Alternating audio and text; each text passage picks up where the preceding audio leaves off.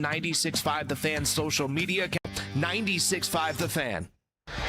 Welcome into The Drive with Carrington Harrison on your home for Chiefs football. Touchdown, Kansas City! And your home for Royals baseball. Fastball hit high in the air, deep left field, way gone into the bleachers. A two-run homer for Bobby Witt Jr. Watch The Drive by subscribing on our YouTube channel or listen on demand with the Odyssey app or wherever you get your podcasts. This show is always going to stand on principles. Dippin' Dots are incredible. Red Lobster is the best restaurant that America has to offer, and baked beans are trash. You're listening to Kansas City's FM sports station, 96.5 The Fan. Here's C-Dot.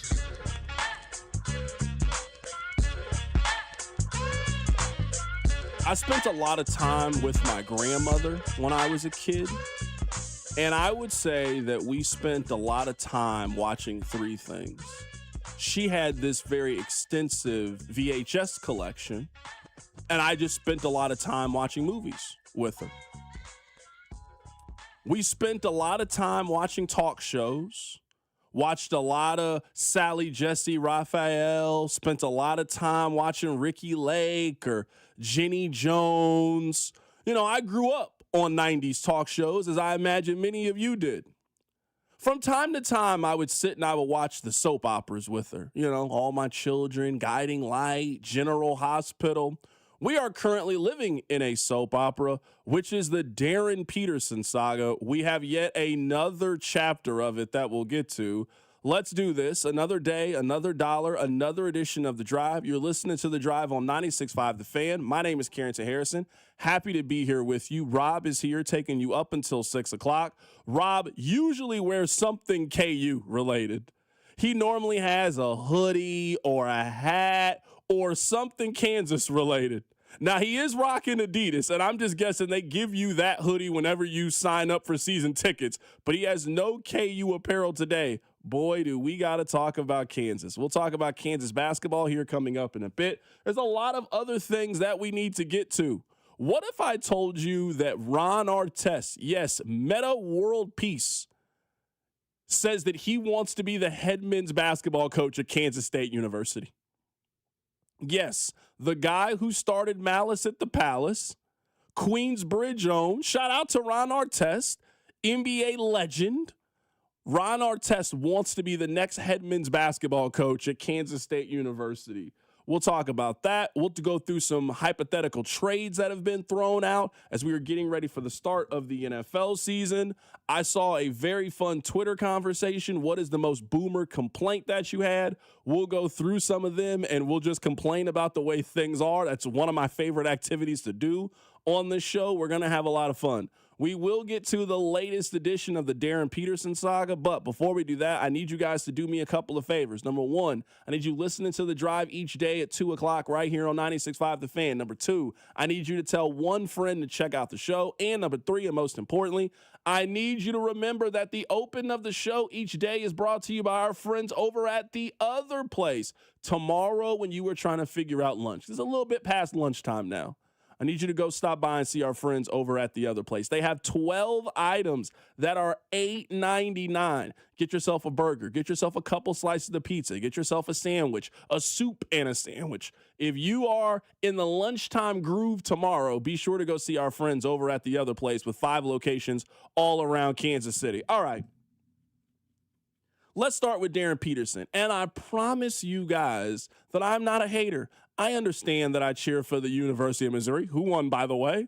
But I'm coming to this as a basketball fan. I'm coming to this as someone who wants to see Darryn Peterson play.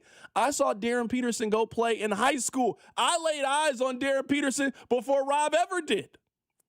So I'm coming to this from a place of love. I'm coming to this from a place of concern. We all want to see the kid play.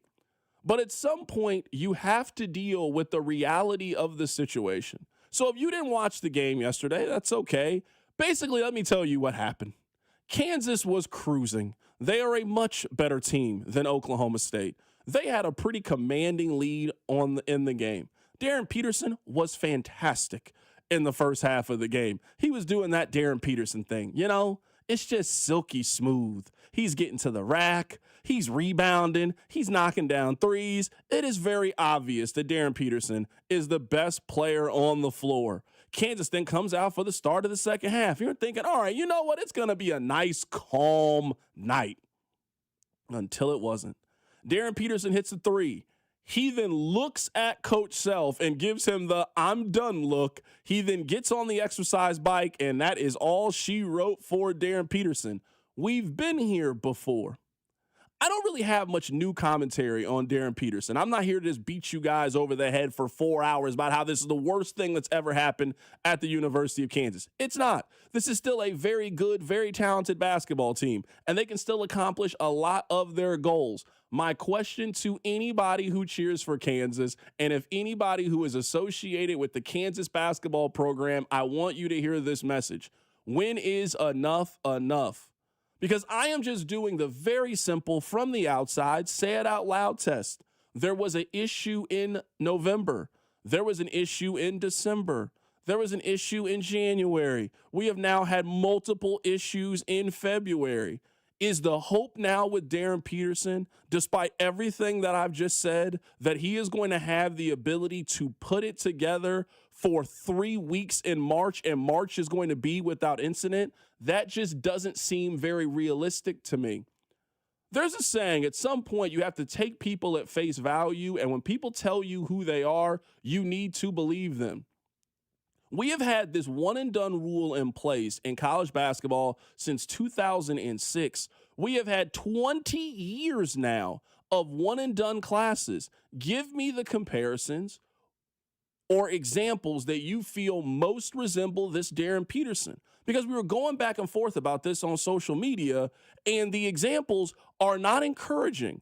I think this is very comparable to the Ben Simmons situation. And Ben Simmons at LSU showed us his character and showed us exactly who he was.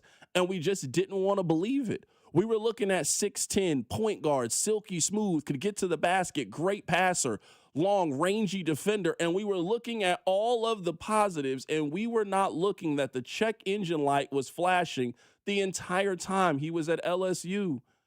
The exact same thing is happening again 10, 12 years later with Darryn Peterson. The exact same signs, the exact same warning signs, the exact same discussions that we were having with Ben Simmons, we are now having with Darryn Peterson.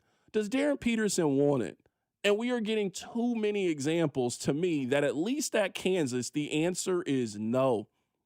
And I just don't know how this team that is still very much in the conversation to win the Big 12, that is still very much in the conversation to make a deep run in the NCAA tournament, how you can continue to go through life and go through this college basketball season with the amount of uncertainty that they have about their best player. And then I'm listening to Bill Self, and he says, well, we didn't anticipate this. Well, we've had it more than a couple of times. I didn't anticipate that tonight at all. I thought he was good to go. But obviously we only got 18 minutes out of him. And that's disappointing because he could have had a really big night. But one thing about it is it's happened often enough that our guys have learned to play without him, even though that's not the way we want to play. But that's certainly something that we're not unaccustomed to, right now. Bill, I don't know how you can tell anybody that you were anticipating Darryn playing and that you're surprised that he asked out of the game and was good to go. He's been doing this all season. He's done that now twice in the last 5 KU games. He did that in the game against BYU. He opted out of the Arizona game. He checked out of the Oklahoma State game yesterday. I would always anticipate that this is a possibility. You guys know that I love dating analogies. We love relationship analogies on this show. If you are interested in a young lady and she continues to find ways to get out of the date, you got a date set.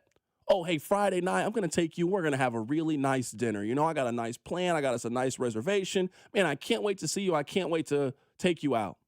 And then 3 hours before the date, she tells you something came up. Hey, it's one time. It happens. Life happens. You got to understand that. Hey, let's reschedule. Okay, you know what? Let's reschedule to next Wednesday. I'm open again. I'll be free.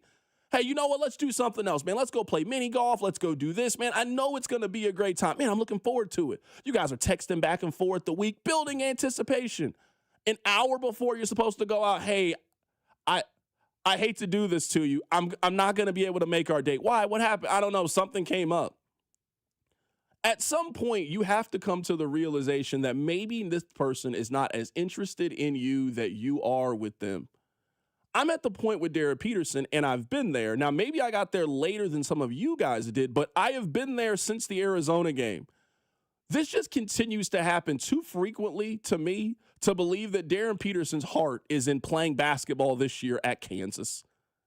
And maybe that is an unfair thing to say about a 19-year-old, but when you have done this at every single turn, and this is something that we have dealt with now for 4 months, we have been having this conversation. There has not been a single stretch of basketball this season with the University of Kansas in which this has not been an issue.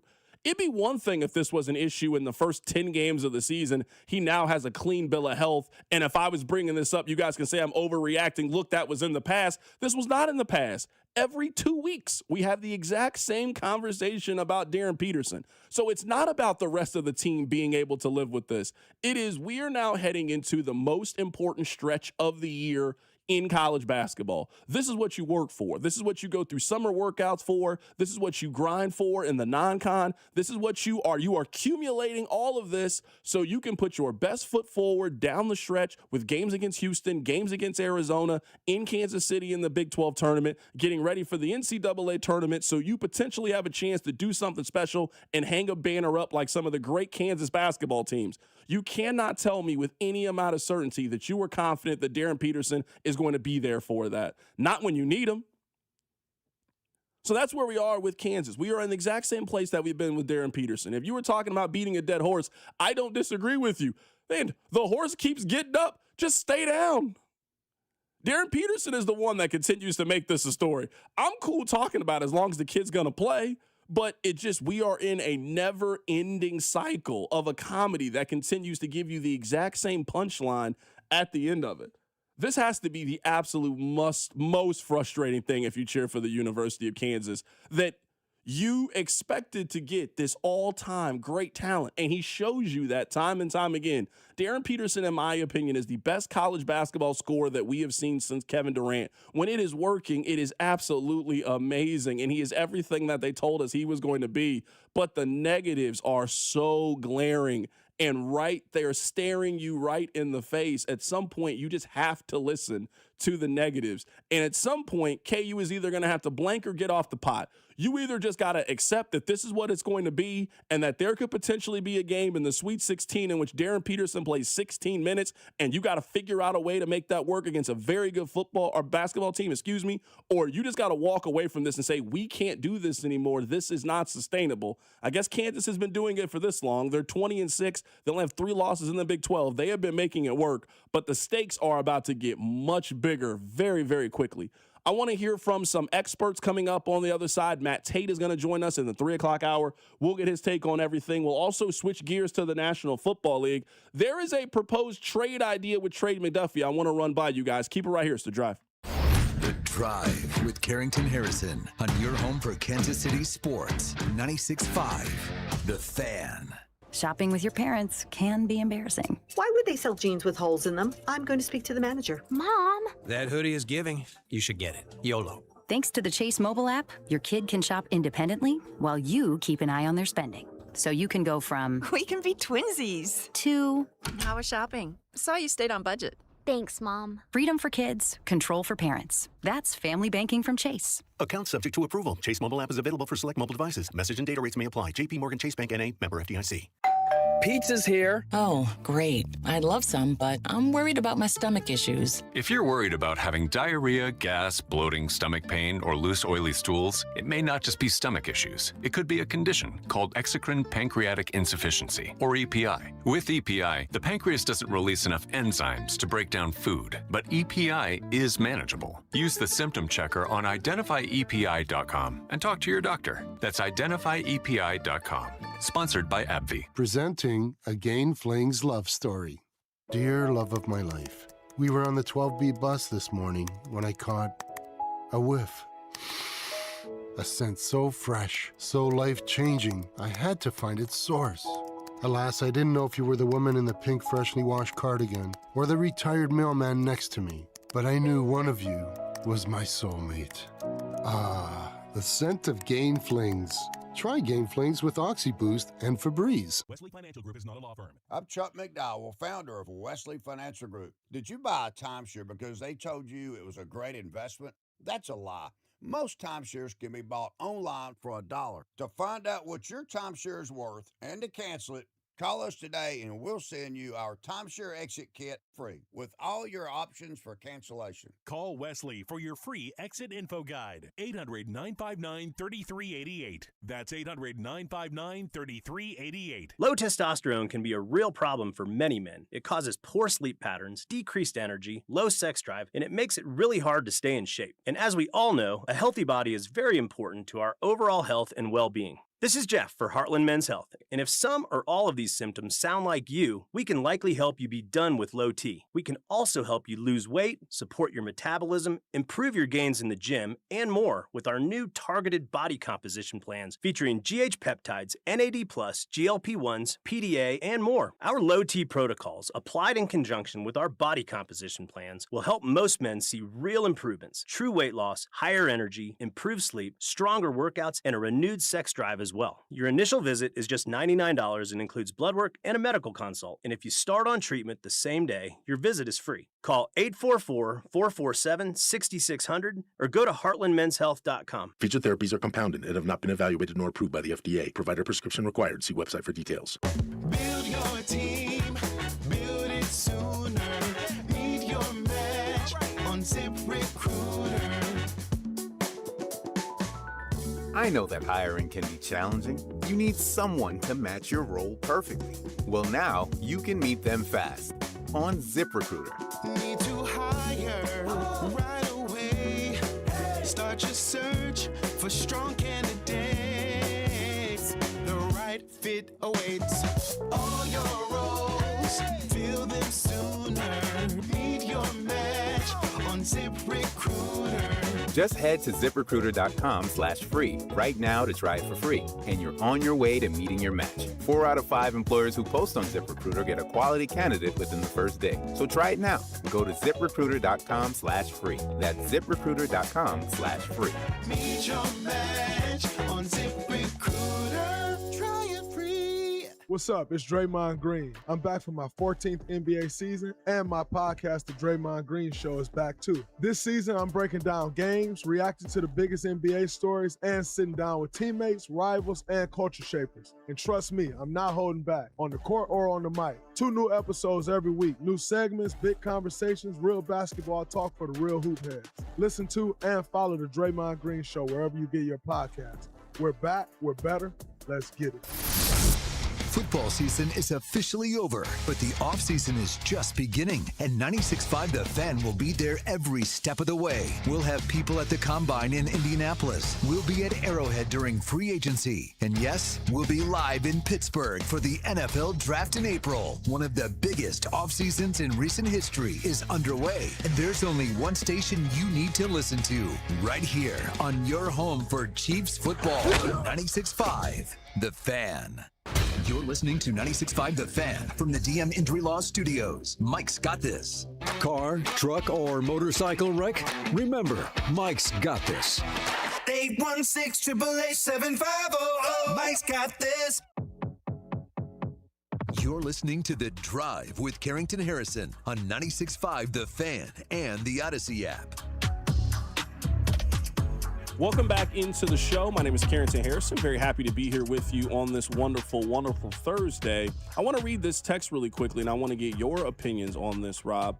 Someone just texted in. I think this has been a common theme. I'd be a lot more mad about this situation if we were losing, responding to Darryn Peterson. I guess I would just point out, one thing. I would say in the biggest games that KU has had away from Allen Fieldhouse, a major reason of why they lost that game was Darryn Peterson. Now, in Allen, it's a completely different story. But if we are talking about the games that you would deem to be the biggest, Rob, they lost the game to Duke. Did Darryn Peterson play in that game? These are the kind of teams you got to beat to win the national championship. They just got blown out a couple of days ago against Iowa State, granted, on the road. What was the biggest reason on why Coach Self said they lost that game? Man, continuity. We didn't get a chance to practice. Our team.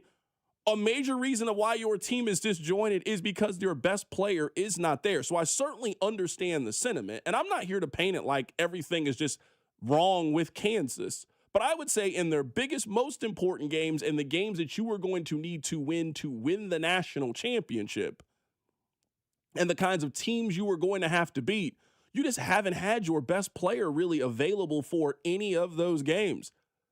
The win against Arizona is fantastic. The win against BYU is fantastic. Man, they ain't playing the NCAA tournament at Allen Fieldhouse.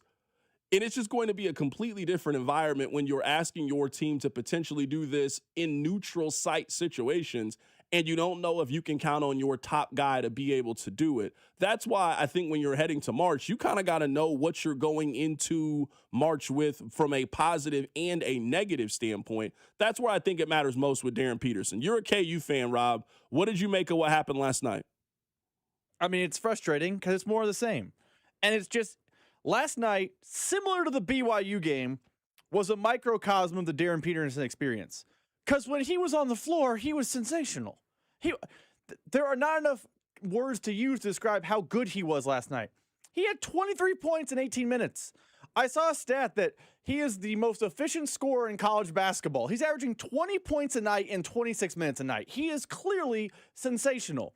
But that's never the story with Darryn Peterson. That's never what we talk about with Darryn Peterson. And I'm not saying we're wrong.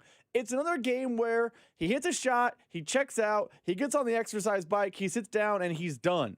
I don't know what the answer is, but now it's been November, December, January, and we're basically through February, and it's been a common theme. At this point, it is what it is. This is going to be what we experience in March as Kansas fans.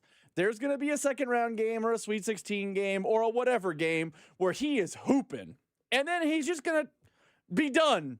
He's going to stop playing. He's going to be on the Theragun. He's going to be on the exercise bike. He's going to be sitting on the bench. I know what's going to happen. Will it cost them a game in the tournament? Probably. But at this point, I can't anticipate anything other than what we've seen. This is what we keep seeing. This is what I keep anticipating seeing. And it's pull your hair out frustrating because when he's playing, he is so good. I want to play a couple pieces of audio, and then we'll get to this Trent McDuffie proposed trade idea. We'll get to it here coming up in just a bit. I want you guys to hear from a player perspective in Jamal Mashburn and also a coaching perspective with Darryn Peterson. Here is Jamal Mashburn on TNT. I think the interesting part is with this NIL era and the transfer portal, this has become much more transactional than we really thought about, from the standpoint that we can't separate the conversation of them winning the championship and him going to the NBA because it's a transition year for him at the end of the day. If he can go straight from high school and go to the pros, he probably would have done it at the end. I mean, that's how I see it. Yeah. So they really need him to win a championship. But if he's going to get in the NCAA tournament and you're going to load manage that part of it, wild. Why even be a part of it at that point? That is Jamal Mashburn. That's his thoughts on what's happening with Darryn Peterson. That's the player perspective. Let's hear from Bruce Pearl. He also was on TNT. It's a business, and I think the kids in the locker room understand he's got a chance to be number one. They want him to be healthy. You know, I think times have changed a little bit. Years ago, there might have been guys in the locker room that were really taking him to task a little bit, like, hey, man, we need you to win this championship.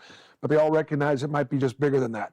So I'm disappointed, and this is not the last we're going to hear on this story.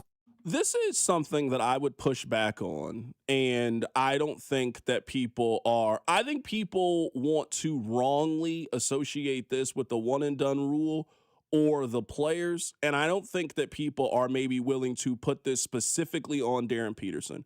The top text we have, Darryn Peterson is what's wrong with the NBA. These players don't even care to go to college and try when they have a top 10 guaranteed pick. We have to get rid of the run and done rule. It's pathetic. It's hurting the NBA. They need to go multiple years like college football. I strongly disagree.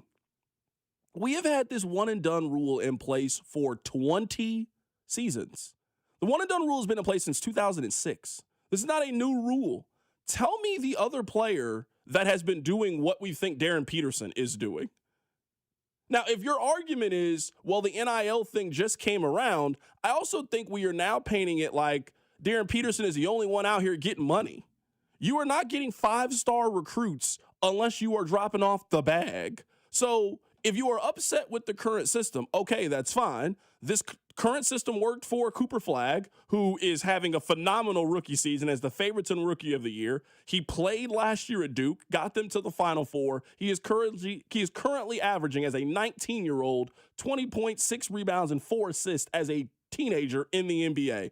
This current system seems to be working very fine for AJ DeBansta. It's working for Koa Pete. It's working for Cam Boozer. It's working for Caleb Williams. We can go up and down the list. Like, one of the reasons why we are having this conversation about tanking in the NBA is because the freshman class is so good. The only team that's having this level of problems with their one-and-done freshmen is Kansas. He's the only one. The one-and-done rule, I think, has ultimately been good for everybody. I think it's been good for college basketball, and you get a chance to see these guys at the level. I think it's been good for brand building. I also think it's great for the NBA. You get a year of evaluation to watch these guys play at the absolute highest level. Take a guy like DJ Wagner, for example. Rob, you remember him, #1 overall player. Everybody thought he was just going to dominate college basketball. He had to go to college. He then went to college. He's still currently in college because he wasn't that guy. So sometimes the one and done rule saves NBA teams from being silly and drafting on potential. So, yes, I guess both things could be right. If Darryn Peterson had the ability to go directly from prep school to the NBA, he would have taken it. We wouldn't be in this situation. But now I think we want to make a very blanket statement about NIL and the one-and-done rule when I just think this is a Darryn Peterson problem. Like, we're going to go through this later in the show. I think these basketball players want to play a lot more than the perception is with these guys. You don't have a scenario in which Anthony Edwards is just playing 45 games in the NBA and I don't care about the rest of the games. You're not getting these situations with Jason Tatum. I know this might sound crazy. I think basketball players want to play basketball. That's what they do. That's what they know. I think we're having this conversation with Darryn Peterson because it is so jarring, because he just seems so lackadaisical about it despite his incredible ability at it. But I do not think that this is some widespread one-and-done rule NIL problem. I think this is a Darryn Peterson problem. To your point, one of the reasons I agree with you is I think it's disingenuous by fans to say, well, he's just trying to collect an NIL check and head to the pros. On Kansas alone, there's a lot of guys cashing NIL checks. Everybody. Floyd Badunga's a pro one day. I don't think it's next year, but he's a pro one day. Floyd Badunga's not free. I use him as the example because we know he jumped in the portal and flirted with Bruce Pearl. He did not come back to Kansas because he loves Kansas. He came back to Kansas because the paycheck was good. Bryson Tiller, at the end of this season, he's going to have a choice. Does he want the Kansas paycheck or the pro paycheck? I think he should come back. But he's going to come back and play because he's getting paid. There are kids on K-State right now. PJ Haggerty's making a ton of money at K-State. There are kids at every school in the country making money. It is not a matter of I get my NIL and I cash out and go get the big money in the pros, because it is not systemic the way you say. It is just one player dealing with it, which does lead me to think maybe the one player is hurt, and I think the one player has a problem of what is hurt versus what is injured. I think Darryn Peterson really struggles with that, but we can name 20 to 25 guys in the college basketball right now who are going to be pros, who are getting paychecks, and guess what? They're playing every night. Yeah, and I understand that Peterson is making more. You do not play major Power 4 basketball anymore and don't get paid. He makes less than DeBansta, who plays every night. 100%. A lot less than DeBansta. Like, this is not a scenario in which Darryn Peterson is the only one getting paid and nobody else on Kansas is getting paid. I think you would be shocked at how much everybody is making. I'm not sure if you can field a competitive basketball team for less than $10 million at this level. Like, all in all. So if you think Darren's getting 2, break down the rest of the money. I don't know if you could field a very, competitive at a high level. I don't think you can win the Big 12 with less than $10 million in cash. I think you need that in order to build a successful basketball team. And that's why the Jerome Tang buyout was such a big deal. Hey, we can either pay this $18 million out, or we could pump this into a basketball team and have one of the most expensive basketball teams in college basketball. That's where I think the money comes into play. We'll get back to college hoops here coming up in a bit. Rob, I want to go through this proposed trade idea from Bill Barnwell. So he has about 8 proposed NFL trades. He has one regarding Trent McDuffie. The Rams would get Trent McDuffie. They also would get the Chiefs' 5th-round pick, which is pick 146. So the Rams would get Trent McDuffie. They also would get the 146th pick. They would trade a 1st-round pick. I am guessing because the Rams have 2 first-round picks, they are going to keep the 13th overall pick, and they are going to trade the 29th overall pick for Trent McDuffie. I am going to guess before I even ask you, just because I know you, you will take any trade for Trent McDuffie that includes a 1st-round pick in this year's draft. Not a future, but I am guessing, unless it's Buffalo or Denver or one of those kind of teams, I think you are willing to take any trade that involves Trent McDuffie if you get a 1st-round pick back in return. Yes, 100% yes.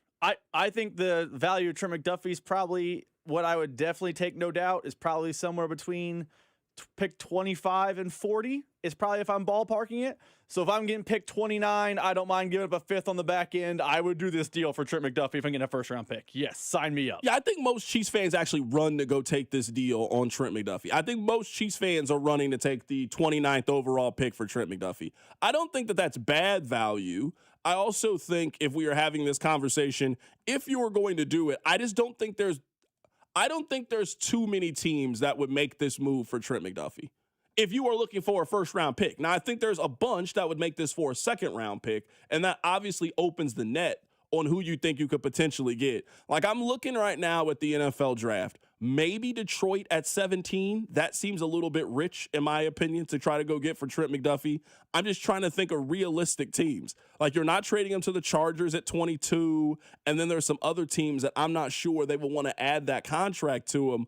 A team like the Rams, if they end up trading him for a 1st-round pick, they just make the most sense because they have 2 of them. They get to keep 13. They made that trade last year with Atlanta. I believe that was for James Pierce. So they have the 13th overall pick. I don't think the Rams, they're not trading that one for McDuffie. They could trade out of 13, pick up some additional assets, and do it that way. But I think they're going to keep hold of the 13th overall pick.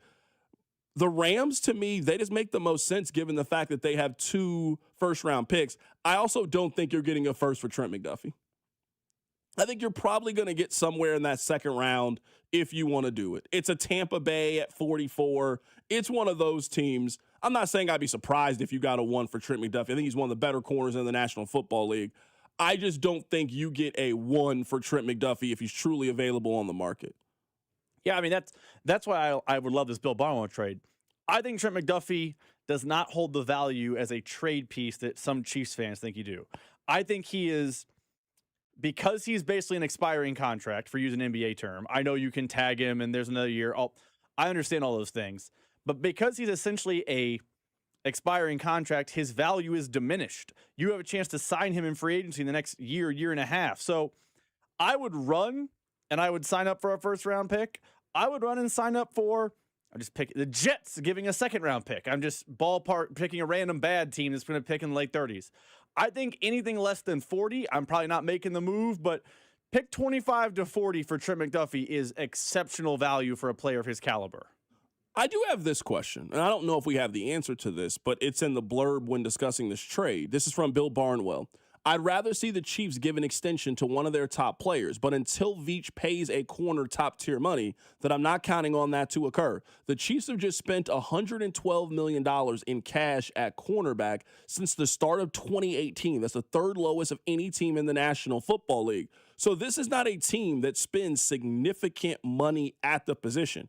They usually only have cornerbacks on rookie contracts, or you got a guy like Christian Fulton who you paid a little bit, but you in no way broke the banks to go get a player like Christian Fulton. I will say this, at least with how they want to build this. If you want to trade Trent McDuffie, okay.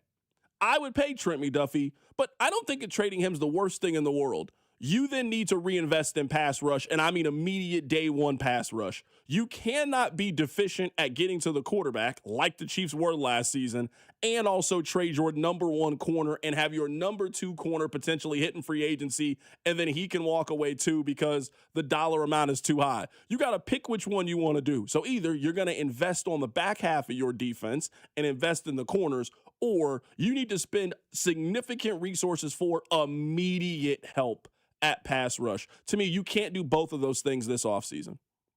I agree. I think and it's something we've talked about on the show. This is not some earth-shattering, I'm breaking new ground take. The Chiefs' best way to acquire more picks in the draft is Trent McDuffie. But the second best way is trading out of the 9th pick overall. If you're going to do one of those things, I don't think you can do the other. So, like, for your point about acquiring pass rush immediately, if you're going to take Bill Barnwell's hypothetical trade, that's great. Pick number 9 needs to be Reuben Bain. Pick number 9 needs to be David Bailey. It needs to be a guy who on day one, the expectation is they have a pass rusher.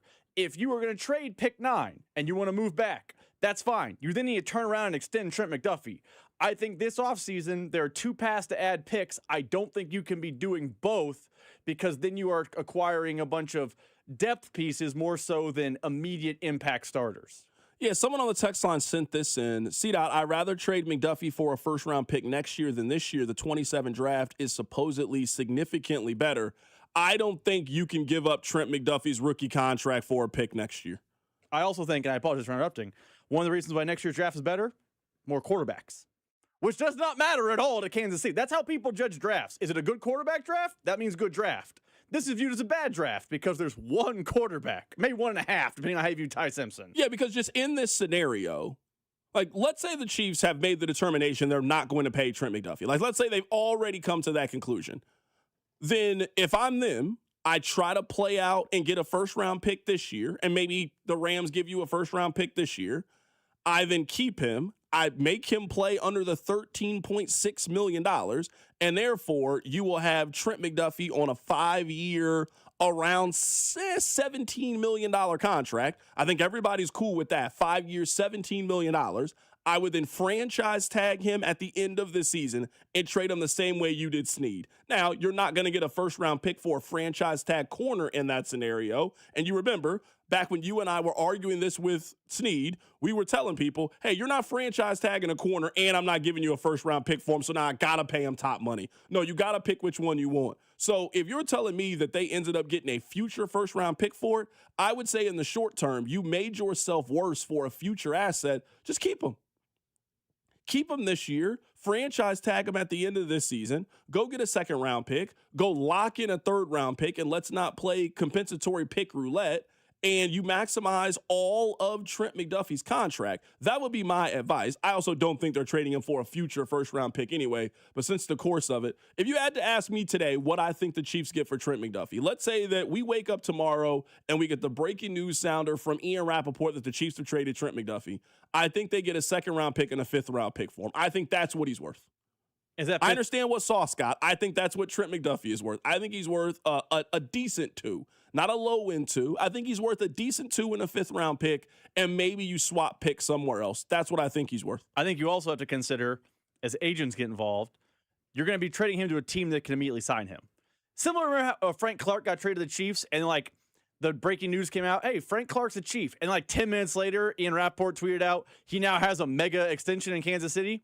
That's part of the, part of the equation here with Trent McDuffie. You can't trade him to a team with no cap space.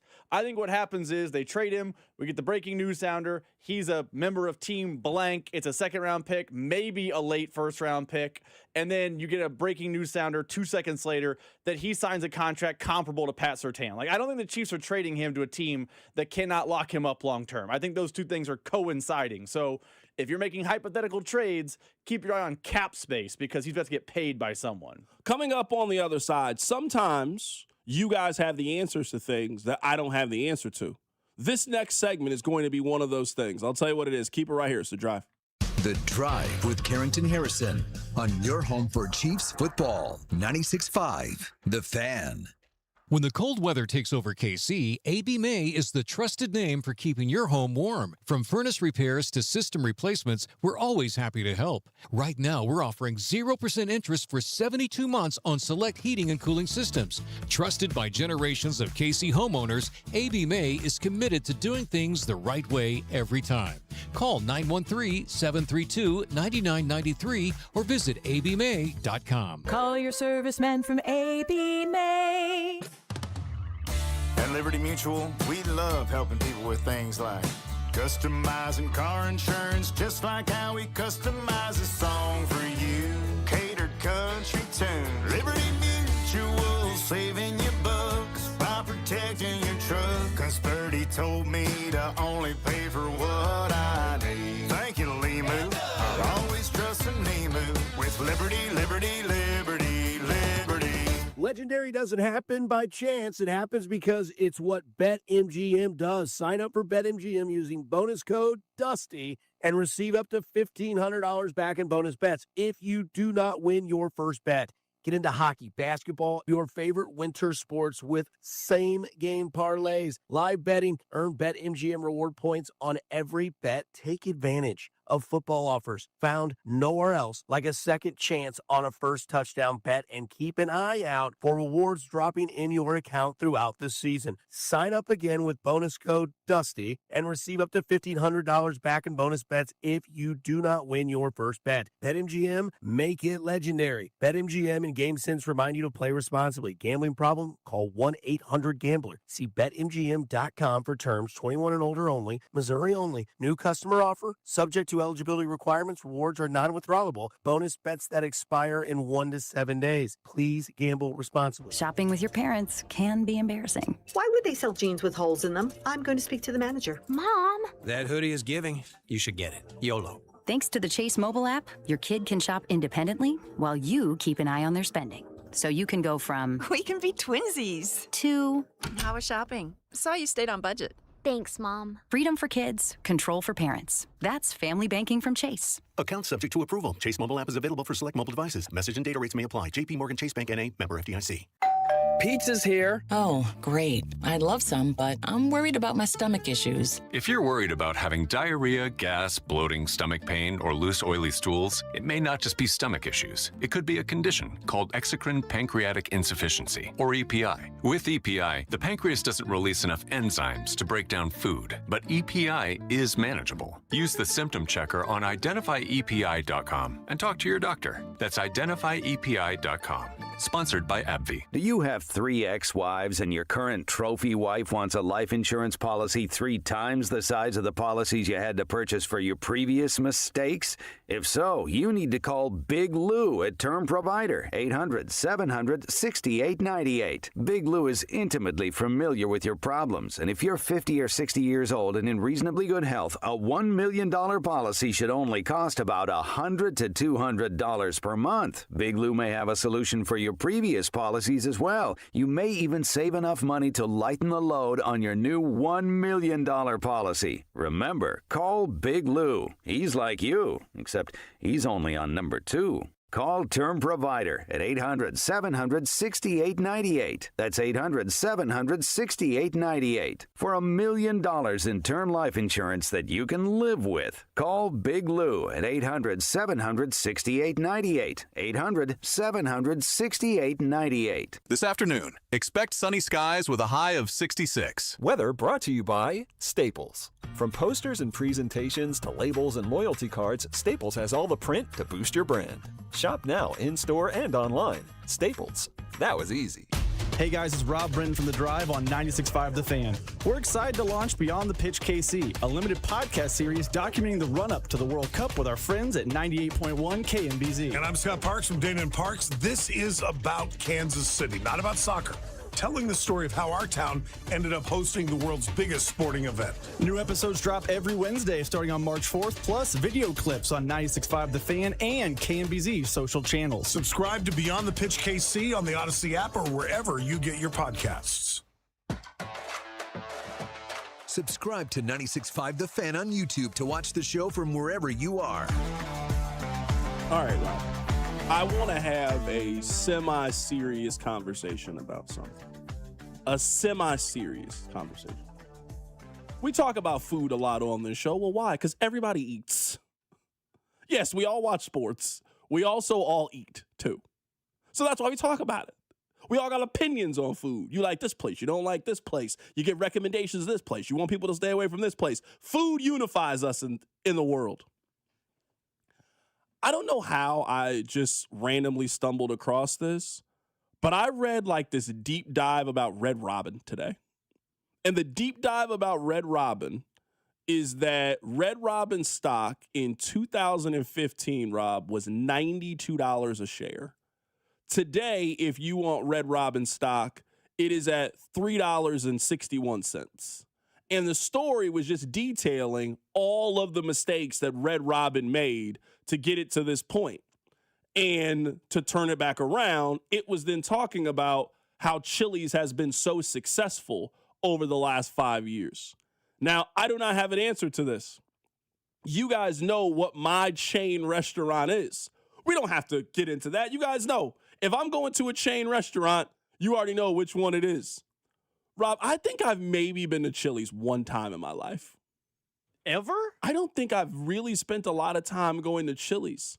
We didn't have one in Joplin, so I just didn't really go in college. When I was a child, we either went to Applebee's or we went to Red Lobster. I can't think of too many times that I've been to Chili's. Just wasn't really my chain. Maybe that was your chain restaurant. I'm not saying anything wrong with it. That's just not one that I've been to a bunch. How did Chili's do it? Do you have a good answer? Like, I was reading it, and they were, kind of giving some different reasons. But I'm curious to hear from the people. 913-586-7965. Because I do think over the last, 3 to 5 years, it seems like Chili's has become kind of cool in some ways. Texas Roadhouse has become kind of cool in some ways. Like, there are some chains that are thriving right now. There's some chains that are dying off. I was reading another story about Wendy's. And how Wendy's is going to have to close like 200 restaurants, and they're calling this a rebuilding year in 2026. I didn't know Wendy's were the New York Jets all of a sudden. I don't mind Wendy's. I don't mind a little Baconator. Have absolutely no clue with it. Rob, how did Chili's do it? How were they able to turn things around? That's a great question. My knee-jerk answer is they were big on social media. Now, they weren't themselves posting on social media, but it became a phenomenon that they had things that people wanted to try on social media. I know you're not a Chili's person, but they had these Nashville hot mozzarella sticks, which were the ultimate talking point on TikTok for a while. It was a giant brick of cheese dipped in Nashville hot sauce. They then started getting people to come in and try those. They then added it to their triple dipper combo. They then talked about how their triple dipper is like the best deal in restaurants. Like, I think they did a real good job of guerrilla marketing, getting people to see videos of this interesting food item. And then once they got in the door, parlaying that into success. Like, when was the last time you thought or heard about a new food item at Red Robin? You haven't. You know about the brick of cheese over at Chili's. I think they guerrilla marketed themselves well. I'm sitting here and I'm reading some of the answers. So somebody said location, menu, and atmosphere. Another place says their prices are really good. My wife and I used to go. We could get an appetizer meal. We could get a dessert for around $25. People are really pointing to value. I do think that we are reaching a portion of society in which, we all feel this way. I feel this way. You feel this way. This is not, I think, unique to anybody. There are so many places that feel like they are trying to take advantage of you and price gouge you and just take more and more from you, that if a place offers you quality and you feel like you get a deal, that's where you're going to go.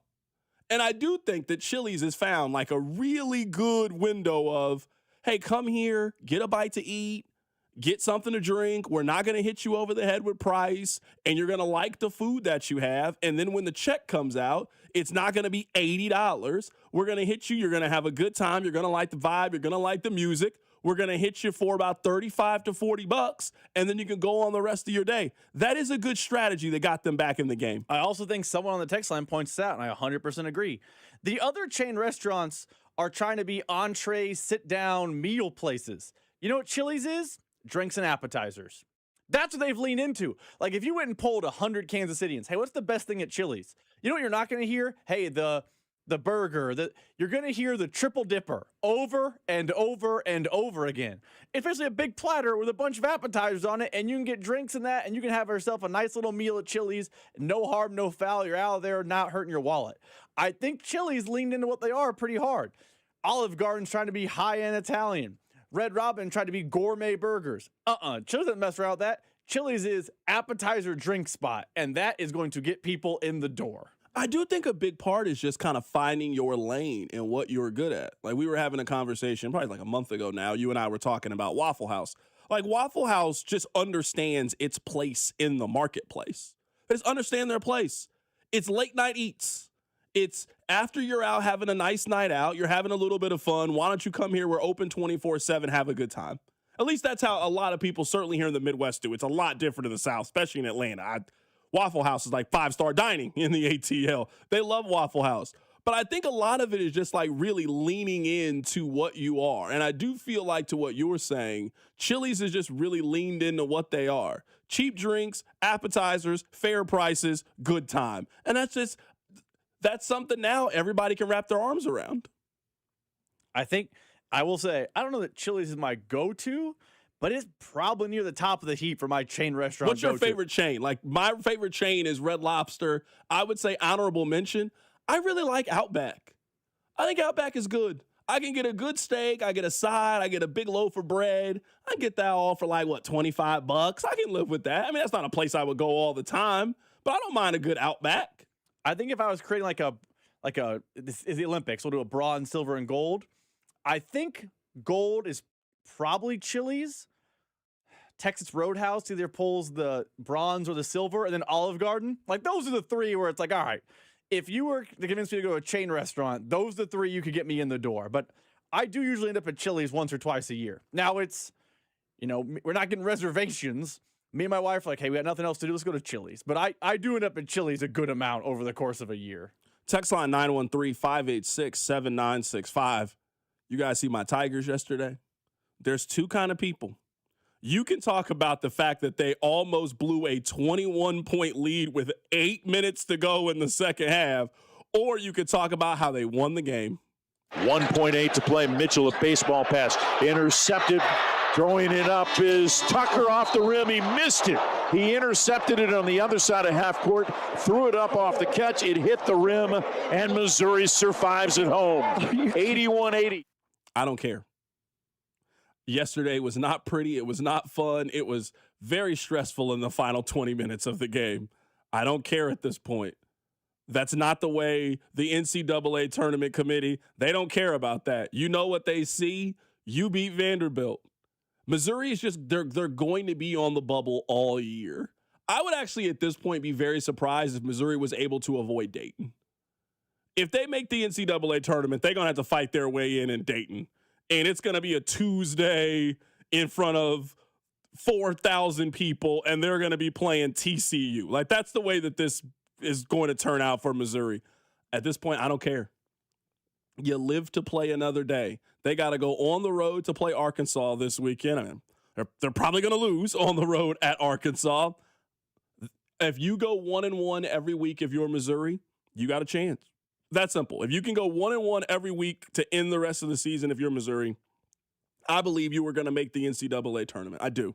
I do think they'll be on the right side of the bubble there. I do think they are trending towards being a team that's going to play in Dayton. Let me play for you guys what Dennis Gates had to say. Here's his reaction to the final play. First, I said, oh, because Mark threw the ball short, right?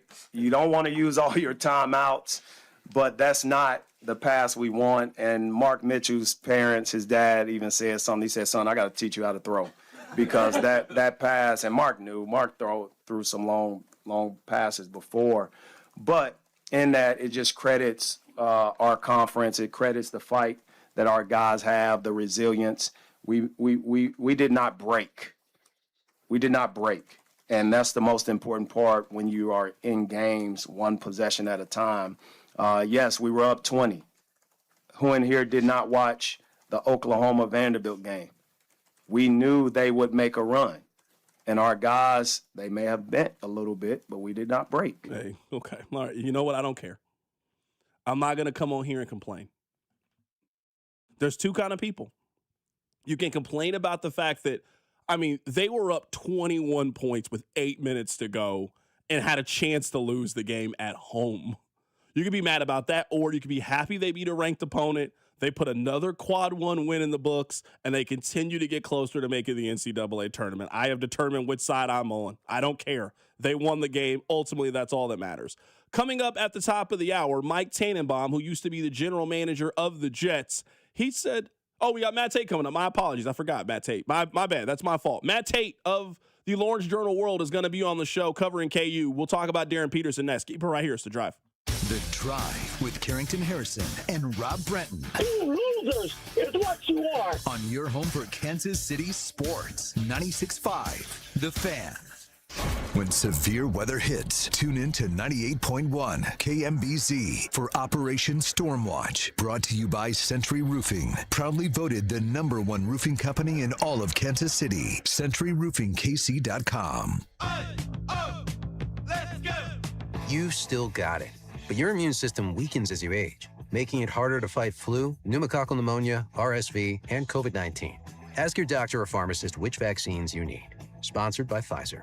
Snakes, zombies, public speaking. The list of fears is endless. But the real danger is in your hand when you're behind the wheel. Distracted driving is what's really scary and even deadly.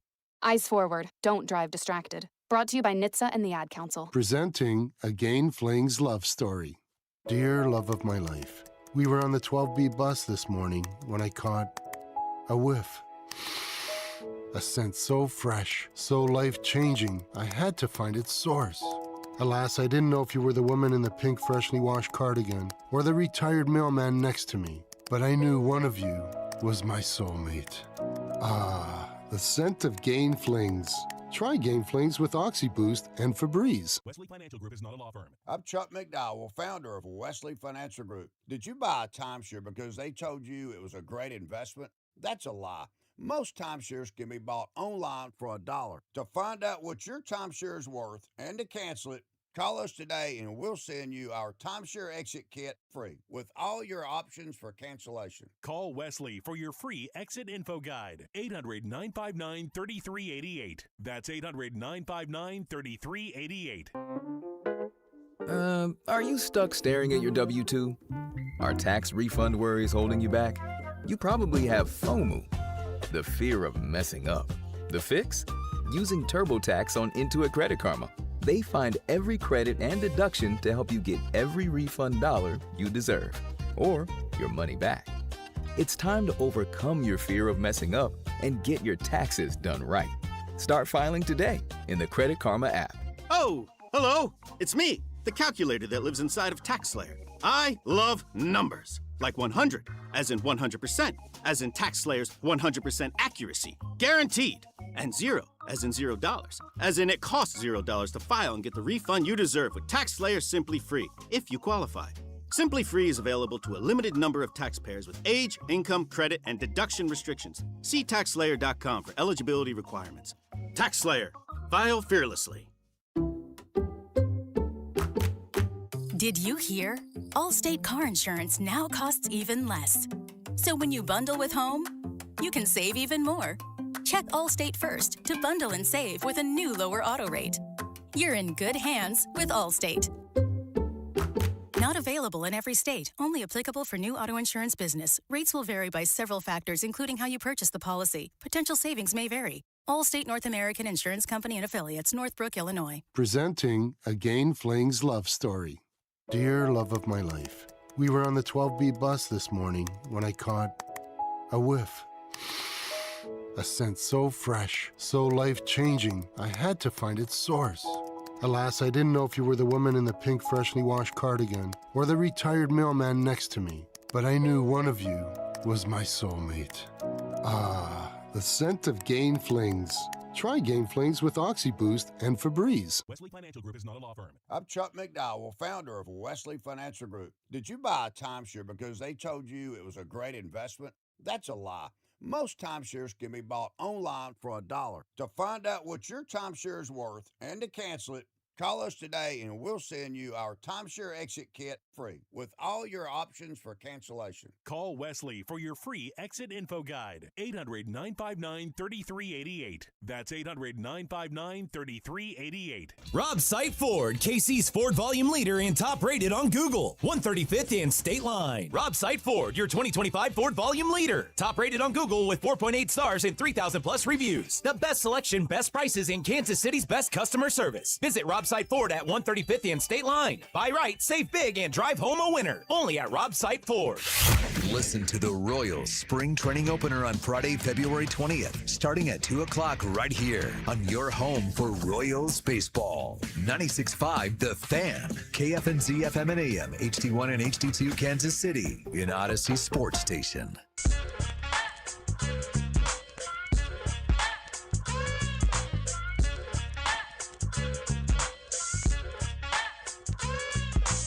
All right, I want to play some audio for you guys. This is Jamal Mashburn. This is him talking about Darryn Peterson. I think the interesting part is with this NIL era and the transfer portal, this has become much more transactional than we really thought about, from the standpoint that we can't separate the conversation of them winning the championship and him going to the NBA because it's a transition year for him. At the end of the day, if he can go straight from high school and go to the pros, he probably would have done it. At the end, I mean, that's how I see it. Yeah. So they really need him to win a championship. But if he's going to get in the NCAA tournament and you're going to load manage that part of it, why even be a part of it at that point? So that is Jamal Mashburn. He was on TNT. Let's head to the phone lines right now to be joined by Matt Tate. He is with R1S1 Sports, covering the Kansas Jayhawks.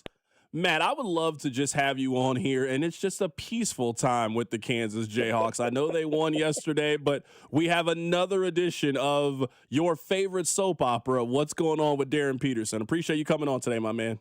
Of course, man. Sometime we'll just have to call and talk about not even KU, just maybe, how you're doing. I'd like to check in on you, but unfortunately, right now, Darryn Peterson is a little more important in the eyes of KU fans than you. A little more, I said, not a lot. 100%. So let's just start with this. I mean, a very simple question. What do you think happened yesterday? Because this is what it looked like to me. Peterson is hooping. He is having an incredible game. It looks like he could go for 40 yesterday. He then hit one shot. It looked like he then looked at his coach and said, I'm done for the rest of the day. Bill subs him out, and you could just tell from his body language, his energy, that he was done playing basketball yesterday. What did you see? Is my, opinion on it, is my read on that correct? Yeah, it looks exactly like that. And I'll go one further, man. It looks exactly like we've seen all year.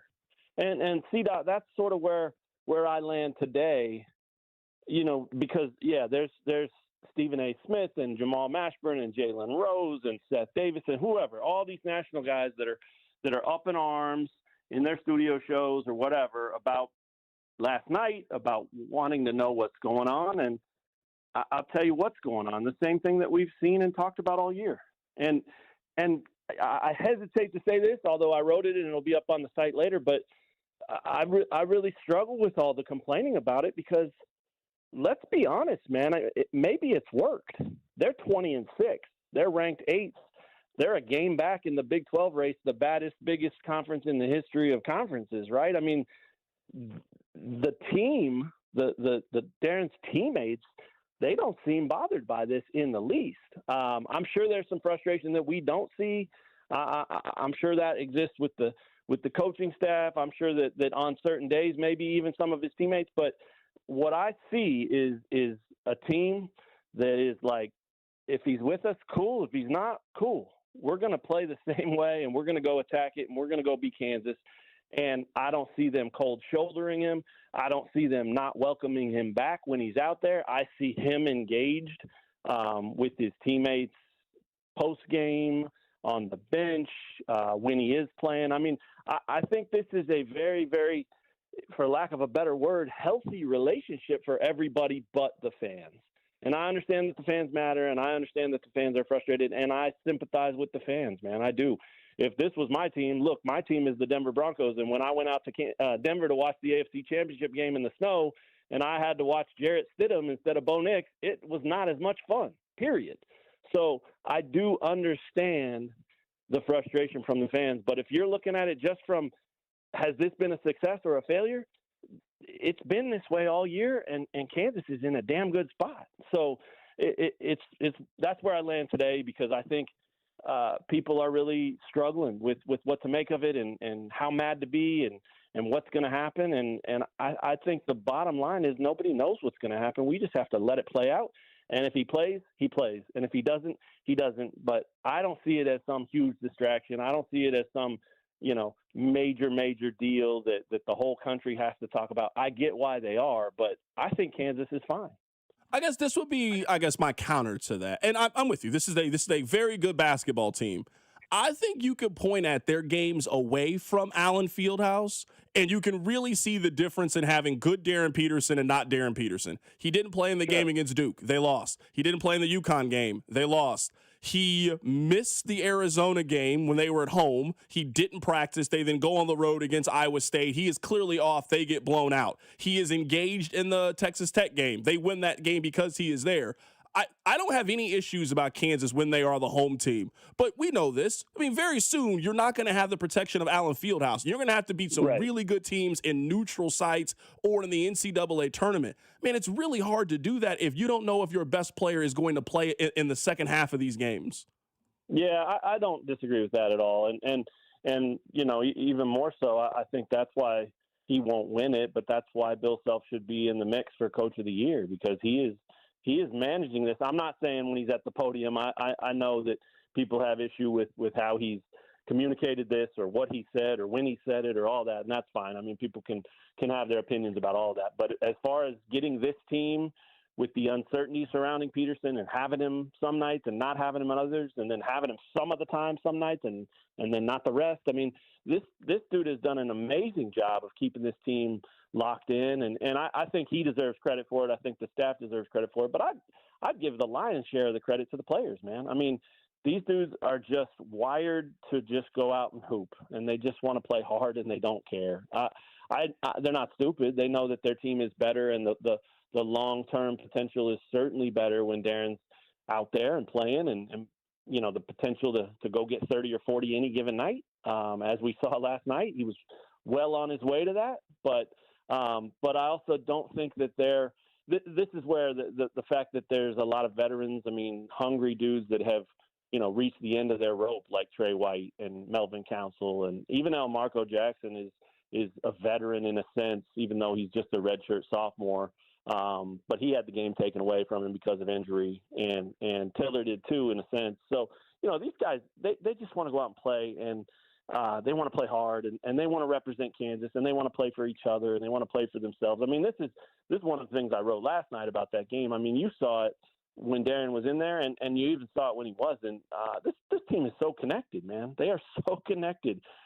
Everything's crisp, everything's sharp. They play for each other. They play hard across the board. There doesn't ever appear to be, one weak link. That doesn't mean they're perfect possessions and flawless at all times. But I mean, I think as far as what they are, their identity and how they play and why they play, I think this team is really connected. And maybe we're comparing them too much to the last couple of teams that weren't as connected, that didn't have that fight, that didn't live up to the Kansas standard quite as much.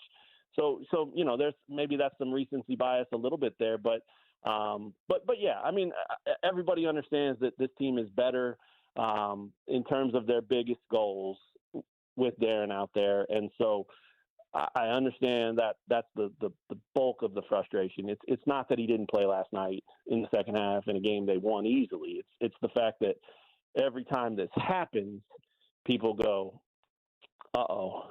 Let's say we're in St. Louis and it's the second round and we're playing a pretty good team in that second round as a 2 or a 3 seed, whatever that would end up being. Is he going to check out of the second half, and is that going to cost us? And it very well might. I mean, there's nobody, including maybe Darryn, that could tell us that won't happen. But I think that until it does, you just have to kind of accept it as it is what it is, and you can look for answers, and you can demand news, and you can talk for hours about why this is wrong and why it's needing to change and all that. But I think this is very, very unique to this situation. I think Darryn Peterson is affected, whether it's just in his head or in his brain or mentally or whatever, by any little tweak that he feels. And at this point, he's having a hard time, I think, even playing through a hangnail just because it gets in his head so much that I don't feel right. I don't feel right. And we've talked about this all year.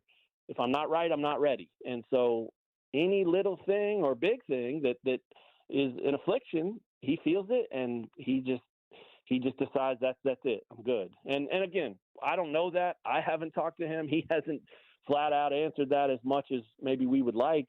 We haven't had a ton of opportunities to talk to him, and so this is all speculation, but it certainly looks like that's what's happening. Matt, it's funny because we're talking about what's wrong with KU, and I put wrong in quotes. I mean, you guys could be K-State, and that would be even worse.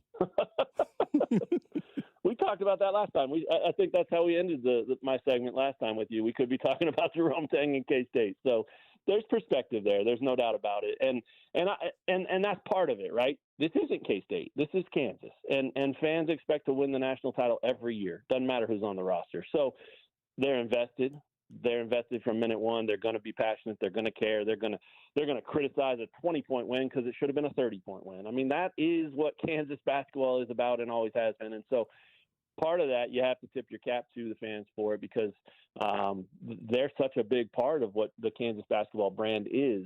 But for their sake, for the individuals, for the moms and the dads and the students and the 80-year-old grandfathers and all these people who are so invested in their program, for their sake, I wish you would just sit back and say, let's see if he plays tonight. And if he does, cool. I'll enjoy watching it. And if he doesn't, oh, well, let's see what happens with the rest of the fellas because those dudes can play. And I also am a big believer, and, I'm a half full guy. People have accused me of that for a long, long time. Sunshine and rainbows and all that stuff, and I'd rather go out that way than any other way. So take this with a grain of salt, but I am a big believer in the fact that he got 23 points to the bottom line last night, right? And so maybe he didn't play in the second half. Maybe he doesn't play a lot of second halves. Maybe he checks out at the end of some of these games. But when he does, he's usually put up 16, 18, 20-plus points. And, man, you'll take that, won't you? I think everybody would. That is Matt Tate joining us on the show today. He covers the Kansas Jayhawks with R1S1 Sports. Matt, I would like to say that I hope we don't talk to you for a couple of weeks, because if we don't talk to you for a couple of weeks, that means that everything is going fine with Kansas basketball. They got a big game coming up on Monday against Houston. They go on the road next Saturday to Arizona. So they got big games. I certainly hope that Darryn Peterson's availability is not the top story, but something tells me that it's going to be. Yeah, I would imagine I'll pencil you in for next week. And look, I'll miss you if we don't talk, man. So let's put our Darryn Peterson-ness aside, and let's just say let's talk next week. Let's do that. That's our guy Matt Tate joining us on the show today. Matt, I appreciate you, my man. Of course. Thanks, C-Dot. Take care. Absolutely. That's Matt Tate joining us on the show from R1S1 Sports. Rob, I will say this. Now, I don't know if this is I don't know what it is. I do think a lot of the noise about the Darryn Peterson situation seems to be coming from outside the house than inside the house. You guys don't really seem that worried about it as KU people. A lot of the noise is from Bruce Pearl and from Jamal Mashburn and Stephen A. Smith. It doesn't really feel like it's a lot of Kansas basketball people that really seem too concerned, and they feel like they have a good hold on this thing and know how to manage it. Is that incorrect to think? I understand where that you come from with that thought, but I think there is a lot of noise from inside the house, at least with fans. I think fans are starting to grow a little bit more and more discontent with the situation. But you're right. You don't have the story in The Athletic, an anonymous player said blank about this. You don't even have Bill Self even like quasi calling him out in the media. It just feels like everyone inside the program is, this is what happens, this is what we do, we're on to the next. It doesn't feel like there's a lot of smoke around the fire, at least inside the building. I would also say maybe this is part of it too. And maybe this is like the ability of like looking at it from the outside than the inside. I think all the rest of us kind of know how this is going to end. And KU fans are not feeling that way. Hey, we're better without Darryn. We manage it so well. Man, I don't know how you manage on the road in the NCAA tournament, second round, you're playing a really talented team, that there's not a big talent gap between you and them. Darryn Peterson is only going to play 19 minutes, and the crowd is turning against you because they want to see the upset. I just feel like maybe what is happening here is the rest of us seem to know how this story is going to end, and I don't know how well it ends for Kansas if you don't get a hold on this thing with Darryn. I think one of the reasons why KU fans, and I don't want to speak for every fan here, is maybe holding on a little hope of, hey, if you only have Darryn for 18 minutes in a postseason game, so be it. We'll take that. Is because they're beating good teams right now. Like Oklahoma State was bad, but Oklahoma State's what? Oklahoma State's Missouri. They're an 11. Yeah, they're fine. They're a Dayton team. You went on the road, you handle business. You played a half without Darryn Peterson against BYU. BYU is a 6 seed right now in bracketology. Arizona. You beat them. Arizona. Like, yes, you lost to Iowa State in Hilton. That happens. That's losing to a 2 seed in the Sweet 16. You also gave Duke everything they wanted when you didn't have Darryn for any time. You gave UConn all they wanted when you didn't have Darryn for any time. I think you're right.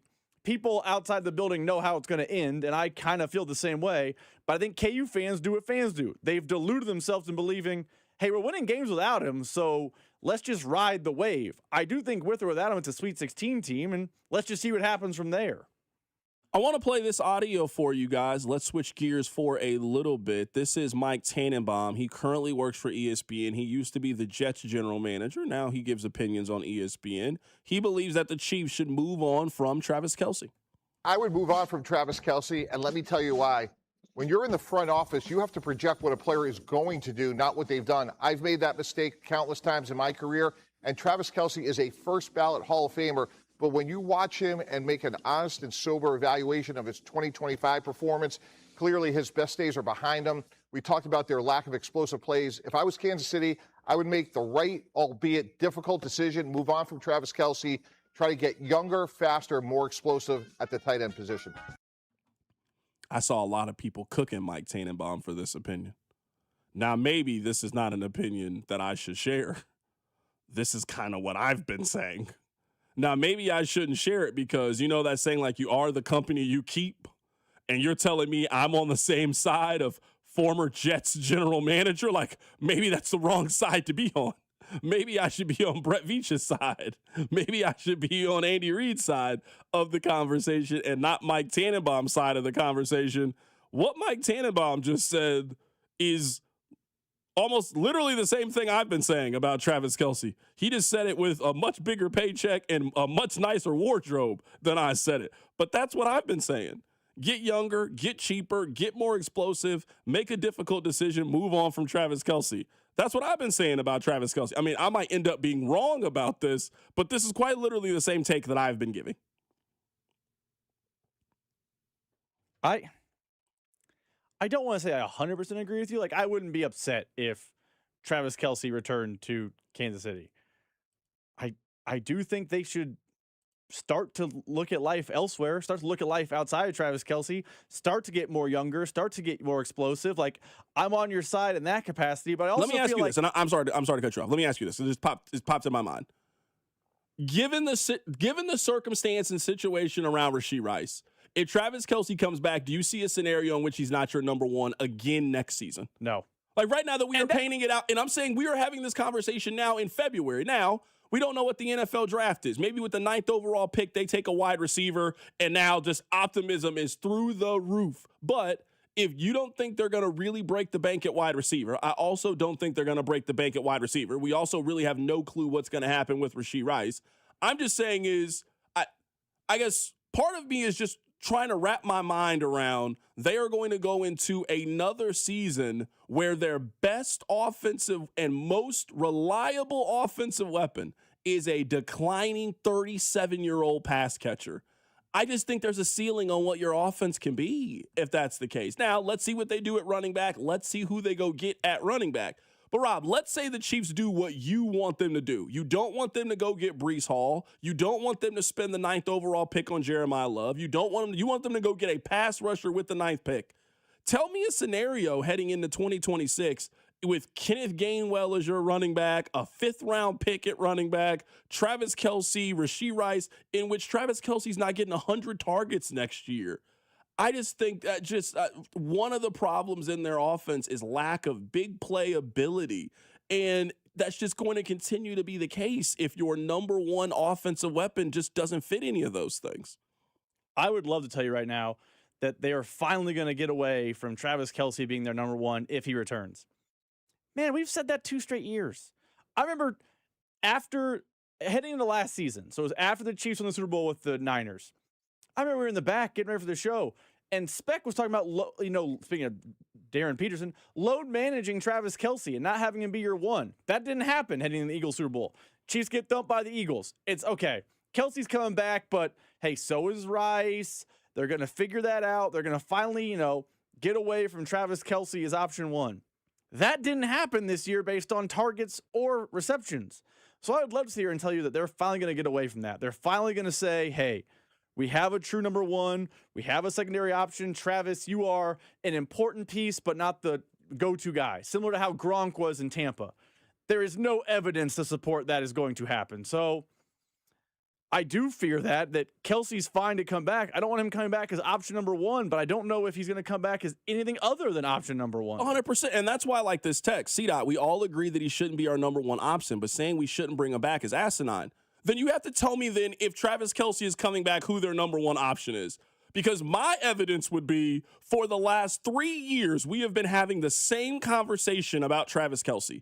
Hey, I kind of want his role to diminish. I kind of want it to decline. We've been having that same conversation with Travis Kelce. Who is the person that you are relying on heading into the year to be a 1,000-yard back, a 1,000-yard receiver? If you're telling me right now, I know Rashee Rice is their number one option heading into the season, I would also say that is asinine. If you were telling me that Xavier Worthy is their number one option heading into 2026, I think that is asinine. I'm just simply, if you had to crystal ball it right now, who do you think gets the most yards from scrimmage on the 2026 Kansas City Chiefs?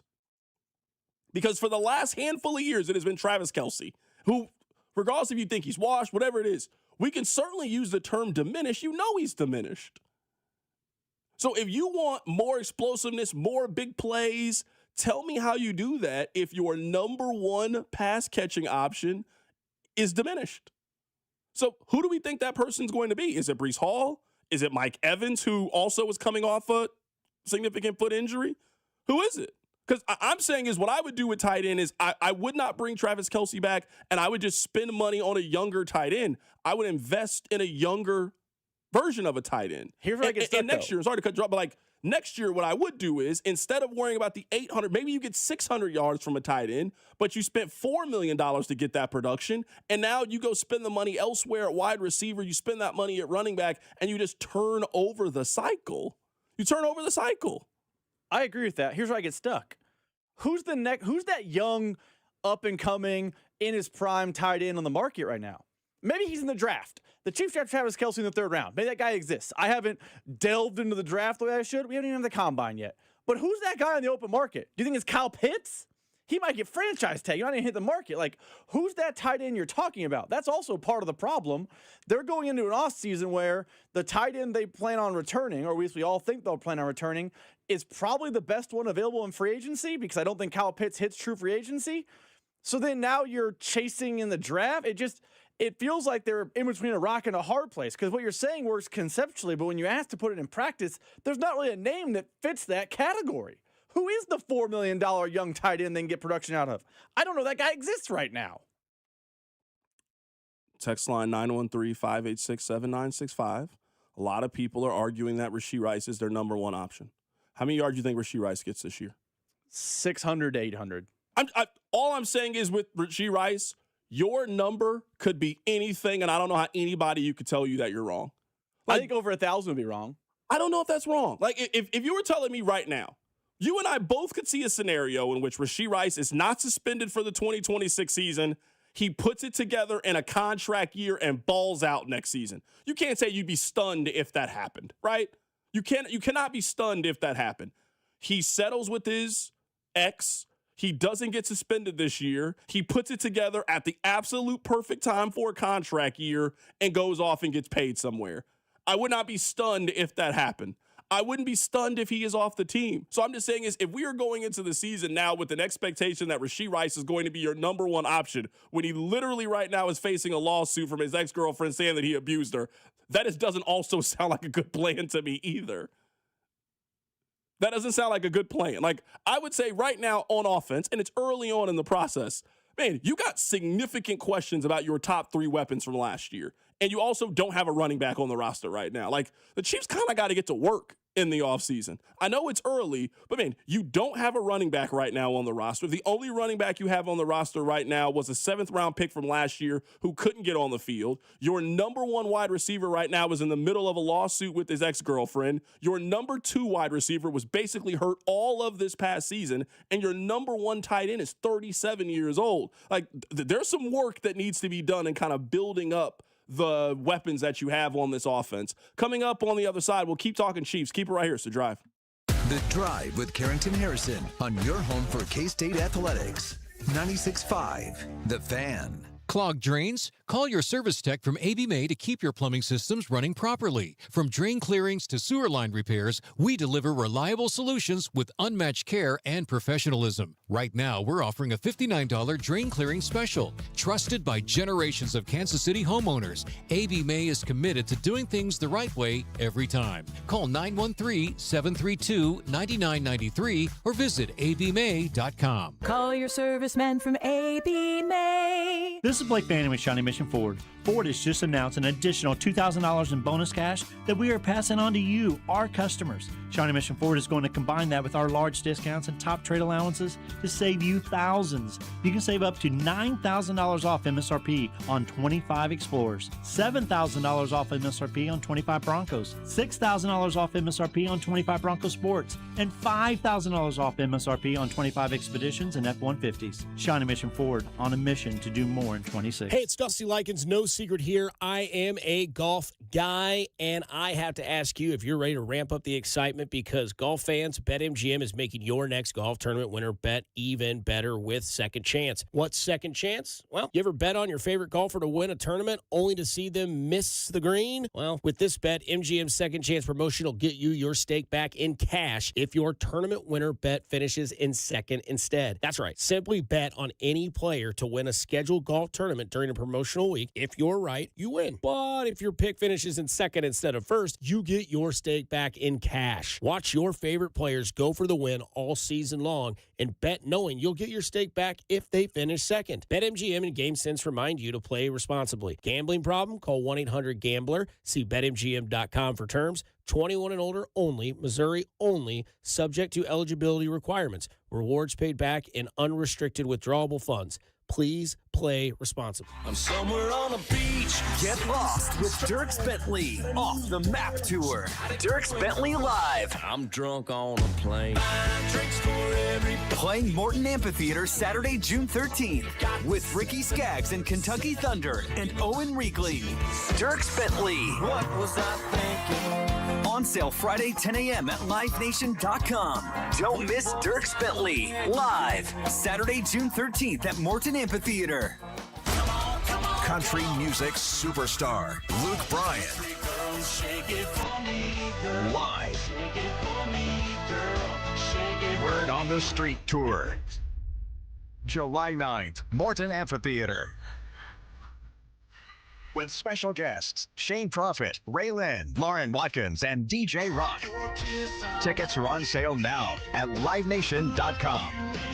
Don't miss Luke Bryan in concert. $5,000. That's the average amount of money people in the U.S. are now spending on gas in a year. $5,000. That's crazy. If you drive, you have to download Upside, the free app that gives you cash back every time you get gas. That's right. You can earn real cash back with Upside just by buying the gas you're already buying. You can literally start earning cash back today. I use Upside every time I fill up, and I've already made around $200-300. You're putting gas in your car anyway, why not get real cash back? If you like free money, download Upside. I'm saving the cash I earn from using Upside to help pay for a vacation later this year. Download the free Upside app now to earn cash back every time you buy gas. Use promo code FRESH to get an extra 35 cents per gallon on your first tank. You can cash out anytime right to your bank, PayPal, or a gift card for Amazon and other brands. Just download the free Upside app and use promo code FRESH for a 35 cents per gallon bonus on your first tank. That's code FRESH for a 35 cents per gallon bonus. You're listening to 96.5 The Fan from the DM Injury Law Studios. Mike's got this. Car, truck, or motorcycle wreck? Remember, Mike's got this. 816-888-7500. Mike's got this.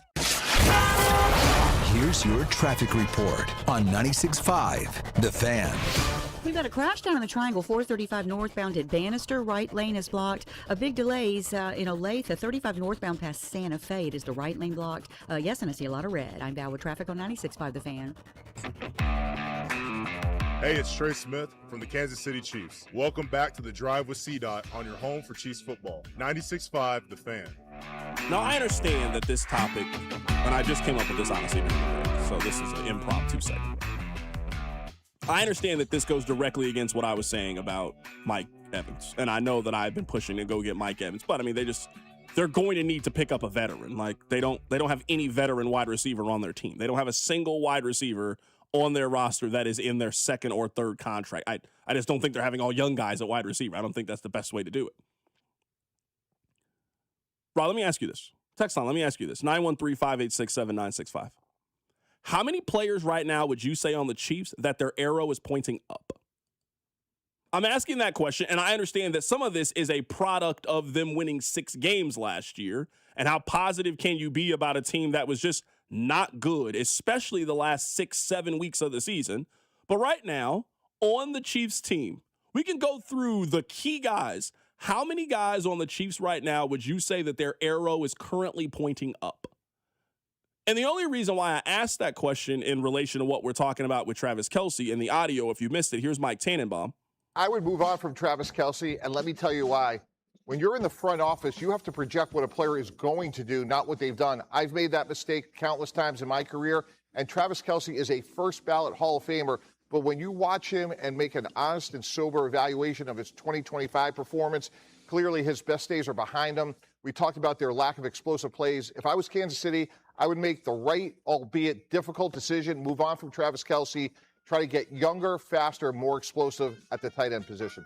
So we can even split the difference here. I don't think anybody is arguing that Travis Kelce's arrow is pointing up. Now, you might argue, hey, he's still really productive. We want him back. We love him. The numbers suggest last year he's one of the best tight ends in the National Football League. I won't really bite you that hard on it. But we can agree that you cannot argue today, if you brought back Travis Kelce as a free agent, that his arrow is pointing up and you think there is more than what you got from him as a player. I think that's a very fair thing to say. Rob, I have their depth chart pulled up. We can ask that question right now if you want to go through it. And again, I understand that maybe this is a product of them not being a good team. But I would also argue this is also a product of they don't have many young, profitable players right now, and that's what they need most. That's what they need most. Rob, at quarterback with Patrick Mahomes, I'm not saying his arrow is pointing down, but it's Patrick Mahomes. At running back, right now they only have one running back on their roster. I get it. It's a free agency. They got to add somebody. So they're going to add running backs that I think their arrow is pointing up. But right now they do not have that. We're talking about their pass catching situation right now. You cannot argue that for Rashee Rice. You cannot argue that for Xavier Worthy. You cannot add that. You cannot say that right now about Jalen Royals. You can't say that about Travis Kelce. There is not a single pass catcher right now you can argue that you are optimistic about right now, and they are trending in the right direction. Not a single one. And I even include Rice and Xavier Worthy, because just last week, Rob, I asked you how many yards do you think Xavier Worthy gets, and you told me you think he gets 700. Then he's a bust. He's a bust then. You spent the first round pick on a guy, you traded up to go get him, and his career high is 700 yards. He's a bust. Offensive line-wise, Simmons? Yes. Arrow pointing up? 100%, Okay, I'm with yes. you. And I would say other guys, you're not worried about Creed Humphrey. You're not worried about Trey Smith. Jalen Moore, I would also say uncertain question mark right now. Don't know if you could argue arrow is up. You want to play this game on defense? It gets worse on defense. But I'm saying it's because most of the guys you would argue that their arrow is trending up. The argument is we should trade that player or they're a free agent. Because the two that come to mind are McDuffie and Watson, who are wanting to be traded by fans or are straight up free agents. I'm trying to think if there's anyone else on deep. So that's why I'm asking the question, because the text line is throwing out names. What about Tyquan Thornton, free agent right now? And I would agree with you. Tyquan Thornton's arrow is trending in the right direction. He is currently a free agent on this team. That's why when we were talking about the team and the amount of work that they have, I'm not here painting it like I think it's some just dire situation. They're going to be a 4-win team. I'm trying to paint it more of the amount of work that they need in just turning over this roster and getting premium players that you believe in. We can even ask this question a different way. Who are you hopeful for heading into the 2026 season? Because you can't say you're hopeful right now about Rashee Rice. He could be facing charges soon. I don't feel this way, but if a fan said they were excited about Xavier Worthy, I don't think it's the worst answer in the world. I personally don't feel that way, but I could see an argument for Xavier Worthy. Me and you just see it differently. I could see an argument for him. I won't make it, but I think there is an argument to be made about excitement for him. So you could maybe add him to the list. Text line is saying, someone just said you can do that with every team. Stop this. I bet you we do the same exercise with Denver and Los Angeles. I do not think you would feel this way. And I know you guys call me Bronco.Chargers. If we go through the Chargers depth chart right now and I ask you how many players on their team do you think their arrow is trending up, I do not think you would say number. We are struggling right now to find a player on offense for the Chiefs that is trending up, and the two players are their left tackle who played in 8 games last year. That's the number one answer on the team. So in some of these, I know that you and I have both been kind of pigeonholing, man, they got to go defense. They got to go. What they really need is a really talented 22-year-old on their team. That's what they really, really need. Now, I don't want that player to be at running back, but if you took that player at wide receiver, I could not be mad. If they took Brock Bowers, for example, at tight end, and that's who they're building their offense around, you wouldn't be mad if that player was the Oregon kid, the tight end from there. That's kind of what they need more than anything. They really need a really talented day one, 22-year-old instant impact player. They have not had that in 3 years. They have not had a day one come in since Karlaftis, since Trent McDuffie. They have not had that guy day one as a rookie you can count on. He's a starter. He's a really productive player for them at a position that matters. Simmons, I will continue to say, Josh Simmons plays the most important position on the offensive line. Yeah, he played for 1 month, and then he was gone the second month of the season. He was gone the second month of the season. He's like Darryn Peterson, though. When he was on the field, he was productive at a super important position. I'm just saying he played 1 month, and then he was gone, and we had no clue where he was. And then he was back, and then he was gone again. They played 4 months. He missed 2 of the months that they had. So, yeah, yes, if you want to put him on the trending up, sure. This is an interesting exercise because I would just disagree if you're saying we could do that with all teams. I think we could do that right now in the division, and I don't think you would agree. If we went through Denver, do you think the arrow is pointing up on this player or not? You would look at the Broncos roster and agree, they've drafted in different spots. You feel like the Broncos roster is going to continue to get better. They're going to get better at running back with R.J. Harvey. They're going to get better at wide receiver. They're going to get better for some of their players on the defense and players they've been able to build up. The Chiefs, this is a really important offseason in creating cap space to change this and turn over the roster, and also making use of the draft picks that they currently have. Making use of 9, making use of 40. Maybe you trade Trent McDuffie and you add additional draft picks. They need more really talented guys on rookie contracts. They just don't have a lot of those guys currently in the mix right now. They had that, and they've all paid those guys now. Any guy that you liked 3 years ago, 4 years ago, and we were really touting how talented this roster is, they've already made a decision on those players. They paid George Karlaftis. They paid Creed Humphrey. They paid Nick Bolton. They paid Trey Smith. I would say now a problem is we are now reaching what should be the next wave of those guys, and those guys don't seem obviously available. We're having conversations about trading Trent McDuffie. You don't feel comfortable paying Rashee Rice. Absolute uncertainty around Xavier Worthy. They don't have that guy right now that you feel is worth the next big payday. That's who they need to find. Let me ask you this, though, and maybe the answer is both. is it draft or development problem? Because the text line is full of people saying, well, what, Noel Williams? I would say we didn't see enough of Noel Williams. I like him. Maybe it's Brashard Smith. I would say we didn't see enough of him. Real quick, to go back on Noel Williams, if you want to tell me the arrow's up on Noel Williams, I'm with you. I 100% agree with you. I would also say he's TBD because he didn't play enough. Like, I think some of the hang-up here is, like, comparing it to the Raiders, the Broncos, the Chargers, I think one of the reasons that you could point to more players trending up is guys that were picked in the second, third, fourth round. In Kansas City, those guys don't play. Now, I don't know if that's Brett Veach's fault. He didn't draft a good enough talent. I don't know if that's Andy Reid's fault. He's not playing the talent. I don't know if it's Spags or what was Matt Nagy, but it's not just first-round picks. You mentioned pick 40. Look at the second and third-round picks of the Chiefs. They're depth pieces. So I think Ashton Gillotte is pointing up, but I don't know if Ashton Gillotte is pointing up. Someone on the text line said, CDOT, there's not one player on the Broncos at wide receiver that you would argue that their arrow is trending up. Troy Franklin last year in his second year had 65 catches for 709 yards and 6 touchdowns. The arrow is trending up on Troy Franklin. The arrow is trending up. The expectation now with Troy Franklin is to take a big step forward if you were them. If I'm the Broncos, I make a big-time trade at wide receiver. I pair him with Troy Franklin. I feel like I got a really good 1-2 going up. At running back, R.J. Harvey, a talented. I didn't have a great year this year, but I like R.J. Harvey for next year. You go pick you up another running back. The Broncos got some young pieces that you like, in my opinion. I don't want to paint it like I think Troy Franklin's some all-pro, but right now, at the age of 23 years old, I'm telling you right now, I'd rather have Troy Franklin than have Xavier Worthy heading into this season. Last year, 65 catches, 700 yards, 6 touchdowns. I'd rather have Troy Franklin than have Xavier Worthy. And he was a 4th-round pick in the exact same draft and was the 102nd pick. So, yeah, that's what I'm saying. I don't know if this is a fair game to play with the other teams in the division. I understand that those teams did better than Kansas City, so it's a little bit skewed based on what we saw in 2025. But I truly believe that the point remains. This team does not have a lot of players under the age of 25 that you love right now.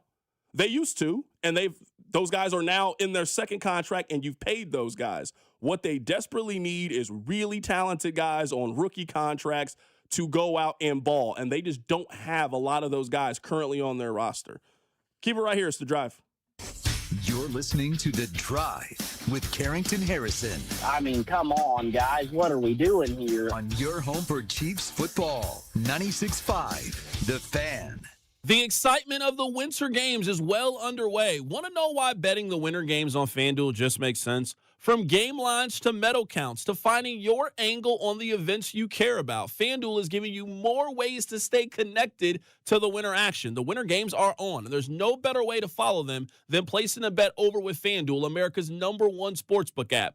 The winter games will be over before you know it, so make sure that you're catching up with all the actions with our friends over at FanDuel. So whether it's on curling matches that start slow and somehow get tense fast, or speed skating decided by inches, hockey games that feel different from the opening face-off, and so much more, you can bet all of the winter games action with our friends over at FanDuel, packed with action and different events and contenders every single day to keep you going. Remember this. Visit FanDuel.com/local to get started. FanDuel.com/local. FanDuel, play your game. FanDuel is the official sportsbook of 96.5 The Fan. 21 President, Missouri. Gambling problem? Call 1-800-GAMBLER. You still got it, but your immune system weakens as you age, making it harder to fight flu, pneumococcal pneumonia, RSV, and COVID-19. Ask your doctor or pharmacist which vaccines you need. Sponsored by Pfizer. Snakes, zombies, public speaking. The list of fears is endless. But the real danger is in your hand when you're behind the wheel. Distracted driving is what's really scary and even deadly. Eyes forward, don't drive distracted. Brought to you by NHTSA and the Ad Council. This is the story of the one. As an HVAC technician, he and his digital multimeter are in high demand. So when a noisy office HVAC turns out to be a failing blower motor, he doesn't break a sweat. With Grainger's easy-to-use website and product information, he selects the product he needs to keep everything humming right along. Call 1-800-GRAINGER, click Grainger.com, or just stop by. Grainger, for the ones who get it done. Taxes was waiting on the refund you needed yesterday. All right, your car repair is going to run about $3,000. Ugh. Now Taxes is getting back on the road with TurboTax and Credit Karma, where you can get your refund up to 5 days faster and get personalized guidance to take every dollar further. Now this is Taxes. Intuit Credit Karma with TurboTax. Deposit of federal refund into Credit Karma Money account and early submission of refund data by IRS required. Terms apply. Banking services provided by MVB Bank, Inc. Member FDIC. Credit Karma is not a bank. Think switching to T-Mobile's a whole complicated thing? Nah, it's easy. You can do it almost anywhere in just 15 minutes. Even poolside like Drewski, you can switch to T-Mobile and unlock savings that are built to last. With T-Mobile's Better Value Plan, you can save over $1,000 a year versus Verizon and AT&T. Save on streaming, satellite, and more benefits that they leave out. Now I get all the VIP perks. Start saving from day one, and for a limited time, get T-Mobile's Better Value Plan. I know you love deals. Plus, switch right now, and we'll even pay off your old phone up to $800. What do you think of all that, Drewski? Stay chillin', just switch it. It's better over here. Check the math at T-Mobile.com/better value. Savings versus comparable plans at AT&T and Verizon, plus the cost of optional benefits. Plan features and taxes and fees vary. With 3+ lines of Better Value Plan. 3+ new lines and 2 eligible ports, or 3+ lines and 5+ years on T-Mobile postpaid plan required. Qualifying credit required. Check out in 15 minutes or less per line. Get up to $800 per line via virtual prepaid card. Typically takes 15 days after rebate submission. Qualifying unlocked device credit service ported 90+ days with device and eligible carrier, and timely redemption required. No cash access and card expires in 6 months. Card issued by Sunrise Banks N.A. member FDIC. It all comes down to this, folks. Yep, the entire season is on the line. But my throat has officially thrown in the towel. Sounds like you need Vicks VapoCool drops. They're max strength and vaporize sore throat pain. Whoa! These VapoCool drops hit fast. Speaking of fast, did you just see that play? Yeah, he vaporized that ball. That pun should have come with a penalty. Vaporize sore throat pain with Vicks VapoCool drops. Use as directed. I'm Boomer Esiason. My mom died from cancer. She was only 37 years old. She didn't have life insurance, and that was devastating for my family. That's why having life insurance is so important to me. Ethos makes it fast and easy. Get a quote in seconds, apply in minutes, and get same-day coverage. You can get up to $3 million in coverage with no medical exam. Get your free quote at ethos.com/play. That's ethos.com/play. Paid spokesperson. Time spent on application may vary. Online health questions required. This hour is brought to you by State Water Heater and Reeves Weideman, online at rwco.com. Need a water heater? State Water Heaters has the solution. The Adapt Gas Tankless Water Heater with X3 scale prevention delivers efficient, on-demand hot water with no annual maintenance and may qualify for money-saving utility rebates. Ask your plumber for State at Reeves Weideman. Visit rwco.com or statewaterheaters.com. Here's your traffic report on 96.5 The Fan. This one brought to you by Peter's Clothiers. Still working the multi-car crash. Lee Summit 50 eastbound just past 3rd in the right lane. Coming out of downtown 70 eastbound. The wreck is at 23rd. Be prepared to tap your brakes through there. Hey, the last 3 days of the winter sale happening now at Peter's Clothiers. Save up to 50% off all suits, sport coats, and sportswear. Save big with sizes to fit every man. Peter's Clothiers, 124th and State Line. I'm Val with traffic on 96.5 The Fan. Welcome to your home for Royals baseball. 96.5 The Fan. People on the text line are asking me a fair question. I asked in the last segment, how many players on the Chiefs would you argue that their arrow is pointing up? We were having a fun, spirited conversation about it. It's good sports talk. I'm always here for it. I made the argument that if you look this up and someone on the text line said you could say this about any team. I don't know if you could say that about the Broncos. I don't know if you could say that about the Chargers. Those are the teams directly in Kansas City's division. I looked up Troy Franklin's numbers, and last year Troy Franklin had 65 catches for 709 yards and 6 touchdowns. A lot of people on the text line were arguing, how is that a disappointment for Xavier Worthy, but not a disappointment for Troy Franklin? Well, I would say it's all draft positioning. They both were in the exact same draft. Xavier Worthy was the 28th overall pick in that draft class. Troy Franklin was the 102nd pick in that draft class. So to me, it's just expectations. This would be like Jalen Royals having 700 yards next year. Nobody would come out and say that Jalen Royals is a disappointment next year if he had 700 yards. I would say that is an overwhelming success. I would also say kind of one reason the Chiefs got themselves in this situation is they've never developed a player like Troy Franklin. Think of the guys that they've taken those mid-round swings on. Have they had one of these guys, Rob, probably since DeMarcus Robinson, that they spent a 4th, a 5th round pick on at wide receiver? They've done it at running back, but at wide receiver, that the guy didn't turn out to be a 1,000-yard guy, but he turned out to be a really productive player in the 4th, 5th round. They haven't developed a Troy Franklin. Man, they could really use that kind of guy right now. A guy making no money on a rookie contract, a guy that you probably aren't planning on paying for a second deal, but you're just going to get the most out of it. So as a 4th-year guy, he was on the field a little bit. struggled a little bit, which makes sense. You were a 4th-round pick and then really exploded, doubled his catches, doubled his targets, and was more involved in their offense. There's a reason to think that guy can continue to develop and get forward. So part of this is obviously you got to take advantage of 9 and you got to hit at 9. What they also need to do is, and it seems very obvious, is, man, they could really just use those 3rd and 4th and 5th round picks on offense. And this team kind of built themselves as a dynasty and just getting more for where they're expected to be drafted. You were not expecting to get an all-pro center in the 2nd round. You're not expecting to get a day 1 starter at right guard in the 6th round. You're not expecting your starting running back in Isaiah Pacheco for the next 4 years to get from the 7th round. They did a really good job of drafting a guy, and if you did a redraft, they would go significantly higher than where they were. The last couple of drafts, I would say it's been the inverse. If you did a redraft of Xavier Worthy, I don't think he goes in the 1st round. If you do a redraft of Felix Anudike-Uzomah, he is not a 1st-round pick. They kind of got to go back to finding that value at those key positions in the draft. I will say, I don't know if this is a defense of the Chiefs or actually an insult to the Chiefs. You ask who's the 4th, 5th, 6th-round guy they found diamond in the rough at wide receiver, and they turned into something. They haven't drafted that position at all. Like, Bink says this all the time on After Hours, and I've heard him say it on other shows, including ours. The Chiefs basically take one shot at wide receiver every draft.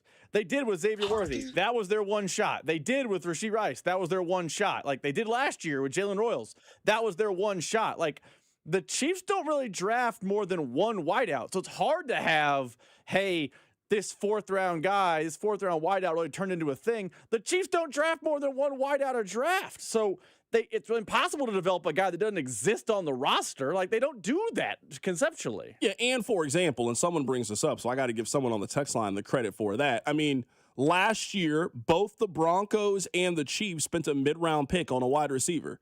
The Chiefs got Jalen Royals, and the Broncos got Pat Bryant. The Broncos got 31 catches for 378 yards and a touchdown from Pat Bryant.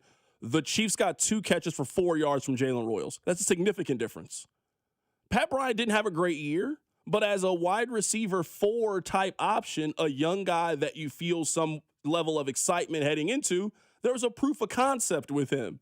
One of my frustrations about the end of the season for Kansas City is you have no clue about Brashard Smith heading into 2026 because he didn't get enough snaps, enough opportunities, enough targets. You have no clue about Jalen Royals heading into the season because you never really put him on the field and you never gave him an opportunity. They have a lot of draft picks from last year that we still got major question marks about because they just didn't get on the field or stay on the field long enough.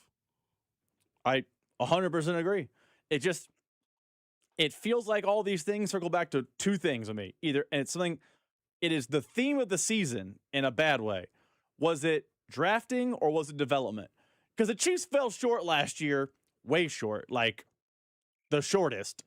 And I don't know if it's the lack of talent on the roster or the fact that none of the talent on the roster developed. We're using wide receiver as the example, but you can kind of point to a lot of position groups and say a lot of the same things. So I don't know if it's draft or development, but for your point, the Chiefs don't draft Troy Franklin, and when they do draft Troy Franklin, their version of that is Jalen Royals. He's a healthy DMP more often than he's not. Like, I don't know whose fault that is, but they don't have that guy that drafted in the pipeline, and they don't develop him when he shows up in the pipeline. Like, I know I always point to it.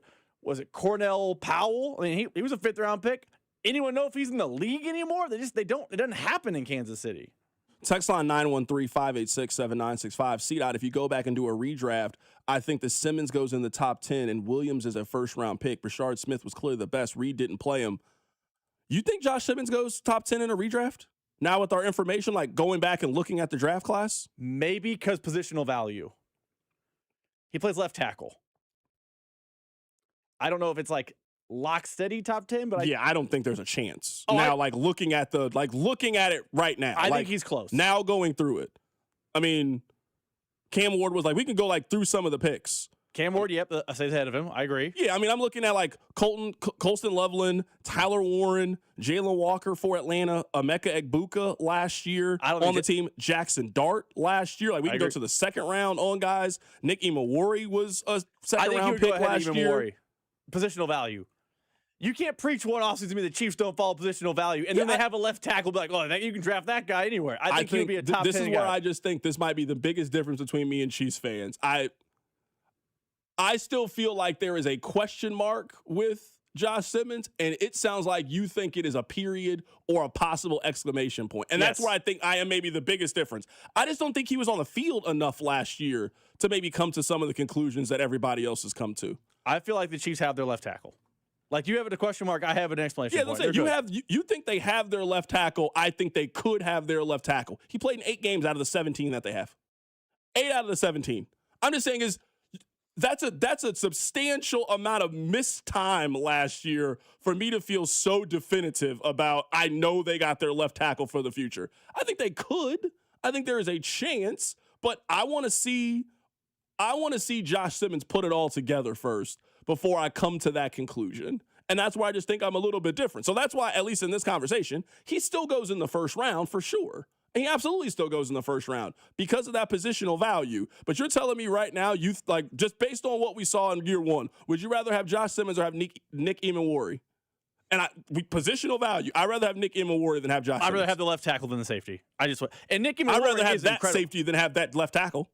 So if you were I'll pick a different team. I went to the Chiefs. If you had a choice between the top left tackle this year and Caleb Downs, you're taking. No, Caleb I'm talking about now. I'm taking now to redraft now that we've seen them both play. I'm saying I was cherry picking the best left tackle available versus the best safety available. That's this year's draft versus a redraft. You take the left tackle. And I would agree with you in that. I'm talking about that sight unseen. I'm saying is we saw their first year. And in 8 games, Josh Simmons was good at a more important position. Okay. Yes, you take him. Yeah, I don't know. I don't know if that's the case. That's where you and I are just different. I don't know if he had a better rookie year than what I saw that kid have. So I don't know in a draft you're telling me that Josh Simmons will go ahead of him. I would say if you think that, it's still solely based off potential and what you think it could be and not based off what we saw. And that's fine. That's part of the redraft conversation. But yeah, what I saw from that kid, he was fantastic in year 1. Coming up on the other side, we'll get to college basketball a little bit. We'll get back to Darryn Peterson. Ron Artest says he wants to be the next coach at Kansas State. We'll talk about it. Keep it right here. It's The Drive. The Drive with Carrington Harrison on Kansas City's only FM sports station, 96.5 The Fan. Here's your traffic report on 96.5 The Fan. This is brought to you by Peter's Clothiers. Still working the multi-car crash. Lee Summit 50 eastbound just past 3rd in the right lane. Coming out of downtown 70 eastbound. The wreck is at 23rd. Be prepared to tap your brakes through there. Hey, the last 3 days of the winter sale happening now at Peter's Clothiers. Save up to 50% off all suits, sport coats, and sportswear. Save big with sizes to fit every man. Peter's Clothiers, 124th and State Line. I'm Val with traffic on 96.5 The Fan. Hey, folks, it's Carrington Harrison from The Drive here. Many men remember their first time. Not that first time. I'm talking about the first time that erectile dysfunction ruined that special moment. And if you're over 50, then the chances are then you've experienced this before. That first time can be frustrating. It can be a little bit embarrassing. But here's the good news. At Heartland Men's Health, that first time can also be the last time.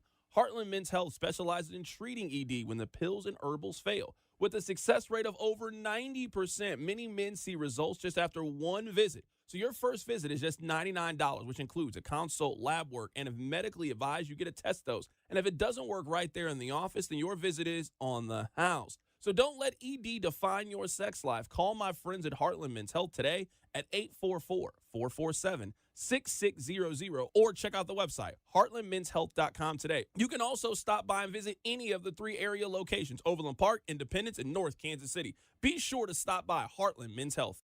$5,000. That's the average amount of money people in the U.S. are now spending on gas in a year. $5,000. That's crazy. If you drive, you have to download Upside, the free app that gives you cash back every time you get gas. That's right. You can earn real cash back with Upside just by buying the gas you're already buying. You can literally start earning cash back today. I use Upside every time I fill up, and I've already made around $200-300. You're putting gas in your car anyway. Why not get real cash back? back. If you like free money, download Upside. I'm saving the cash I earn from using Upside to help pay for a vacation later this year. Download the free Upside app now to earn cash back every time you buy gas. Use promo code FRESH to get an extra 35 cents per gallon on your first tank. You can cash out anytime right to your bank, PayPal, or a gift card for Amazon and other brands. Just download the free Upside app and use promo code FRESH for a 35 cents per gallon bonus on your first tank. That's code FRESH for a 35 cents per gallon bonus. Think switching to T-Mobile's a whole complicated thing? Nah, it's easy. You can do it almost anywhere in just 15 minutes. Even poolside like Drewski, you can switch to T-Mobile and unlock savings that are built to last. With T-Mobile's better value plan, you can save over $1,000 a year versus Verizon and AT&T. Save on streaming, satellite, and more benefits that they leave out. Now I get all the VIP perks. Start saving from day one, and for a limited time, get T-Mobile's better value plan. I know you love deals. Plus, switch right now, and we'll even pay off your old phone up to $800. What do you think of all that, Drewski? Stay chillin', just switch it. It's better over here.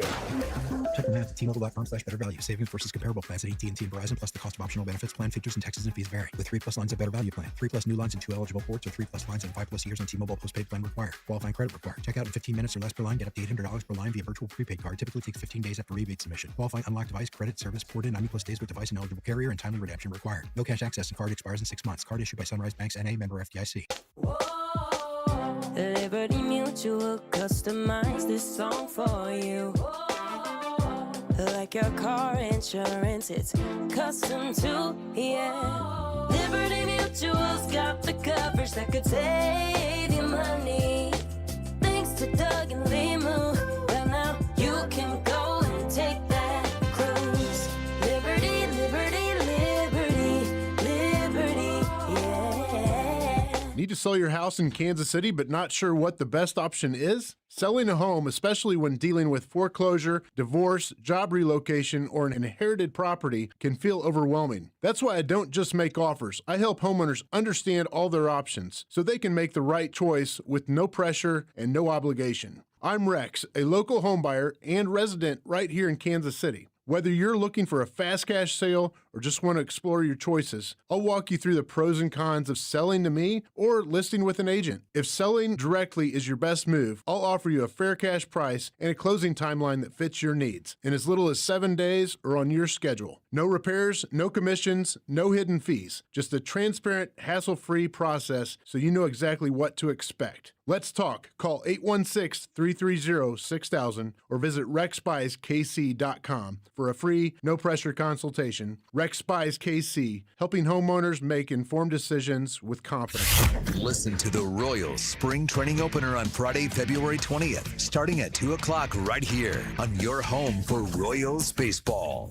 96.5 The Fan, KFNZ FM and AM, HD1 and HD2 Kansas City, in Odyssey Sports Station. All right, Rob, I'm making the executive decision right now. Let's wait to talk about Ron Artest, just because with the lack of things going on right now, Rob, there are not many things that you and I feel passionate to argue about. So I'm here to keep arguing about Josh Simmons. The text line is against me when it comes to that, and I'm more than happy being with that. This is my point on Josh Simmons and why I think I am on the other side of everybody else. In my opinion, the 9 games that he missed are more important than the 8 games that he played in. And this is just where I think I differ with other people. Him leaving for a month and not really having any clarity on why is a negative to me. The fact that for the second consecutive season, he couldn't finish the year is a negative to me, and also part of why he dropped in the draft and was even available to the Chiefs in the beginning. The second point that I would make about Josh Simmons, where I just think at this point we are a little bit overrating how well he played when he was on the field. My relationship analogy would be, it got so bad at left tackle last year. You were the guy who was single and it's just been a while. And you finally got back out there. You went on a date. And now after a couple, like, oh, I think she's it. Bro, you guys have been talking for 2 weeks. Calm down a little bit. I get it. It's new. It's fun. It's exciting. You're still in the honeymoon period with them. This will be my case for Josh Simmons. And again, I'm not saying he's a bum. I'm not saying he's a bust. I'm saying is I still think he is a major question mark. Rob, there were 89 left tackles graded last year from Pro Football Focus. Where do you think Josh Simmons was graded? Because I'm just saying, you and I do not have the ability to grade left tackle. I would say most people do not have the ability to grade offensive line. You can not believe or believe the Pro Football Focus ratings. I'm just giving them to you, the raw numbers. Where do you think that Josh Simmons was ranked in his, out of 89 qualifying tackles last year, where do you think Josh Simmons was? It's not going to be a high number. You wouldn't bring it up as a high number, so I'd say between 60 to 70. 58th last year. I was in the ballpark. His 58th. Now, his pass block rating was pretty high. He was 25th in pass block. That's good. I can take that. That's a good foundation. In run blocking grade, out of 89 tackles that were graded last year by Pro Football Focus, he was 83rd in the National Football League. I'm not telling you that I think Josh Simmons is a bust.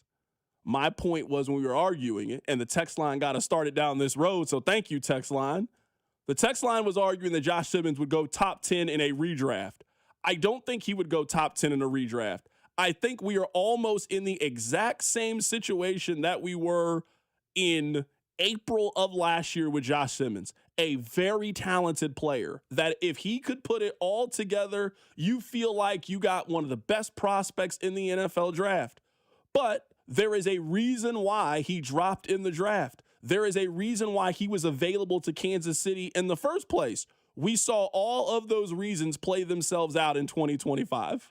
All of those reasons played themselves out. How a 6'5", 310 potential all-pro left tackle just fell to the Chiefs' lap in the bottom half of the NFL draft in the first round. This year we saw why. Off the field stuff, whatever that could possibly be, and an injury, the same reason that he didn't finish out his season in Ohio State. So that's why, at least for me, I'm just going into 2026. There are some things that I'm going into with a period or exclamation point. There are some things that I'm going into 2026 just with a question mark. I don't know. I don't know how anybody can know. We don't have enough data yet. Noel Williams, I'm going into it with the question mark. I don't know. He wasn't on the field enough. Josh Simmons just wasn't on the field enough in 2025 for me to feel, oh, they got their left tackle of the future. They might have their left tackle of the future, just like Noel Williams could turn out to be L'Jarius Sneed. He could turn out to be Trent McDuffie. That's a possibility he could turn out to be those guys. I just don't think we have enough data points yet to say that definitively about Noel Williams. I don't think we have enough data points to say that about Josh Simmons either. I would agree we don't have enough data points, and that's a fine conversation to have. I feel like in those 8 games, the fact he's a top 25 pass blocker is why I think super it is positive. a period. Like, and you also know I don't care about your run blocking grade. I truly don't. You know what? I don't need my left tackle to be a road grader. What do you think Joe Thomas's run grade was? I'm betting as good as a Hall of Famer. Do you don't think it matters to be good against the run if you're an offensive lineman? At left tackle? No.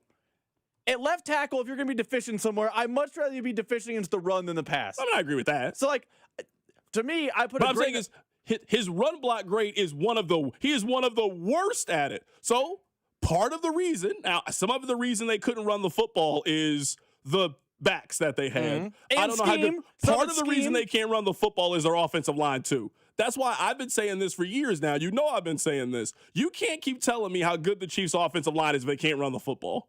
You can't keep telling me, oh, man, they got the best center in the National Football League. They got an all-pro left tackle. They got an all-pro right guard. So how come they can't run the football then? That doesn't equate to me, because all the other teams you tell me have good offensive lines, they have the ability to run the ball. Philadelphia can run the football. The Bears could run the football this past season. They had a good offensive line. By the way, the Eagles could not run the ball last year. Hold on. That's not the point of your conversation. The Eagles were a bad rushing team in 2020. Let me look it up. 2 years ago, that for sure. Let me look it up. Well, yeah. Let me look it up here. Last year, they were bad running the ball. Saquon Barkley massively regressed. And you might be right. Their run game it wasn't Chiefs trash, but it was bad in 2025 for them running the ball. Text line 913-586-7965. It was a freak injury, not injury related. A wrist injury isn't an injury to worry about as far as durability. It keeps happening with him. It just keeps happening. It was a back thing. It was an ankle thing. Maybe he is injury prone. Maybe he is not injury prone. He missed more games than he played in last year. That's a fact. He missed more games than he played in last season. That's a problem heading into this year. That's a problem for him. So that's why I'm just not willing to give him the period or the exclamation point when it comes to Josh Simmons. I have him in the period category. I think he has an upside to get into the explanation point, but I think if Brett Veach's big whiteboard in his office, I've actually never been to his office. I presume he has a big whiteboard. If he doesn't, sorry, Brett, whatever. I don't think they should draft a left tackle or anything. I don't think they should get one at all in free agency. They're fine. They're fine at left tackle with a chance to be good. Your point about, hey, they haven't had good left tackle play in so long that it looked great when it wasn't that great. He's the best left tackle they've had since Orlando Brown. And if you're telling me he's going to be Orlando Brown, they've also been bad at left. And that's why I made the analogy to start this segment off is I think it was so bad for them at left tackle that now they look like they could finally have competent play, that now we are overvaluing who actually plays left tackle for them. I think it was so in 2024, it was so bad for them with Kingsley Suamataia and Wanye Morris. Like, I don't know if we can maybe always identify like great offensive line play. You certainly can identify bad offensive line play. Like, you absolutely can identify it. So you don't got to be John Madden to identify, hey, Wanye was really bad at this. Will Campbell in the Super Bowl, he was really bad at it. So I think it didn't jump off the screen. It wasn't glaring. He did do well in some pass blocking situations. So now I think just a smidge, I think we're overvaluing Josh Simmons.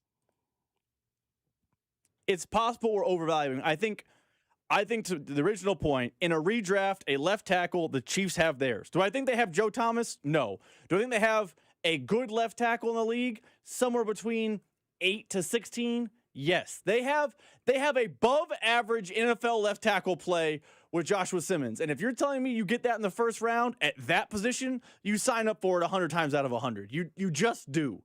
I don't need him. I mean, you prefer Joe Thomas, you prefer greatness, but you do not turn your nose up at above average left tackle play in the NFL.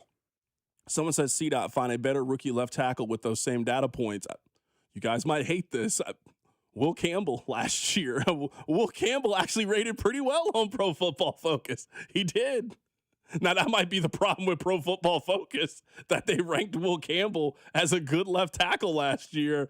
Will Campbell rated very well on Pro Football Focus last year. He was 32nd out of 89 tackles. He had a 23 out of 89 passing grade, and he was 39th out of 89 offensive linemen when it came to run blocking. Will Campbell was a decent left tackle for them last year. Now, it ended incredibly poorly with him. He was a turnstile for them in the final couple of games of the season. But Pro Football Focus actually likes Will Campbell, thinks he's a good player. This is not the point. I think Will Campbell is a good player, but if you're telling me Will Campbell and Josh Simmons are 1-2 among rookie left tackles, and one of them went in the top 5 and one of them went at 32, then yes, the Chiefs have their period at left tackle. The same way a few weeks ago, people were saying, oh, you got to move Will Campbell, and people were coming out like Mitchell Schwartz and saying, no, he just needs to tweak his game.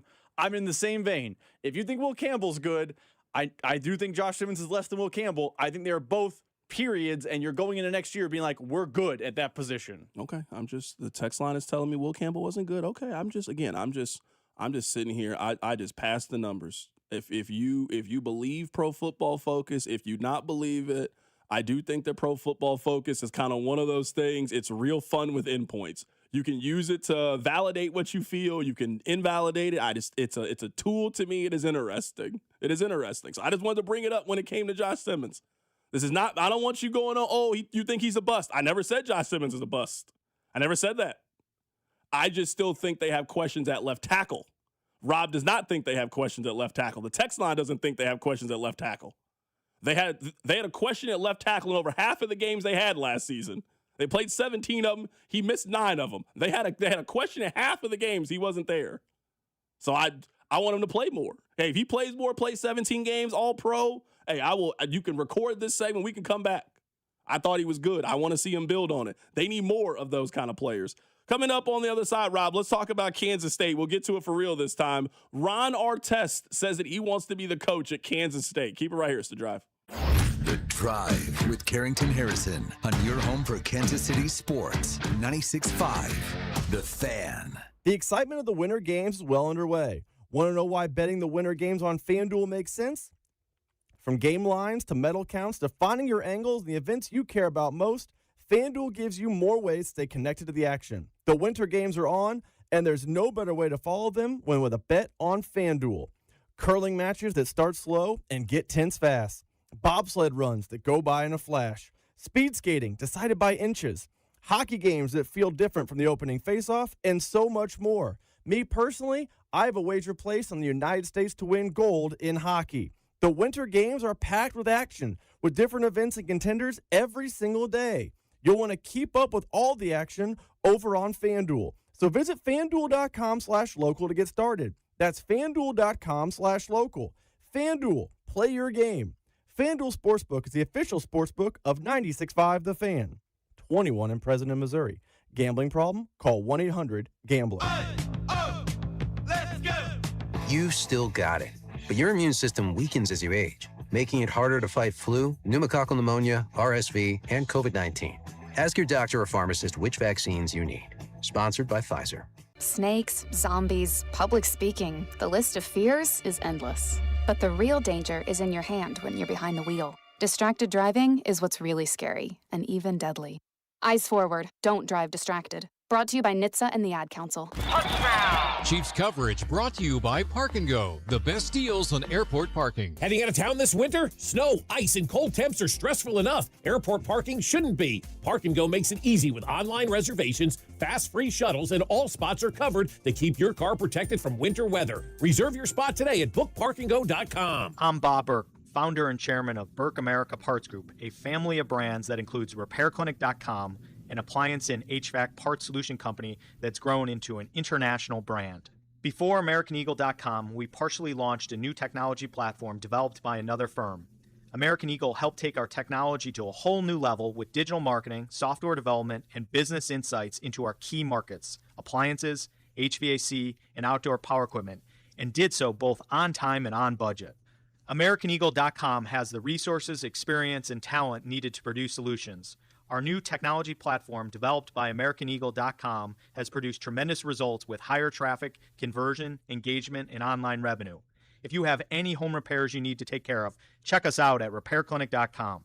If you need a world-class website or technology project, then I would highly recommend AmericanEagle.com. Call AmericanEagle.com at 773-NETWORK. That's AmericanEagle.com, 773-NETWORK. 40,000 people. That's not a crowd. It's a small city. It's also the number of people choosing pain relief without surgery. 40,000 people who said, stop, before you replace my knee or my hip. Before I put my life on hold, there has to be another way. And they found it at QC Kinetics, the nation's leader in cellular-level treatments that revitalize joint tissue naturally. Patients who thought surgery was the only answer are getting their lives back thanks to QC Kinetics' advanced regenerative treatments. Surgery isn't always the answer. QC Kinetics uses safe, natural treatments to activate your body's healing power with zero downtime. Get started now to ease inflammation and slow the progression of osteoarthritis.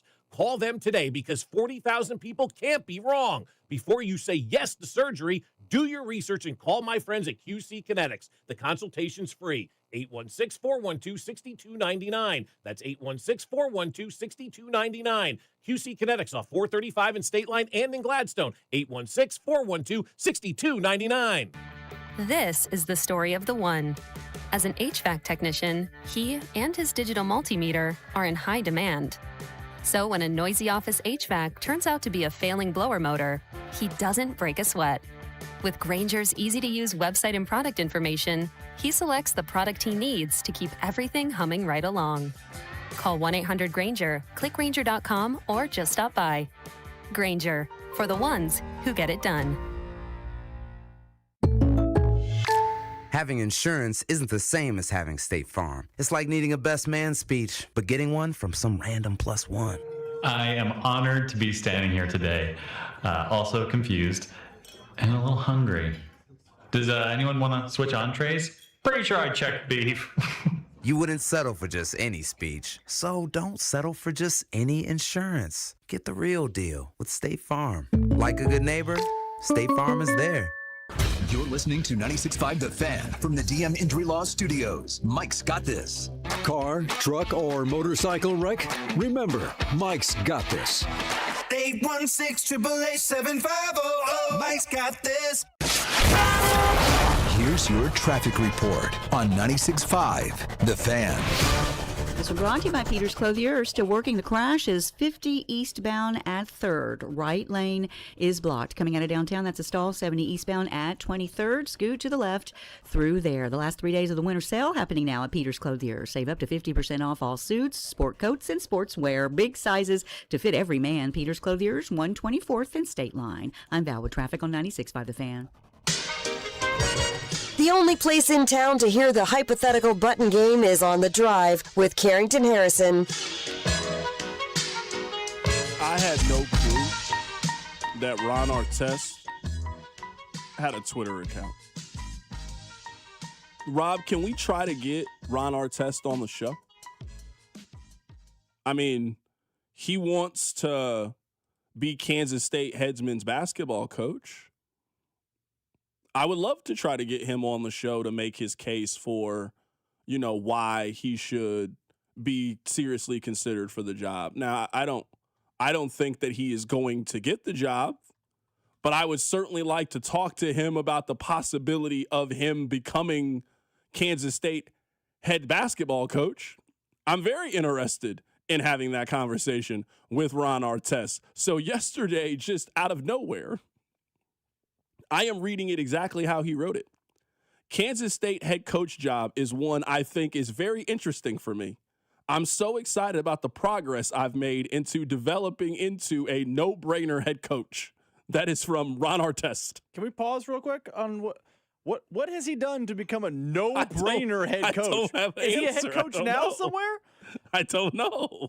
I mean, he didn't just say he's a good candidate. He said he's loved that he's evolved into a no-brainer candidate. I don't know. All right. I'm just reading to you what he's done. Now, he does have a bit of a coaching background. He was a player development coach in 2017 for the South Bay Lakers, and he does from time to time offer up his services to the Big Three. So he feels like that G League experience and coaching in the Big Three, he thinks that this has turned him into a no-brainer head coach. So K-State fans, if you're looking to take a chance and looking to take a big swing, Coach Metta World Peace, he says that this is a job that he thinks, he's not sure if it's very interesting. He thinks it is very interesting, and he's made great progress in doing this. Can you guys at least interview him? Ron Artest, I'm going to guess, has never been to Manhattan, Kansas. I'm just going to go out on that limb. Didn't play in the Big 12. I don't know why Ron Artest would have ever been to Manhattan, Kansas. Can you guys make that happen for us? Gene Taylor, come on now. They got some kind of Rooney Rule for basketball coaches. Can that be the Rooney Rule interview? Interview Ron Artest. He's been putting the work in. Great basketball knowledge. He's a no-brainer. You know what? I'm gonna say this. It warms my heart that another school has to go through a coaching thing, because it seems like recently every coaching conversation we have is Kansas football, and the crazies come out of the woodwork thinking they're a candidate for the job. K-State basketball, you now have to deal with the crazies. Metta World Peace thinks he's a no-brainer because he can coach in Ice Cube's Big Three. Okay. I just I can't think, like, when I think of Manhattan, Kansas, very fun place, exciting place. I like Manhattan, Kansas. I've had a good time the times I've been there. You loved it when you were there last year. I had a great time in Manhattan last year. Really did. I had more fun in Manhattan last year than I've ever had in Lawrence, Kansas last year when I went. You also had floor seats, so that helps. No, not floor seats. I sat at the scores table. I sat at the scores. It was great. But then you had to watch K-State versus Colorado. So that was the negative. That was the negative. 100%. That was the negative. I can't think of a person who is more counterculture to what I envision Manhattan, Kansas to be than Ron Artest. Give me another human being in sports that you think is just the exact opposite of everything you think about Manhattan, Kansas than him. Like, give me a person. I can't think of that person. Rob, he grew up in the same housing project as Nas. He grew up with Lamar Odom. Like, I cannot think of a person who is just more anti-Manhattan, Kansas than Ron Artest We need this to happen. That's what we need. We need this to happen. I'm still hung up on the fact that he calls himself a no-brainer hire. No-brainer. Yeah, he said a no-brainer. A no-brainer. Did you know that he has actually changed his name again? So he is actually not Meta World Peace. So I learned all this in the last 24 hours. His birth name was Ronald William Artest Jr. Okay. Then he legally changed his name to Meta World Peace. He has now changed his name again to Meta Sanford Artest. So that's who he is right now. He's no longer Meta World Peace. Don't call him that. He is Meta Sanford Artest is who he is right now. I'm not here to judge a person's name. Where did Sanford come from? I don't know where it came from. I thought you were leading up by saying his original name, Ronald William Artest. So like, 2/3 of that's back in the name now. But it seems like you just added a name in there. Okay, I'm just telling you. I don't know. Someone on the text line says, what do you think is so wrong with him being the next coach? He knows what it takes to go to the league. I want you guys to hire Ron Artest. Is that a real text? No, I want you.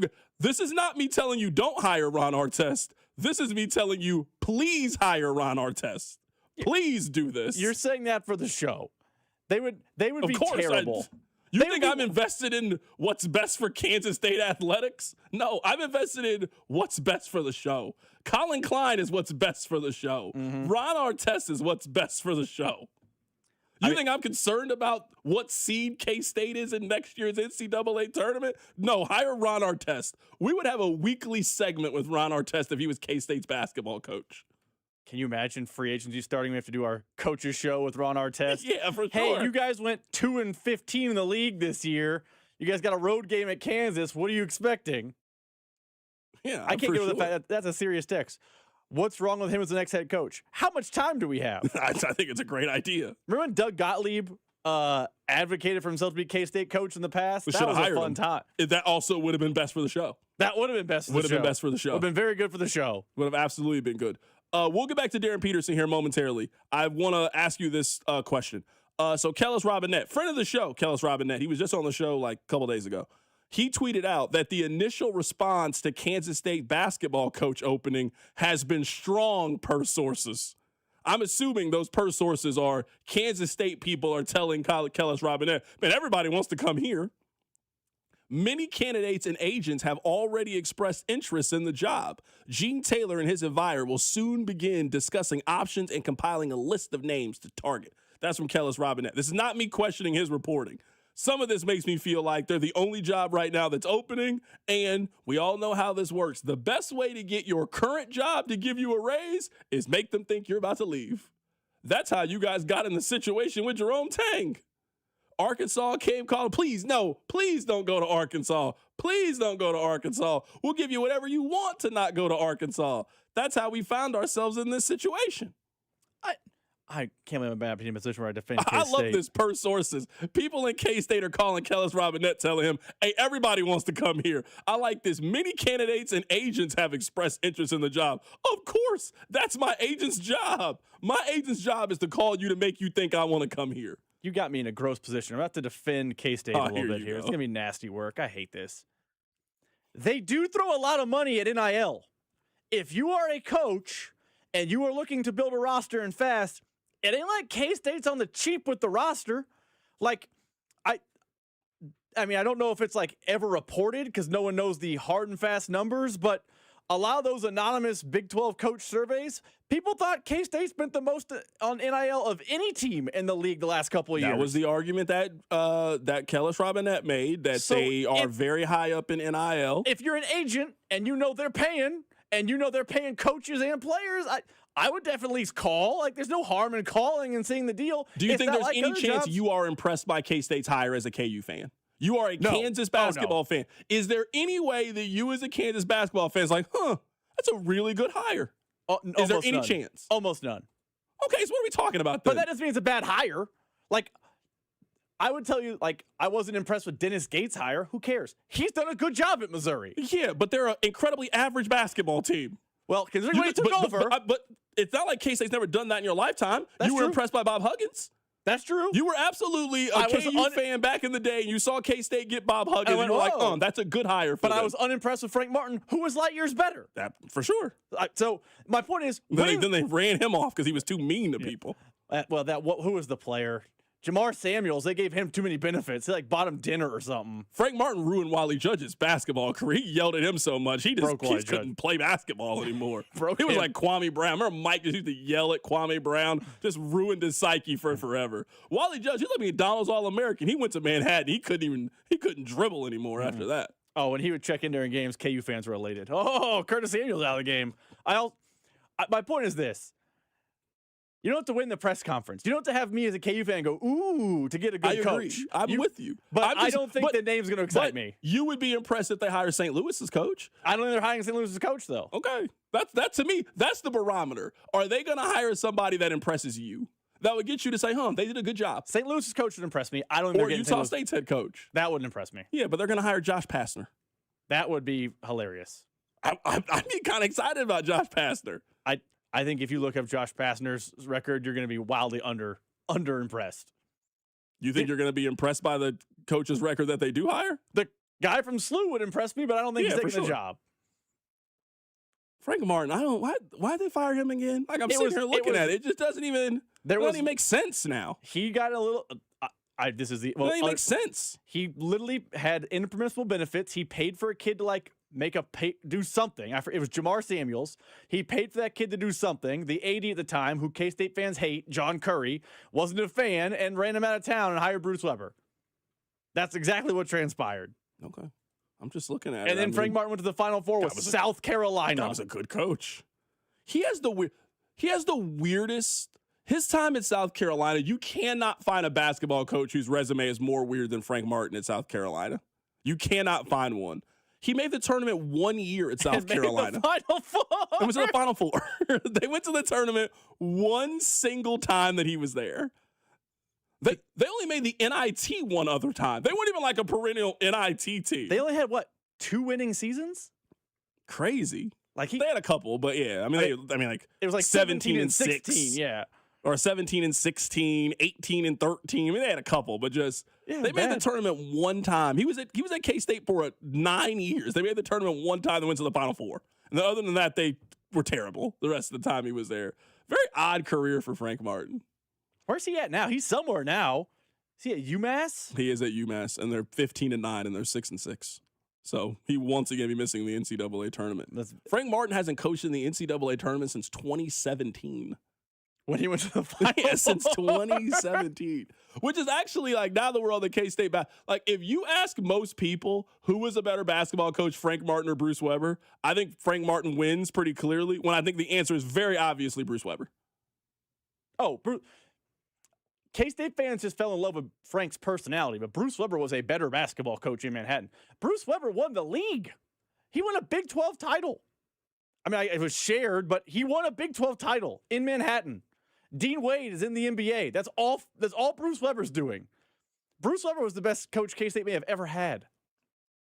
I know they had Jack Hartman back in the day, but K-State fans don't give the love to Bruce Weber he deserved. Someone on the text line says Frank Martin started losing. You're forgetting that part. Frank Martin's last 2 years at K-State, they went 23-11. They won 10 games in the Big 12. He finished 5th in the Big 12, and they lost in the second round of the NCAA tournament. He and the athletic director, to my understanding, him and John Curry just did not get along. And, he took a worse job than Kansas State. I know we're having our fun with K-State. It's certainly a better job than South Carolina. He didn't leave K-State and take Illinois, or he didn't leave K-State and take Ohio State. He left Kansas State and took the South Carolina job. So he took a step down. That's how bad he wanted to get away from John Curry. He was willing to take the South Carolina. Get me anywhere away from this guy to coach basketball. He went to the other side of the country to get away from him.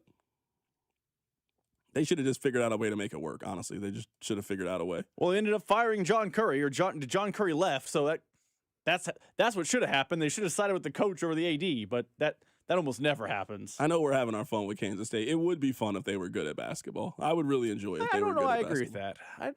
I like where they're at right now. I would enjoy it if they were good at basketball. I would find it very entertaining if they were good at basketball. Let me play these 2 audio cuts for you guys. This is Nate Taylor. And Nate Taylor was on the morning show earlier today. He was asked if the NFL is going to suspend Rashee Rice. Here's what he said.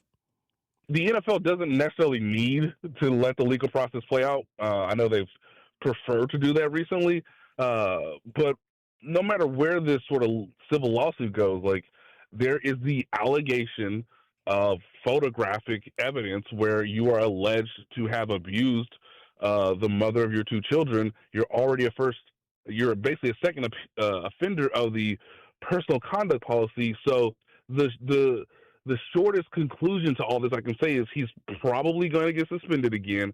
And from a, moving forward past 2026, it's really hard to suggest like the Chiefs, and I'm not the first person to say this, that the Chiefs are going to, even maybe get a 17-game season of Rashee Rice, let alone have any conclusion like he's, viable to give an extension based on, just how turbulent his career has been so far off the field.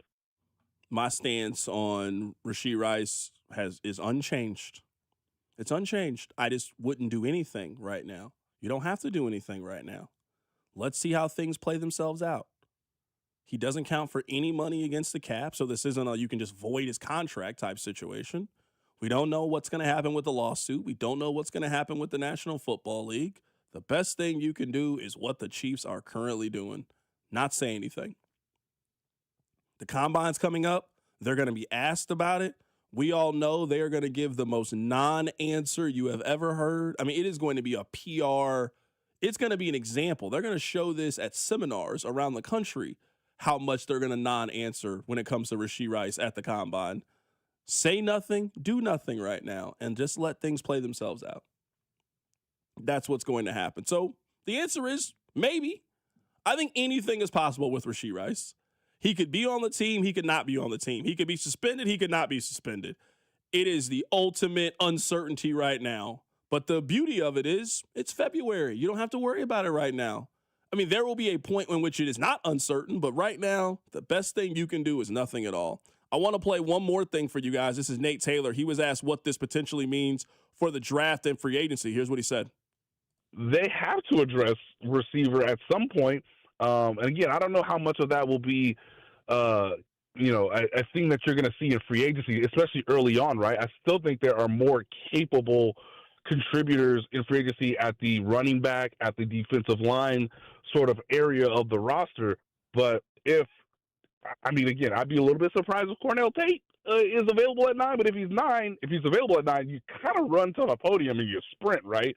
There's Lemon as well available from USC. We'll see how many of those, top 8 teams ahead of the Chiefs are receiver needy. And I can argue none of them are as receiver needy as the Chiefs right now. But you have to approach this in the sense that we got to put around a collection of pass catchers in front of Patrick Mahomes that can ease him back into, getting through this injury. And again, Travis Kelce's going to be 37. Like, again, I anticipate as of right now he's going to return to the team. But if you want to take a receiver in the second round or the first round, or if you want to make some trade to get even more picks, a la the Tyreek Hill situation of 2022, I have no arguments now because Rashee Rice is not a guarantee really at any point in 2026. I don't disagree with what Nate is saying. What I would say, though, is they were going to be in this situation with or without this lawsuit. They were going to be in this situation. They have 3 wide receivers currently under contract. Rashee Rice, Xavier Worthy, and Jalen Royals. Jalen Royals, he had 2 catches last year. He had 2. You cannot go into the season with an expectation of him having a big year. Right? You didn't trust him enough to get on the field last year. Xavier Worthy, we'll see how healthy he is. Surgery, a very important year for him as a first-round player with the 5th-year option being a year away. Let's see what kind of season he puts together. Rashee Rice, he was suspended. Like, he's had 2 disjointed seasons. He had a year in which he was coming off, or he got injured, a year in which he is coming off an injury, also had the suspension, also couldn't finish out the year because of another injury. He just had 2 very disjointed seasons. So you were going to need to put yourself in a position where you needed to upgrade the wide receiver room anyway. The question now is, how proactive are you going to be at upgrading this room? Are they going to be in a position that they were in last year where you add Hollywood Brown and Juju Smith-Schuster, and that's kind of all you really did to the room was bring those guys back? Or are you going to spend a little bit of money to bring in a Jawan Jennings, for example, or one of those kind of players? We obviously will get the answer once we get to free agency, but they were going to need to go pick up a couple of wide receivers anyway for this team if this lawsuit had happened or it hadn't have happened. Let's see how aggressive they are at wide receiver, and then that's going to tell me how they feel based on Rashee Rice, whether he's suspended, whether they could possibly move on from him, or what his future plans are going to be in Kansas City. What I find interesting in those cuts from Nate is he believes a suspension is coming, period, for Rashee Rice. The question now becomes the length. Like, maybe Nate's wrong. Maybe he doesn't get suspended. I don't know. I'm not Roger Goodell. But if he gets suspended, the Chiefs now have to adjust their plans. Like, me and you just disagree on this. I thought wide receiver is always a need. You now need two. You need a veteran, and maybe that veteran, that second name is, like a Juju type. But if Nate Taylor is saying he thinks Rashee Rice is going to get suspended this season, I don't think it's going to be a one-game suspension. You now have to go into next season with multiple dart throws, multiple shots at wide receiver, which is different than you thought 2 weeks ago, where you could get away with just adding one Mike Evans. Now you have Evans, Rice, Worthy, and Royals, and maybe you think you're in a good spot. Like, I think the suspension point is very, very interesting. Text line 913-586-7965. C-Dot, do you think it was trust with Jalen Royals, or was Kansas City okay with what they had on the field? I mean, for the first month of the season, they didn't have Xavier Worthy and they didn't have Rashee Rice, and they didn't trust Jalen Royals to be on the field. I mean, he got 86 offensive snaps this year in a year in which their final 3 games were preseason games. Their final 3 games were preseason games last year. So, yeah, I think it was a trust thing. They didn't think that he was ready to contribute and be on the field. I mean, to give you guys an example, Robert Tonyan played more than he played this season. Like, if we're going by offensive players that played less than Jalen Royals did this year, it's a bad list. Just because at the end of the season, they were just playing anybody at the end of the season. I mean, you should be in a position. There's a guy named Jimmy Holiday that played for this team. He played a snap this year. They're playing guys you never heard of at the end of the season. So, yeah, I think it was a trust thing when it came to him. All right, coming up on the other side, let's get back into the NFL conversation. There was a story in The Athletic with some contract projections. Let's see if these are deals you would have Kansas City sign. Keep it right here. It's The Drive. The Drive with Carrington Harrison on your home for Chiefs football. 96.5 The Fan. The excitement of the winter games is well underway. Want to know why betting the winter games on FanDuel just makes sense? From game lines to medal counts to finding your angle on the events you care about, FanDuel is giving you more ways to stay connected to the winter action. The winter games are on, and there's no better way to follow them than placing a bet over with FanDuel, America's #1 sportsbook app. The winter games will be over before you know it, so make sure that you're catching up with all the actions with our friends over at FanDuel. So whether it's on curling matches that start slow and somehow get tense fast, or speed skating decided by inches, hockey games that feel different from the opening face-off, and so much more, you can bet all of the winter games action with our friends over at FanDuel, packed with action and different events and contenders every single day to keep you going. Remember this, visit FanDuel.com/local to get started. FanDuel.com/local. FanDuel, play your game. FanDuel is the official sportsbook of 96.5 The Fan. 21 President, Missouri. Gambling problem? Call 1-800-GAMBLER. This is Blake Fanning with Shawnee Mission Ford. Ford has just announced an additional $2,000 in bonus cash that we are passing on to you, our customers. Shawnee Mission Ford is going to combine that with our large discounts and top trade allowances to save you thousands. You can save up to $9,000 off MSRP on 25 Explorers, $7,000 off MSRP on 25 Broncos, $6,000 off MSRP on 25 Bronco Sports, and $5,000 off MSRP on 25 Expeditions and F-150s. Shawnee Mission Ford, on a mission to do more in 26. Oh, how's that flu, babe? Did you take DayQuil Intense Flu yet? Nah, I got this. Ugh, okay, I don't got this. You stay on the couch, and I'll grab the DayQuil. Undo your flu symptoms with DayQuil Intense Flu. DayQuil Intense Flu provides powerful relief of your flu symptoms. I'm ready for that to-do list. Wow, you do got this. DayQuil Intense Flu. The daytime coughing, aching, fever, under your flu medicine. Use as directed, keep out of reach of children. Straight Talk Wireless presents Pickup Truck Wisdom. The smartest way to spend your money is not to. Straight Talk offers free 5G phones for new and existing customers on Verizon's 5G network. So the refund money I don't spend on that free phone is the refund money I get to keep for my family. Smart. Find us at straighttalk.com and Walmart. Straight Talk Wireless. Straightforward. Always. Taxes and fees apply. Plan purchase required for free phone offers. Copyright 2026 Verizon. This is the story of the one. As the purchasing manager at a manufacturing plant, she knows the only thing more important than having the right safety gear is having it there when you need it. That's why she partners with Grainger for auto reordering, so her team members can count on her to have cut-resistant gloves on hand, and each shift can run safely and efficiently. Call 1-800-GRAINGER, click Grainger.com, or just stop by. Grainger, for the ones who get it done. I'm Bob Burke, founder and chairman of Burke America Parts Group, a family of brands that includes RepairClinic.com, an appliance and HVAC parts solution company that's grown into an international brand. Before AmericanEagle.com, we partially launched a new technology platform developed by another firm.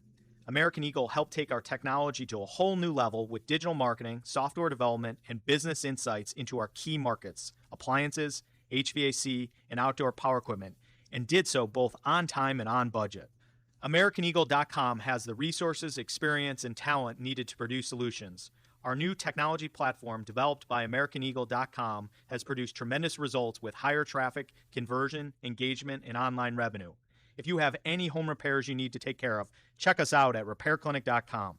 If you need a world-class website or technology project, then I would highly recommend AmericanEagle.com. Call AmericanEagle.com at 773-NETWORK. That's AmericanEagle.com, 773-NETWORK. Want to make the most of your tax refund? File with TurboTax on Intuit Credit Karma. They help you get your biggest refund, and then we help you do more with it. With a personalized plan designed to help you hit your money goals. Start filing today in the Credit Karma app. This hour is brought to you by State Water Heater and Reeves Weideman, online at rwco.com. Need a water heater? State Water Heaters has the solution. The Adapt Gas Tankless Water Heater with X3 scale prevention delivers efficient, on-demand hot water with no annual maintenance and may qualify for money-saving utility rebates. Ask your plumber for State at Reeves Weideman. Visit rwco.com or statewaterheaters.com.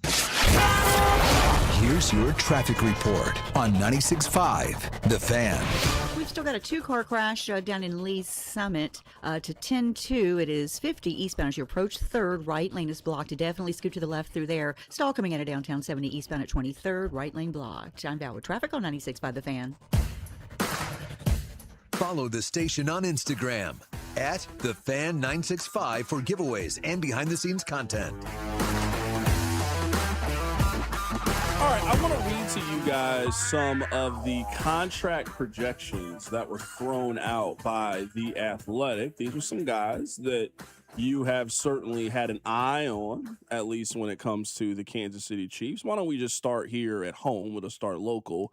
They have Travis Kelce, Rob, signing a one-year, $10 million deal. It's not a bad contract for Travis Kelce. I think that's a good middle point. He made $17 million last year. He signs for $10 million. You can make an incentive. That doesn't count against the salary cap. A base contract of $10 million is not a bad contract for Travis Kelce. That's not hurting anybody. Yeah, we've kind of thought it's been around 11, 12, so 10, maybe some incentives. If I was the Chiefs, I would be happy to sign Travis Kelce to a $10 million deal. Now, I already know what you're going to say about this. Oh, I just want to ask you anyway. It's running back time. Breece Hall, 4 years, $54 million. Are you signing Breece Hall to a 4-year, $54 million deal? No. Hard pass. $54 million. I mean, that's more than what James Cook got. He got 4 for 48. Yeah. I don't got $30 million guaranteed. I don't love the James Cook deal for Breece Hall either. So no, that's a no for me. James Cook was he earned it in year 1. He's got 3 years left on the deal. But you're maybe 2. You know how they are with running backs. You're Mr. Breece Hall. You signing that 4 for 54? I'm not against it. I'm not running to do it, but I'm not against it. If his agent calls and says that's the number, are you like, yes, sir, we want you on board? Let me call you back. That's what I'm going to tell him. Let me call you back. We're still shopping a little bit. We're still browsing. We might end up pulling the trigger on the deal. We're going to keep browsing a little bit. They got Jalen Phillips here. Your guy. You love Jalen Phillips. They got him in 4 years, $98 million. Yikes. Oh, God, no. How'd you say yikes? You knew he was going to be expensive. He's a pass rusher. $100 million? You knew he was going to be expensive. $100 million is north of what I thought the expense was going to cost. Okay, I'm just saying you knew it was going to be expensive. You knew that. I never thought it was going to be cheap. Okay, I'm just asking. $100 million for him is a little rich for my blood. How much did you think you were getting him for? You thought you were getting a deal on one of the few pass rushers that's available? I thought it was going to be in the 70s. Okay, well. I thought 4 for 76 was in play. I would just tell you, just like at the grocery store, prices keep going up in free agency too. Especially for those positions. They got Mike Evans at 2 for 51. I don't got a problem with that contract for Mike Evans because we all know that second year is a made-up year. The problem is the second year. I don't know. I want to give him 2 years. Yeah, that second year is going to be made up. That's fair. That's fair. 100% made up. Like if we look at Devontae Adams' contract, we pull up Devontae Adams' contract really quickly on how the way it's structured because he signed a 2-year deal as well. The first year he got paid. So Devontae Adams last year signed for 2 for 46. Let me look at it right now. He got $26 million guaranteed. This year for Devontae Adams, it's $18 million with a $28 million cap hit, in which now you would just probably do some kind of restructure. You would do some. I don't think they're paying him this amount of money this year. I'm not totally against that deal. It doesn't sound like you're excited about Mike Evans anymore. The second year is the hang up, but you're right. You can funny money it up. I would probably do that for Mike Evans. I don't know. He's my number one wideout target the way he is. Yeah, 51's a lot. It's definitely a sticker shock. Mm-hmm. Your guy, Travis Etienne, 3 years, $37.5 million. Now you're interested in running back. Now you want to go get Travis Etienne. Because we all know that's 2 for 20, funny money it up. You get Travis Etienne for 2 for 20, 3 for 30. Yeah, I would do that. I would much rather do that than the Breece Hall number. I'm not mad at that. I think Etienne's a similar caliber of player, and I'm getting him on a cheaper deal. Yeah, if you told me that their number one target was Etienne and they got him at that number and they just walked away from the price on Breece Hall, that's why I said I'm still browsing a little bit. Let me shop. Let me price compare. Let me see. I don't have a problem with that. Do you want to find out how much they got your guy Kenneth Gainwell? You could definitely get him for cheap. I love cheap. Kenneth Gainwell, 2 for 10. Yeah. That's great. Which one would you rather have? Kenneth Gainwell or rather have Etienne for 3 for 37? Well, knowing I need another wideout now, probably Gainwell. Okay, well, he's available. He's 27 years old. You can get him right now, projected 2 for 10. Now, I'd also draft someone. I don't think you can't just go with Gainwell and Brashard Smith, and that's all you're doing at the position. As someone who wants Kenneth Gainwell, if it's Gainwell, Smith, and Hunt, I'll be upset. It needs to be Gainwell, Smith, draft pick. And a real draft pick, not 192. I'm interested in this David Njoku contract. 1 year, $9.5 million. See, that's the same as Kelsey's contract. At that point, you just take Kelsey. One guy's 30. Yeah, but the other guy's 37. One guy's more productive. Well, he's been in Cleveland. I mean, he lost his job to a younger, cheaper player. He lost his job to Harold Fannin this year. I bet you he got more targets than Harold Fannin. As someone who chased that Harold Fannin anytime touchdown bet basically weekly, I have a hunch Njoku did better than you think. That's fair. You know a guy I actually think they could really make a move for? So if they're not going to be on that high-end running back market, if they're not going to be in the ETN, they're not going to be in the Breece Hall, White from the Buccaneers. Oh, yeah. Rashad White. He's from Kansas City. He's a local kid. He's from Kansas City, went to center. And they got him at a 2 for 11. You know they love those kind of deals. He's Kenneth Gainwell. I use that name, but that's the same player. That's the same guy. Same concept. I could definitely see a scenario in which they go Rashad White at 2 for 11. They bring him home. They spend a 3rd round pick at running back, and they feel like they've addressed the room. That's a very Chiefs thing to do when it comes to running back. You made a clear investment, and I mean, White was a really good player last year. Touched the ball 172 times, had 800 yards and 4 touchdowns last year. You can live with getting that production from Rashad White. You get that. You get a rookie running back. You throw Brashard Smith into the mix a little bit of creativity, add water from Andy Reid. You can sell me on Rashad White. I mean, I want them to swing a little bigger than this at running back, but that's certainly a significant upgrade over what they had last year at the position. Rashad White and Kenneth Gainwell are the Spider-Man meme.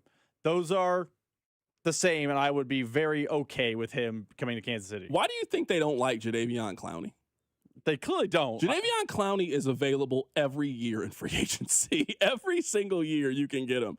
They got his contract projection at 1 year, $12 million. I would I know the Chiefs aren't going to do this. I would tell Jadeveon Clowney, if I'm a contending team, I want you to come do for us what you did last year. Just do exactly what you did with the Cowboys. Last year with the Cowboys, he had 8.5 sacks. We need you to do the exact same thing. Nothing more, nothing less. Come do the exact same thing. Come here on a 1-year deal. You're a mercenary at this point. I mean, he's played for 4 different teams the last 4 seasons. Browns, Ravens, Panthers, and Cowboys. No one seems to like Jadeveon Clowney for a prolonged period of time. Come here and do exactly what you did. Come here and get 8.5 sacks for us. But they never seem interested in him. They don't like him for whatever reason. They're never connected. You know how we joke that some guys the Chiefs like, some guys the Chiefs just don't like. Yeah, and he's near the top of the list. He might be the top of the list. I kind of think the Chiefs should be in on this 1-year aging pass rush market.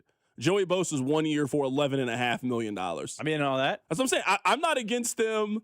If you're telling me right now their offseason plan is they're going to go D-line at 9 for the future, and then in free agency, they're going to wait it out a little bit and get a Bosa, get a Clowney type on a veteran 1 year, $10 million kind of deal. That's an upgrade on their defensive line, and you certainly are going to add pass rush that way. Does that mean you don't think a big swing is coming? No, I think that's more of a day 4, day 5 kind of let's wait to see how things are. Like I'd be shocked if Bosa signed the first day of free agency on a 1-year deal. Let me rephrase my question. In that world where they sign Bosa just for the name and they draft Bain just for the name at 9, where's their big swing move coming from? Because those outside of Breece Hall, none of the contracts you've discussed are big swing by numbers. So if they're going to cheap it up at pass rush with Joey Bosa for the name, where's the big swing? Or is it a not big swing offseason? I think they're taking a big swing.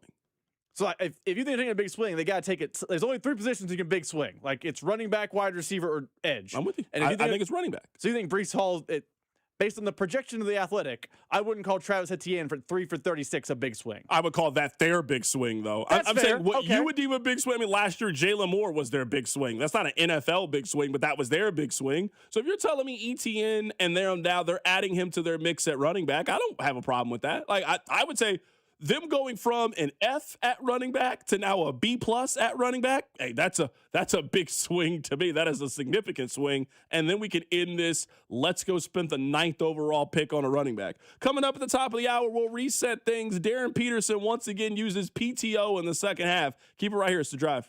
The Drive with Carrington Harrison and Rob Brenton. You losers is what you are. On your home for Kansas City sports, 96.5 The Fan. Here's your traffic report on 96.5 The Fan. This we're brought to you by Buckner's Heating and Cooling. Everybody knows Buckner's is better. 2-car crash now up at 435 northbound just before 210 highway. It is the left lane blocked. We've got Shawnee 2-car crash. 35 northbound. It is just past Shawnee Mission Parkway. Sticking out into part of the right lane, so we'll call it right lane. 2 left lanes are open and moving. I'm Val with traffic on 96.5 The Fan. Hey, folks, it's Carrington Harrison from The Drive here. Many men remember their first time. Not that first time. I'm talking about the first time that erectile dysfunction ruined that special moment. And if you're over 50, then the chances are then you've experienced this before. That first time can be frustrating. It can be a little bit embarrassing. But here's the good news. At Heartland Men's Health, that first time can also be the last time.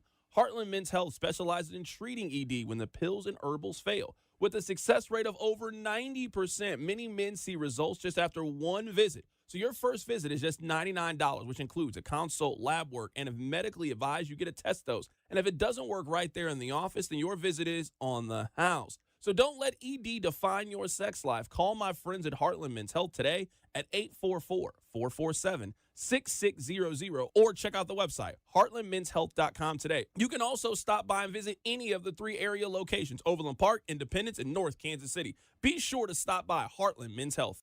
My name is Whitney Allen, and I'm a widow. My husband, Ryan, died. We never thought we'd ever have to use life insurance, but the unexpected happened. With Ethos, signing up was fast and 100% online. You can get a quote in seconds, apply in minutes, and get same-day coverage. No medical exams, and you can get up to $3 million worth of coverage. I'm grateful we were prepared. Get your free quote at ethos.com/game. That's ethos.com/game. Paid spokesperson. Time spent on application may vary. Online health questions required.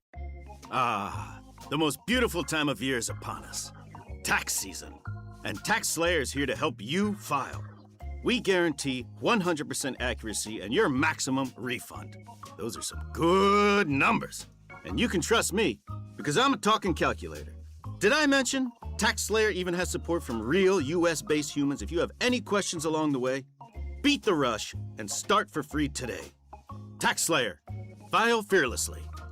Legendary doesn't happen by chance. It happens because it's what BetMGM does. Sign up for BetMGM using bonus code DUSTY and receive up to $1,500 back in bonus bets if you do not win your first bet. Get into hockey, basketball, your favorite winter sports with same-game parlays. Live betting, earn BetMGM reward points on every bet. Take advantage of football offers found nowhere else, like a second chance on a first touchdown bet, and keep an eye out for rewards dropping in your account throughout the season. Sign up again with bonus code DUSTY and receive up to $1,500 back in bonus bets if you do not win your first bet. BetMGM, make it legendary. BetMGM and GameSense remind you to play responsibly. Gambling problem? Call 1-800-GAMBLER. See BetMGM.com for terms. 21 and older only. Missouri only. New customer offer. Subject to eligibility requirements. Rewards are non-withdrawable. Bonus bets that expire in 1 to 7 days. Please gamble responsibly. Hey, it's Rex here with RexBuysKC.com, your local KC homebuyer. If you own a property in the Kansas City or surrounding area and want to sell it fast and at a fair price, write this number down, 816-330-6000. I'm a private real estate investor, not some hedge fund or large national chain. My family and I live right here in KC. I can pay cash and close on your timeline, even in as little as 3 days. Here at RexBuysKC.com, we're improving Kansas City one house at a time. I buy inherited houses, vacant houses, foreclosure houses, behind in payment houses, my tenant won't pay the rent houses, and properties that need complete rehabs. Do you own a house that's trashed and needs thousands of dollars in repairs? Great. If you own a house and want to sell it fast, call me at this number, 816-330-6000. That's 816-330-6000, or go to RexBuysKC.com. That's RexBuysKC.com, and I look forward to working with you. Just hearing the word IRS can make people break out in a cold sweat. No one wants to deal with the IRS, and now you don't have to. The good news is Legal Tax Defense has been successfully negotiating with the IRS for more than 15 years. It doesn't matter how much you owe, whether it's $5,000 or $5 million. You deserve the best in the business on your side, and that is Legal Tax Defense. Even if you're working with someone else and just want a second opinion, there is no cost or obligation to call. They can prevent levies, liens, wage garnishments, even file back tax returns. And the best news about Legal Tax Defense is they won't take your case unless they know they will reduce or eliminate your tax debt. Call Legal Tax Defense right now for a free no-risk consultation. 800-284-1238. 800-284-1238. You have nothing to lose but everything to gain. 800-284-1238. Beyond the Pitch KC, a new podcast hosted by Scott Parks and Rob Brenton, telling the stories behind the World Cup in Kansas City. Starts Wednesday, March 4th on the Odyssey app or wherever you get your podcasts. 96.5 The Fan, KFNC FM and AM, HD1 and HD2 Kansas City, in Odyssey Sports Station.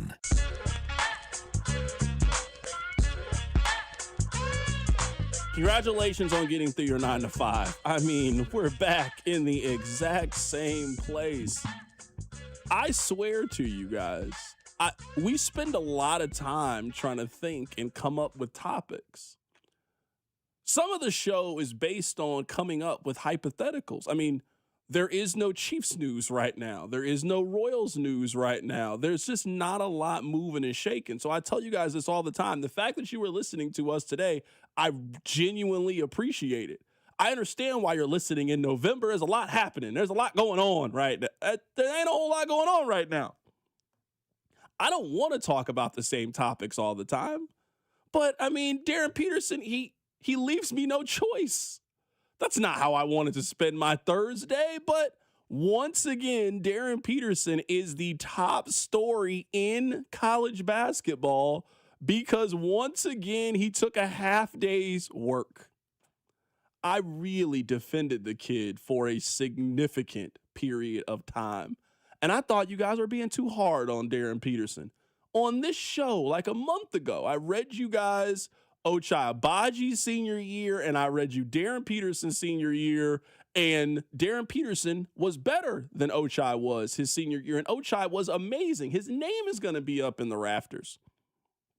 I've told you guys that I think Darryn Peterson is the best offensive player we've seen in college basketball since Kevin Durant. I've spoken very highly of the kid. So I don't want you guys to make it seem like this is coming from an anti-KU, an anti-Darryn Peterson stance. I want to see the kid hoop. If you're telling me he's the number 1 overall pick, I want to see the kid play 30, 35 minutes. I get that with every other freshman in college basketball. AJ DeBansta plays. Koa Pete plays. Caleb Wilson was playing. Cameron Boozer, he plays. There's only one guy who got unlimited PTO in his NIL deal. Those other guys, they didn't get that. Maybe they got to have better agents. They got to negotiate more vacation time. It just, maybe he's hurt. I have absolutely no clue. I can't tell you one way or the other. You can't tell me one way or the other. The optics continue to look so bad for Darryn Peterson.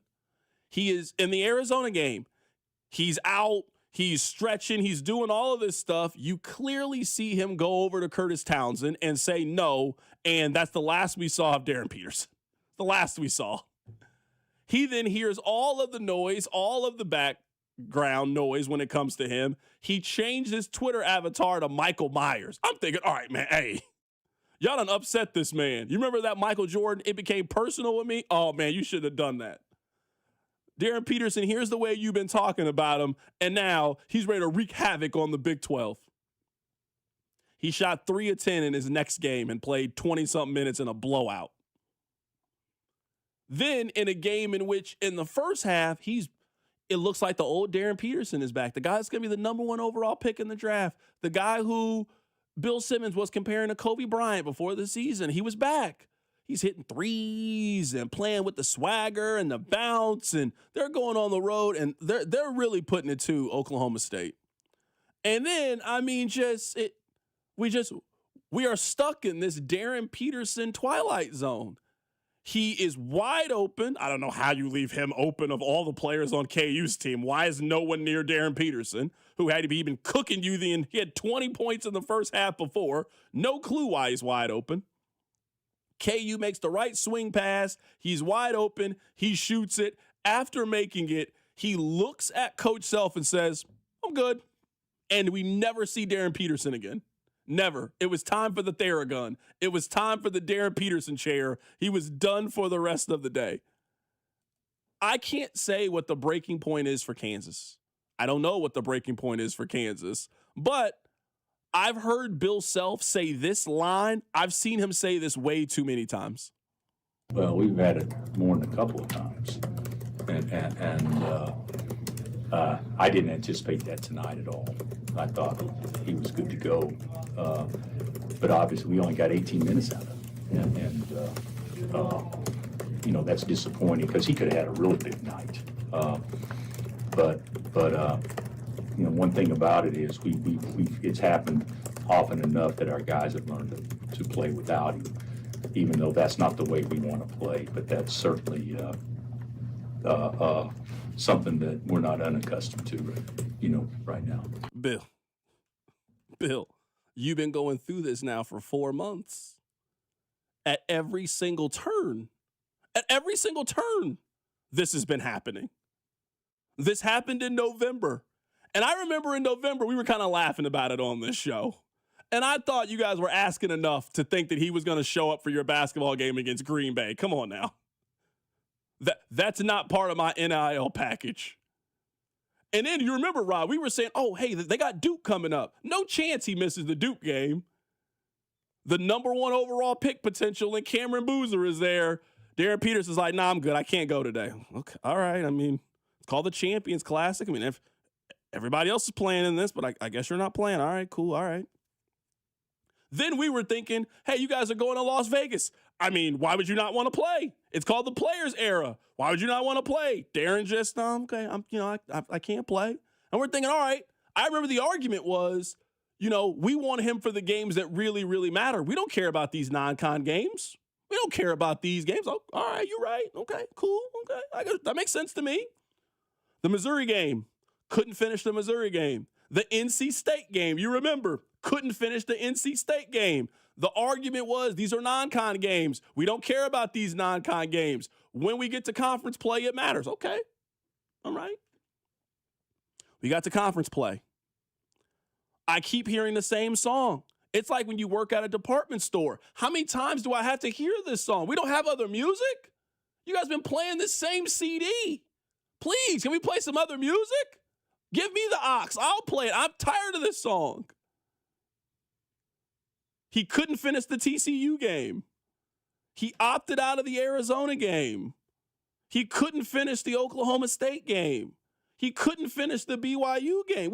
We continue to be in this. Bill, at some point, him being on the floor at the end of the game is a surprise. That's what I would not anticipate. That would be a shock to me if that happened. Bill said what we all think. I mean, this is a concern heading into March. It's a concern, but I thought we were past it, but obviously we're not. But it's certainly a concern, and you get into the NCAA tournament and you're playing a team just as good as you, and you need to have all your best players available, so to speak. So all it takes is for one day like that to derail not only a game but a season. So it's concerning, but I do think we're making. Okay, all right. I mean, Bill says they're making progress. I mean, text line's telling me don't worry about it. Okay. I mean, all right, I understand. I mean, this is the number one story in college basketball right now. Maybe I'm wrong. I would throw this out, K-State fans, and then we'll play for you. I mean, Stephen A. Smith, Scott Van Pelt, I'm talking legitimate voices are talking about this. If you get a girl's number, let's say you guys been talking. Let's say you match with her on Tinder or Hinge or whatever app you're using. Let's say you match with her. You guys exchange phone numbers. And then you say, hey, you know what? I want to take you out. I got us a reservation somewhere. I want to take you to a restaurant you've never been to before. She's like, oh, okay, cool. I'm excited to do it. Let's say you make this plan on Tuesday. You're going to go out with her on Friday. On Friday afternoon, she hits you with the text, hey, I'm sorry to tell you, but you know what? My kid is sick. I can't make it. That happens. That's life. Life sometimes interferes. It's not a big deal. I appreciate you telling me you didn't ghost me. You didn't stand me up. Why don't we reschedule it for another time you're free? She's like, oh, okay. I'm free on Wednesday. Okay. All right, cool. Let's go out on Wednesday. You guys make a plan. You're going to go get drinks. You're going to go to Green Lady Lounge. Have a good time. She hit you up on Wednesday. Oh, I got to tell you again. I can't, something came up. I got to reschedule again. All right. You let me know when you're free. That's what's happening right now with Darryn Peterson. I don't know how you're a KU fan and you can see what happened in November, what happened in December, what happened in January, what happened in February, and then tell me that you think this problem is going to fix itself in March. That defies logic, in my opinion. So either one or two things are going to happen. Either Kansas will be in this situation in the NCAA tournament, and Darryn Peterson is not going to be able to help them in the most important stretch of their season. It's going to be a real close game with 8 minutes left against a really good team, and they're not going to have Darryn Peterson available, or Bill Self is going to stand up and end the charade. That's what it's turned into. It's a charade. I hate the fact that this has turned into some referendum about the rest of college basketball. They're the only team dealing with this. So this is not an NIL problem, in my opinion. This is a him problem. This is a Darryn Peterson problem. The check engine light has been flashing for weeks with Darryn Peterson. And you can continue to ignore it, but eventually the car breaks down. That's what I'm seeing with Kansas. I think there is a clear problem with Darryn Peterson, and everybody is just hoping that McFadden's and Pizza Bar and the Big 12 tournament are going to solve all of their problems and get Darryn Peterson locked in. He hasn't been locked in at any point this basketball season. That's not just me saying it. Here's Stephen A. Smith. There is no team in hell that should grab Darryn Peterson, number one. You cannot do it. The first ability is availability. And my brother, Darryn Peterson, I hope you watching because I'm talking directly to him and whoever, his family members, his inner circle, whatever, whoever they are. What the hell is going on? You are a college player. This 24, 25 games, he's already missed about 11 or 12 games. You pull yourself out? You made a J and then looked at the coach. I want to get out of here. And it ain't the first time he's done it. He's done it a lot this season. He's done it a lot this season. I don't think we're picking on the kid. I think you either got it or you don't. I don't think anybody can give it to you. Patrick Mahomes has it. We've seen Patrick Mahomes dislocate his knee. I want to go back out there and I want to play. This guy has everything. Championships, already a Hall of Famer. It's just something that is in you. I want to be out there for my guys. It would kill me to be on the sideline watching my team play. I don't think Darryn Peterson has that in him. And I think that we wrongly say this, I would say largely about American basketball players. I know there's a conversation about tanking and load management. Like, we can look at it. I mean, Anthony Edwards plays in about 75 games a year. Jason Tatum plays in about 75 games a year. Like, guys, basketball players want to play basketball. Athletes want to go out and compete. I don't get the energy from him that he wants to compete. And if I'm a team that is about to make a very, very big decision, do I want to base the next 8 years of my NBA franchise around this individual? That's what we're talking about. Do you want to base the next 8 years around this person? I'd have some real serious questions about that. You heard from Stephen A. Smith. Here's Scott Van Pelt. This is not a guy that's a hot take artist. Maybe you think Stephen A. Smith scream loud hot take guy. No one has that opinion about Scott Van Pelt. Here's what he said. KU's tremendous freshman is what do you do with Darryn Peterson? For years, you've heard me ask on the radio and here on TV this question. How good is your good? His good is as good as anyone in this loaded freshman class. Look at Mox. He's not the consensus #1 pick, but you will find him there a bunch. Questions aren't about ability, but the vagueness that surround his availability throughout this season. Head coach Bill Self calls those narratives that surround him BS. But I disagree on one point. When the presumed #1 player sits out a home game against unbeaten #1 Arizona with the flu after having all these questions and managing the minutes throughout the season with other issues, it makes people wonder, not about his talent, but about those intangibles that can't really be measured. There's two parts of it. You have never, ever heard me question Darryn Peterson's ability to play basketball. He is one of the best amateur basketball players we have ever seen. I've never questioned that part. It's that other thing. It's the other thing. For a different reason. I say the same thing about Michael Beasley. Nobody's ever watched Michael Beasley said he can't play basketball. He's actually really good at basketball. It's the other stuff. It's the right combination of all the things that you got to put together in order to be that guy. Not just a good player, that guy. A guy that can take your team to the NCAA championship. A guy that can be the center of an NBA franchise and be consistently healthy for 2 months in the grind of an NBA playoffs and take your team over the hump. I think we had all the signs in the world with Ben Simmons, and we just all ignored the signs with Ben Simmons. We could tell at LSU he didn't really love basketball. We could tell back then. He was just 6'10" and super athletic. I think we get a lot of those same vibes with Darryn Peterson, and here we are again. All right, Rob, hit it. Your workday is over. Oh, yeah. You're headed home, and now you're stuck in traffic. Time to get caught up on the biggest stories in Kansas City and around the country with CDOT and Rob. It's time for the hits. Number 1. Kansas, the hits are brought to you by Baker University. Make your next era orange at Baker University, the first university in Kansas, and ranked #1 in return on investment among private universities in the state. Baker University, forever in our orange era. You know what I want to make hit #1? We don't got to talk about Darryn Peterson no more. I want to talk about the Missouri Tigers. There's two kinds of people in this world. I've been both.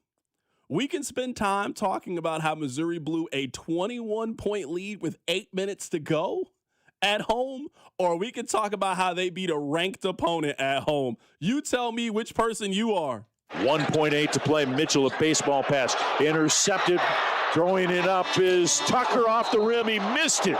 He intercepted it on the other side of half court, threw it up off the catch. It hit the rim, and Missouri survives at home. 81-80.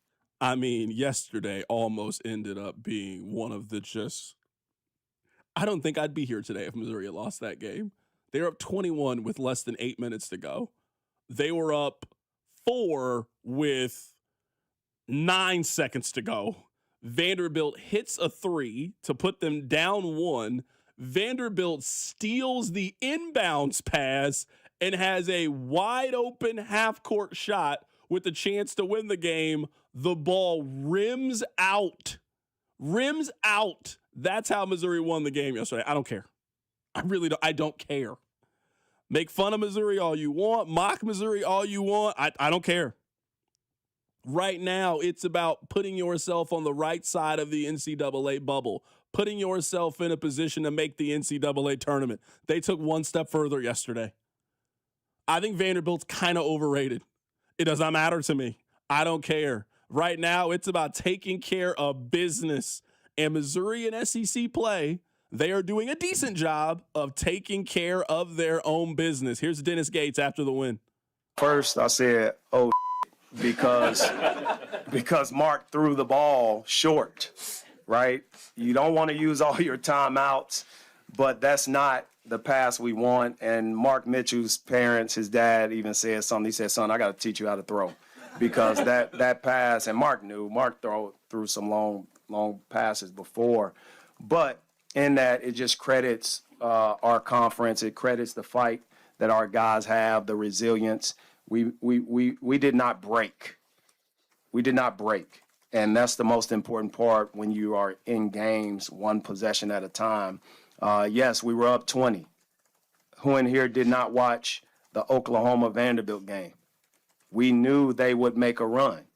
And our guys, they may have bent a little bit, but we did not break. That's what I like to hear, Dennis. They bent. I mean, they bent as much as you could possibly bend. They did not break. That's what I like to hear. They got 5 games left in the regular season. They're 8-5 in SEC play. They're 18-8 overall. They are the most bubblicious team that we have ever seen. They got on the road against Arkansas. I mean, they're probably going to lose on Saturday. I could see them getting run off the floor on Saturday. I've seen this team enough on the road against good teams, and there's a possibility the belt comes out. There's a chance. They got a home game against Tennessee next Tuesday. They go on the road to play Mississippi State, who is not a good basketball team. They go on the road to play Oklahoma, who is basically Missouri. And they got a home game against Arkansas to finish out the year. Just win the home games, and you win 10 SEC games. Win the 2 home games, win on the road against Mississippi State, and you win 11 games in the SEC. That should be enough to get you in the NCAA tournament. That should be enough. If you go 11-7 in the SEC, you should make the NCAA tournament. That's all I care about. I don't care about margin of victory. I don't care about style points. I don't care about hearing how they almost lost. They didn't almost lose. They won. That's all I care about. Rob, hit number 2. I don't need to hit number 2 real no, quick. Hit number 2. Where's Mark Mitchell throwing that ball at the end of the game? Hit number 2. They won. Number 2. Hit number 2. I'm just saying, he threw it straight to Vanderbilt. 2. You want to talk about a hypothetical Trent McDuffie trade? We'll do that in the 5:30. I do want to play this audio for you guys. This is Mike Tannenbaum. I hate that me and Mike Tannenbaum are on the same side. I don't know if that's a company I should be keeping. I would move on from Travis Kelce, and let me tell you why. When you're in the front office, you have to project what a player is going to do, not what they've done. I've made that mistake countless times in my career, and Travis Kelce is a first-ballot Hall of Famer. But when you watch him and make an honest and sober evaluation of his 2025 performance, clearly his best days are behind him. We talked about their lack of explosive plays. If I was Kansas City, I would make the right, albeit difficult decision, move on from Travis Kelce, try to get younger, faster, more explosive at the tight end position. I mean, the truth doesn't matter who says it. I think Mike Tannenbaum is right. Now, I know the Chiefs are not going to do what I'm saying, but I think Mike Tannenbaum is right. I think the Chiefs should be interested in getting younger, cheaper, more explosive at tight end. I don't think that is their plan. I think they're going to bring Travis Kelce back, and at $10 million, I mean, am I going to be the guy like, oh, it's the worst thing that ever happened? He's not the worst thing that ever happened, but my fear heading into next season, this is my fear. My fear is that we are going into another year in which Travis Kelce is expected to get 100 targets and carry this offense. I would love to tell you that is not the case. I would love to tell you that Travis Kelce is moving into much more of a complementary role-type player. Not really sure if that's going to be the plan for the Chiefs in 2026. I think it's going to be, in some ways, a little bit more of the same. I'll ask you guys, 913-586-7965. Who do you think gets more yards in 2026, Travis Kelce or Xavier Worthy? Who do you think gets more targets in 2026? Is it Xavier Worthy or Travis Kelce? Now, that might be on two sides. That's A, how good Travis Kelce has been. That also is an indictment that in year 3 with their first-round pick wide receiver, we're not sure if he's going to get more targets than 37-year-old Travis Kelce, clearly playing his final swan song, I'm going to retire year. Where do you think, Rob? If I tell you right now, who gets more targets this year, Travis Kelce or Xavier Worthy? I don't want this to be the answer, but I think the answer is Travis Kelce. And I really don't like that answer, but I have too often thought to myself what a lot of people have thought. Oh, Travis Kelce's coming back. He's going to be a role player. They don't need him to be, Travis Kelce of old. They just need him to be a role guy. They don't need to be, for an NBA comparison, they don't need him to be Gary Payton with the Sonics. They need him to be Gary Payton with the Lakers. But every time he comes back, they throw him the ball 130 times a season, and their other wide receivers either can't stay healthy or can't stop breaking the law, and he becomes target number 1. So I don't like this as the answer, but the answer to me is yes, he will be their top target in 2026. Because and I understand a weird year, how everything was. I mean, Travis Kelce had 108 targets. Second on their team was 74. Travis Kelce, and now he had a healthier year than Xavier Worthy. Xavier Worthy missed time.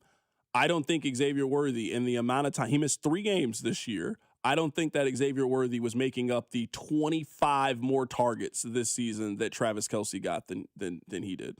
I don't believe it. I think we're going to be having the same conversations in October that we had last October. Hey, they need more explosive plays. One of the reasons they don't get explosive plays is one of their primary targets is just not explosive.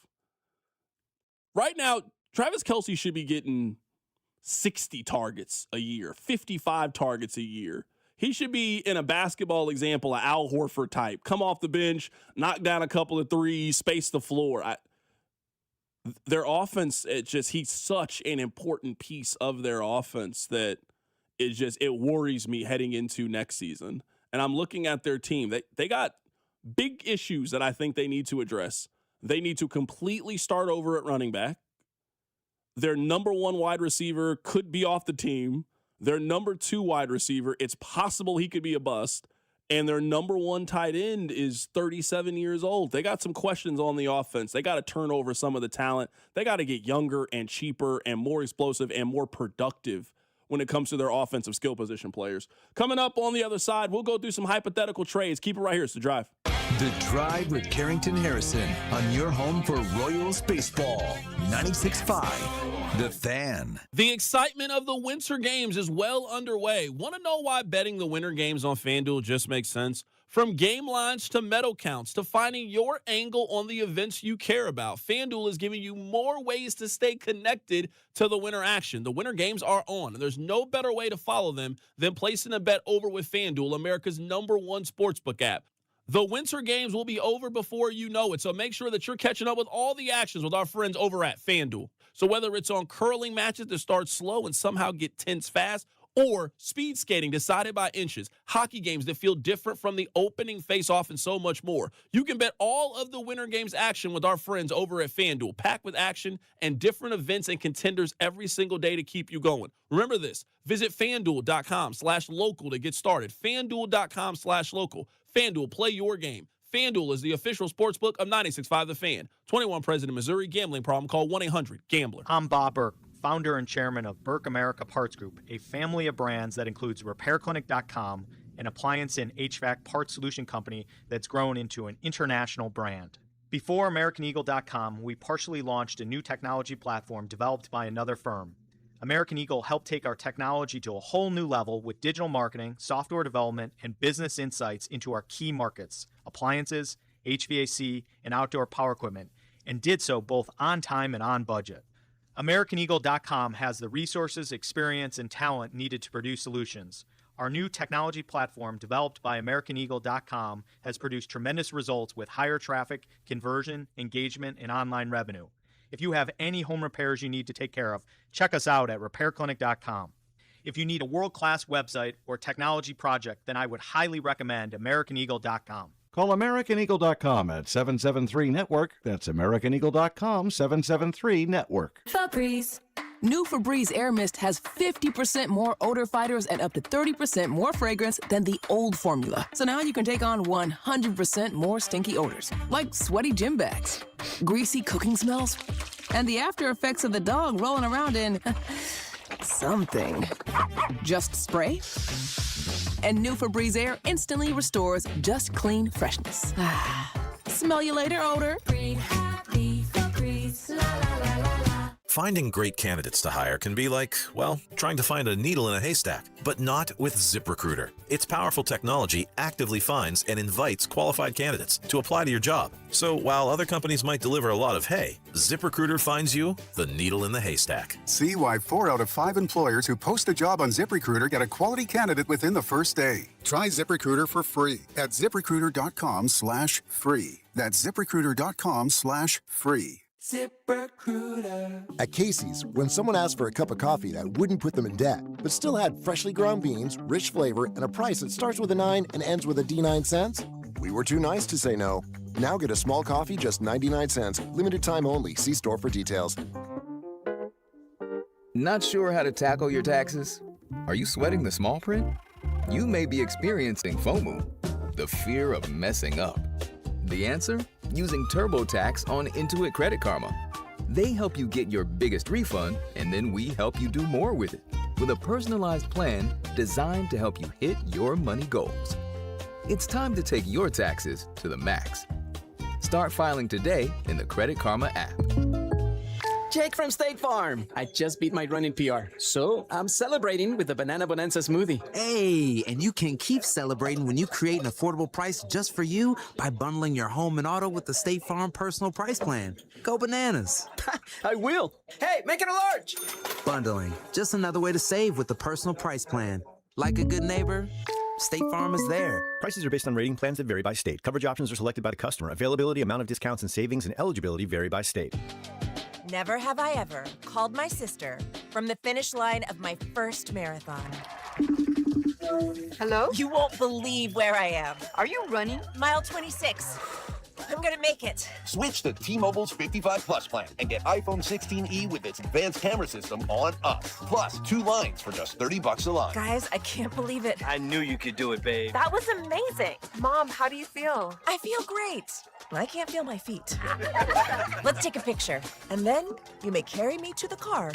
Share every stride, every mile, every memory on America's best network. Switch to T-Mobile's 55 Plus plan and get iPhone 16e on us and 2 lines for just $30 a line. With 24 monthly bill credits and 2 eligible port-ins on Essentials 55 Plus for well-qualified customers with autopay plus taxes, fees, and $35 device connection charge. Credits end and balance due if you pay off early or cancel. Contact us. Finance agreement 128 gigabytes, $599.99 required. Best mobile network in the U.S. based on analysis by Ookla of Speed Test Intelligence Data 1H 2025. Visit T-Mobile.com. Here's your traffic report on 96.5 The Fan. This one brought to you by DM Injury Law. As far as crashes are concerned, we have a slowed down there, but downtown that is a stall. Right lane blocked. I do see a little bit of red. 70 westbound at Paseo, scoot to the left, and then a stall up at 435 northbound and 210 highway. I'm Val with traffic on 96.5 The Fan.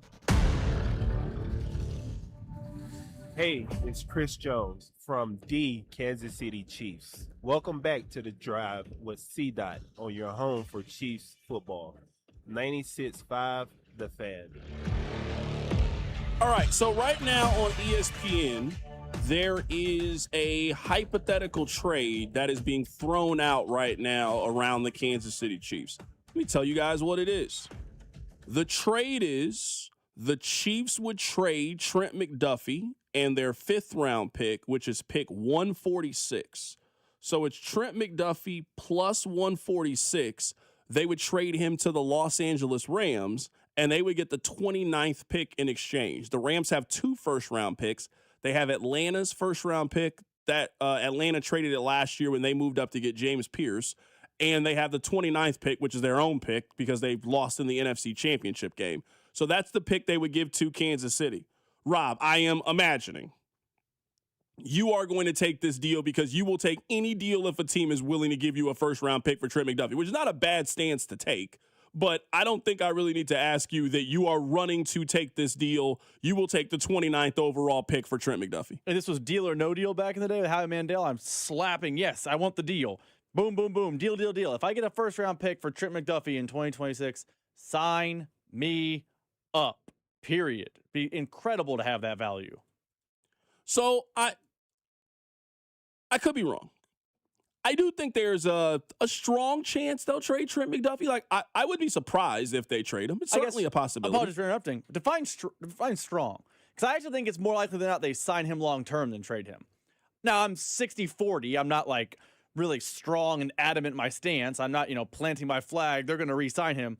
But I think it's 60-40 they keep him long-term as opposed to trading him. So, like, what's your percentage the opposite I guess direction? I would ask, why didn't you do that last offseason? If you really wanted to keep Trent McDuffie, you could have done that last offseason. And I guess the second part of this is the Chiefs just don't have a lot of draft picks. And there's only one possible move, aside from draft day. Like, they could move out of 9, move down to 15, get additional draft picks. But, I mean, before then, if you want to go into draft day with real ammunition, there's only one thing they can do to get that, and it's trade Trent McDuffie. There's like one possible move. Right now, they got 9, 40, and 74. They could make one trade and could get you 45. It could get you 130, and you can go into this, and you have 8 picks, and you got cap flexibility, and you can really be a serious player when it comes to the NFL draft. I don't think you can say that about Kansas City. Now they got the 9th pick. Now that's a big pick, and 40 is a big pick. So you got 2 picks in the top 40. Great. Outside of that, I mean, you just got fine picks the rest of the way, and you don't have a lot of picks. I mean, you don't have a pick in the 6th round, don't have a pick in the 7th round. Like, I would say you don't really have a position to take a lot of flyers.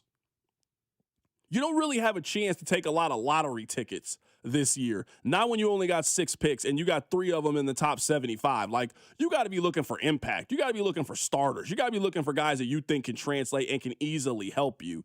So there's only one move that you can possibly make, I think, to put yourself in that position. That's why I think there's a chance. And I would say the other possibility, at least when it comes to him, is just the history of they've never paid a corner before. So the stat is, since 2018, they are 3rd lowest when it comes to cornerback spending. They spent around $112 million total on corner. They've never had a significant contract at corner. One of the biggest contracts they've had is probably Christian Fulton. That's not a position they really spend a lot of money on. So, I mean, you're now asking them to go from never spending any money to now having some of the most money spent at the corner position. I think those are the arguments of why you wouldn't do it or why you think they could trade him. Now, we can have this conversation. And again, I'm 60-40 they keep him. I will say this about they never do this with corner. There's always a first time. I agree. We said they never draft corners. Then Trent McDuffie showed up. They never do fill in the blank, and they do it. Like, it happens. Eventually, no team goes forever just not doing a thing. I'd also tell you, you're right. They moved on from Ward. They moved on from Snead. They moved on from fill in the blank name. Are any of those guys as good as Trent McDuffie? I would tell you they have. I would say no. I would say I agree. So I would say, in a Madden analogy, they've been trading 85s and figure we can find the next 85. Trent McDuffie's a 91. He's the best guy they've had. Just because there's a history of them trading 85s doesn't mean they give up on the 91. And I would say, last counter argument, and I'm happy you're having this conversation, historically the Chiefs, they keep their own. They do it almost to a fault. They do a really good job of keeping their own. Think of the guys that they draft, they develop, come through their system. They usually keep those guys. Obviously, Patrick Mahomes, that's a no-duh one. But George Karlaftis got re-signed. Chris Jones got re-signed twice. Travis Kelce's been re-signed twice, maybe a third time. Like, they do keep their own in-house historically. So I think again, I'm 60-40. He gets a long-term deal done. I think they're keeping McDuffie long-term. Yeah, I hate to make a point that would like solidify your point of what you're saying. I mean, they could end up going either way on it. Is they've never moved on from one of their own who was healthy. Moving on from Snead is a little bit different. Snead was not healthy. His knee was in shambles. I think everybody in the know knew this when it came to him. And that's why the market was what it was, and that's why you got what you got in return for L'Jarius Snead. When they've had a healthy guy that Brett Veach drafted, they have paid every single one of those.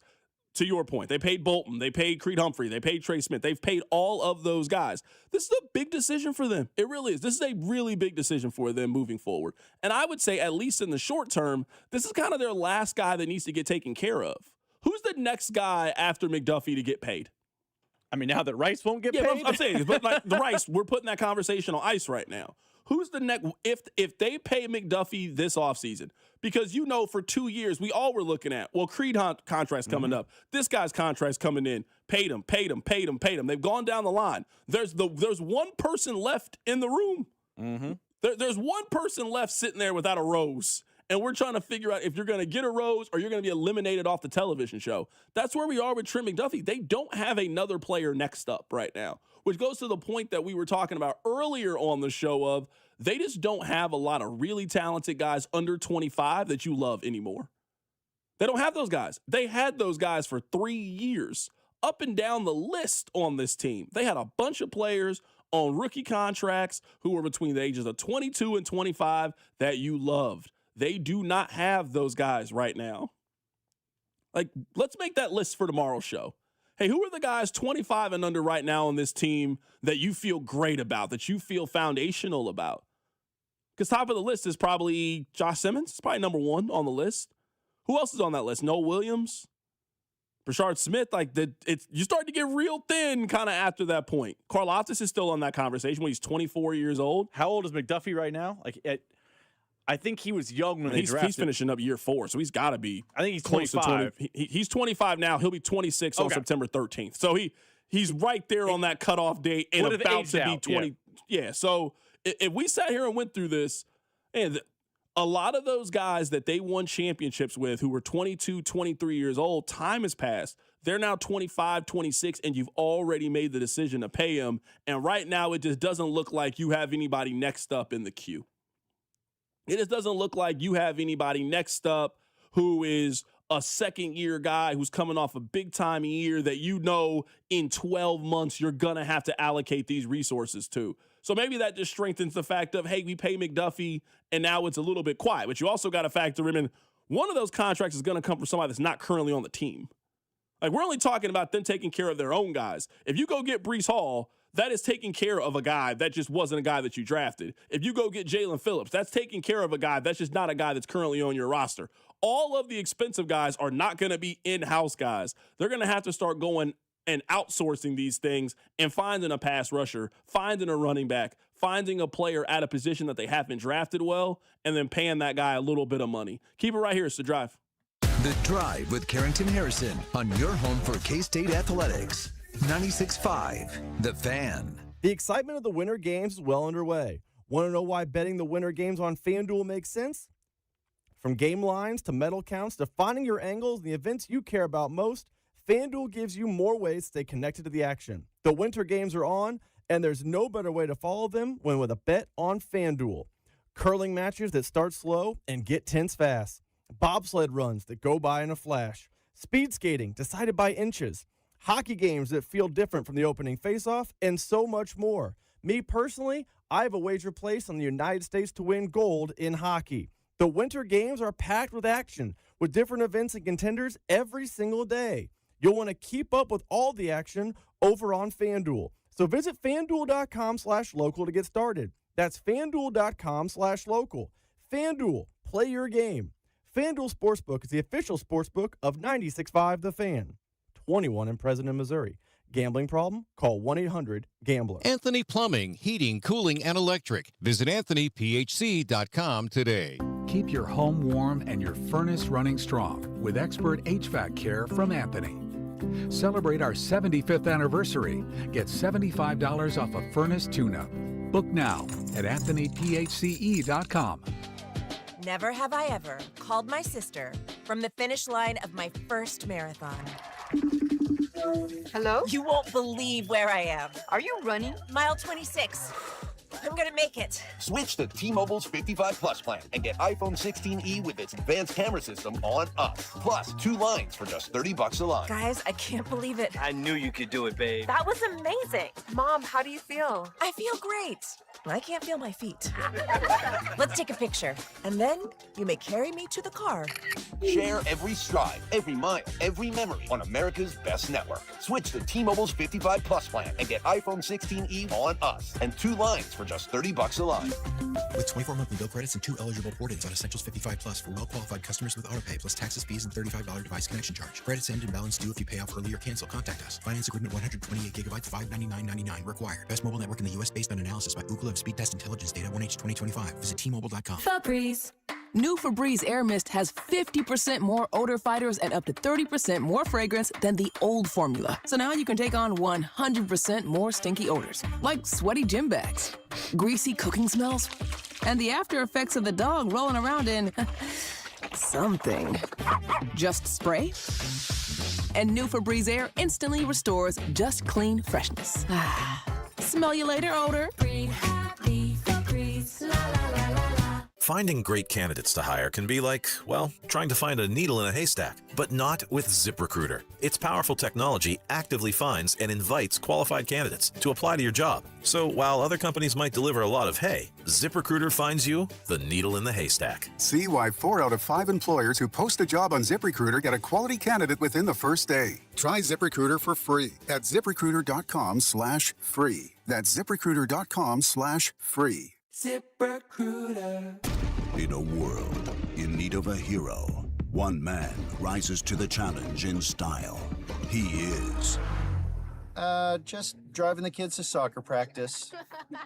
Make every day feel epic in the all-new Hyundai Palisade Hybrid with up to an EPA estimated 619 miles of range on select trims, advanced tech, and class-leading interior space. Visit HyundaiUSA.com or call 562-314-4603 for more details. And hey, come on, no cleats on the seats. Well, good morning, kiddo.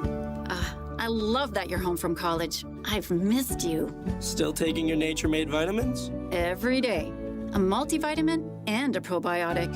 You better be taking yours. Still looking out for me, Mom. I'll never stop. Made to care for you every day. Nature Made, the #1 pharmacist-recommended vitamin and supplement brand. Find us in the vitamin aisle, based on a survey of pharmacists who recommend branded vitamins and supplements. Get in the zone, AutoZone.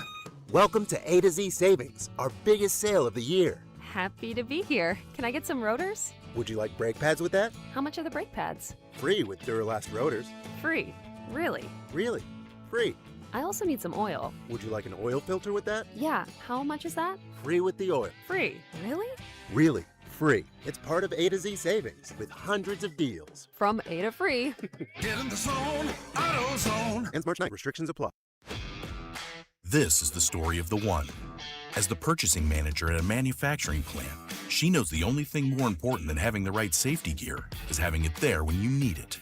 That's why she partners with Grainger for auto reordering, so her team members can count on her to have cut-resistant gloves on hand, and each shift can run safely and efficiently. Call 1-800-GRAINGER, click Grainger.com, or just stop by. Grainger, for the ones who get it done. You're listening to 96.5 The Fan from the DM Injury Law Studios. Mike's got this. Car, truck, or motorcycle wreck? Remember, Mike's got this. 816-888-7500. Mike's got this. Here's your traffic report on 96.5 The Fan. Peters Clothiers downtown, big delays from a 2-car crash 70 westbound. That's at Paseo. Be expected to stop there. The last 3 days of the winter sale happening now at Peters Clothiers. Save up to 50% off all suits, sport coats, sportswear. Save big with sizes to fit every man. Peters Clothiers, 124th and State Line. I'm Val with traffic on 96.5 The Fan. This is 96.5 The Fan, your home for Chiefs football. All right, Rob, I was watching a TikTok earlier today, and the question was, how much money do you need for Vegas to be fun? Like, how much money do you need to take to Vegas in order to have a really good time? This include hotel or is just after that cash in pocket? You've already flown there. You've already paid for your hotel. You land. You take the taxi to the Horseshoe, and now you are. If you've been to Vegas before, you know that energy you get when you put some clothes on and you walk out of that door. From the moment you walk out of the door of the hotel for the first time to the moment you get back in the taxi to head back home, how much money do you need in Vegas to have a good time? So we were talking about this in my group chat, and my answer was this. I think it really depends on, like, are you paying for a family? Like, are you a father and you're taking your two? Like, that all depends. But let's say you are a single man and you were going with a group of other single men to go and have a good time at Vegas. Do you plan on going to a show? Are you getting a table? How nice do you want to eat while you're there? I think it all depends on those things. How much money I think you need. Because if, like, I like going to a couple nice restaurants. Hey, I'm here. I want to go to a place that I've never eaten at before when in Rome, right? So, yeah, I allocate for, all right, I'm going to go to this steakhouse. I'm going to go to this Italian restaurant. I'm going to do that. Do you plan on going to a show? Are you going to see a concert? Are you going to a festival? I think all of that factors in.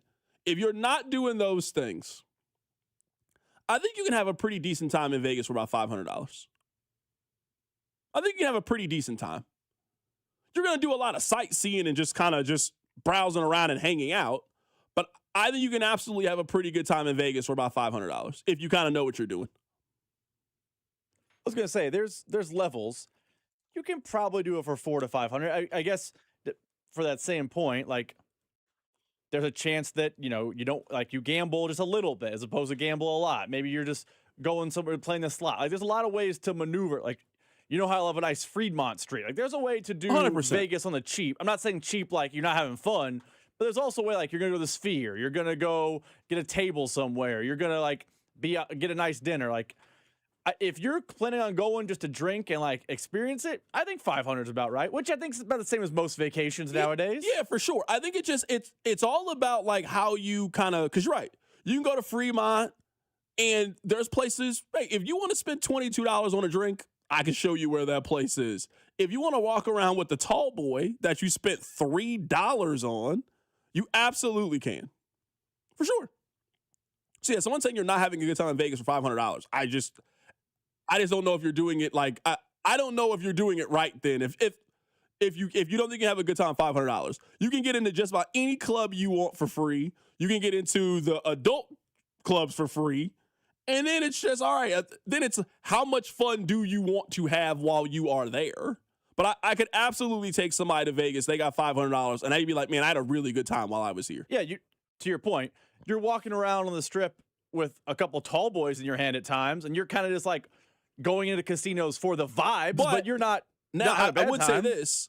Once you have done it with more money, it is now impossible to now scale back and then do it with no money. Yeah, but you can, like, for the $500, you can have like a I'm 21 with my boys and college trip, and you'd love Vegas. And then you go back as a 30-year-old with an adult with a job. You're not doing the 21-year-old grimy version anymore, but it definitely exists. You can do it. For sure. Someone says, are you planning on eating? You ain't eating nowhere good for $500. I'm going to tell you that right now. You are not eating anywhere good if that's the case. But, yeah, you can eat every day. You absolutely eat every day. A lot of You're going to be eating sandwiches. a hot dog. Yeah. You're going to be eating pizza. You're going to be eating fast food for the most part. But, yeah, I can definitely tell you, oh, hey, you go here, you can get, for sure. I can definitely feed you. And, like, you might have. And I would also say for the $500, you're going to be doing some walking. You're not Ubering everywhere. Like, you definitely don't plan on that. But, yeah, I really think you can do Vegas for $500 for sure. There's that. Or if you want to go to maybe not $500, you want to go to a dinner, you get away from the Strip, you go to, like, Henderson or whatever and get a food. Like, there's a way to do it. That's gonna really eat up that $500, though, quick. Get that $500 Take it out there, yeah. For $500, you better walk over to Ellis Island. You better walk over to Ellis Island, and I can get you a sit-down meal and a steak for $20. Or you're on Fremont, and you better catch one of the little happy hour deals. You better go down there to Tony Roma's, and you better get you the little steak and shrimp deal for $7.99. Or you can eat it in and out. There's a couple different fast food places you could eat down there. You can definitely eat In-N-Out. They got Whataburger out there. Yeah, I mean, that's it. You're going to be eating fast food.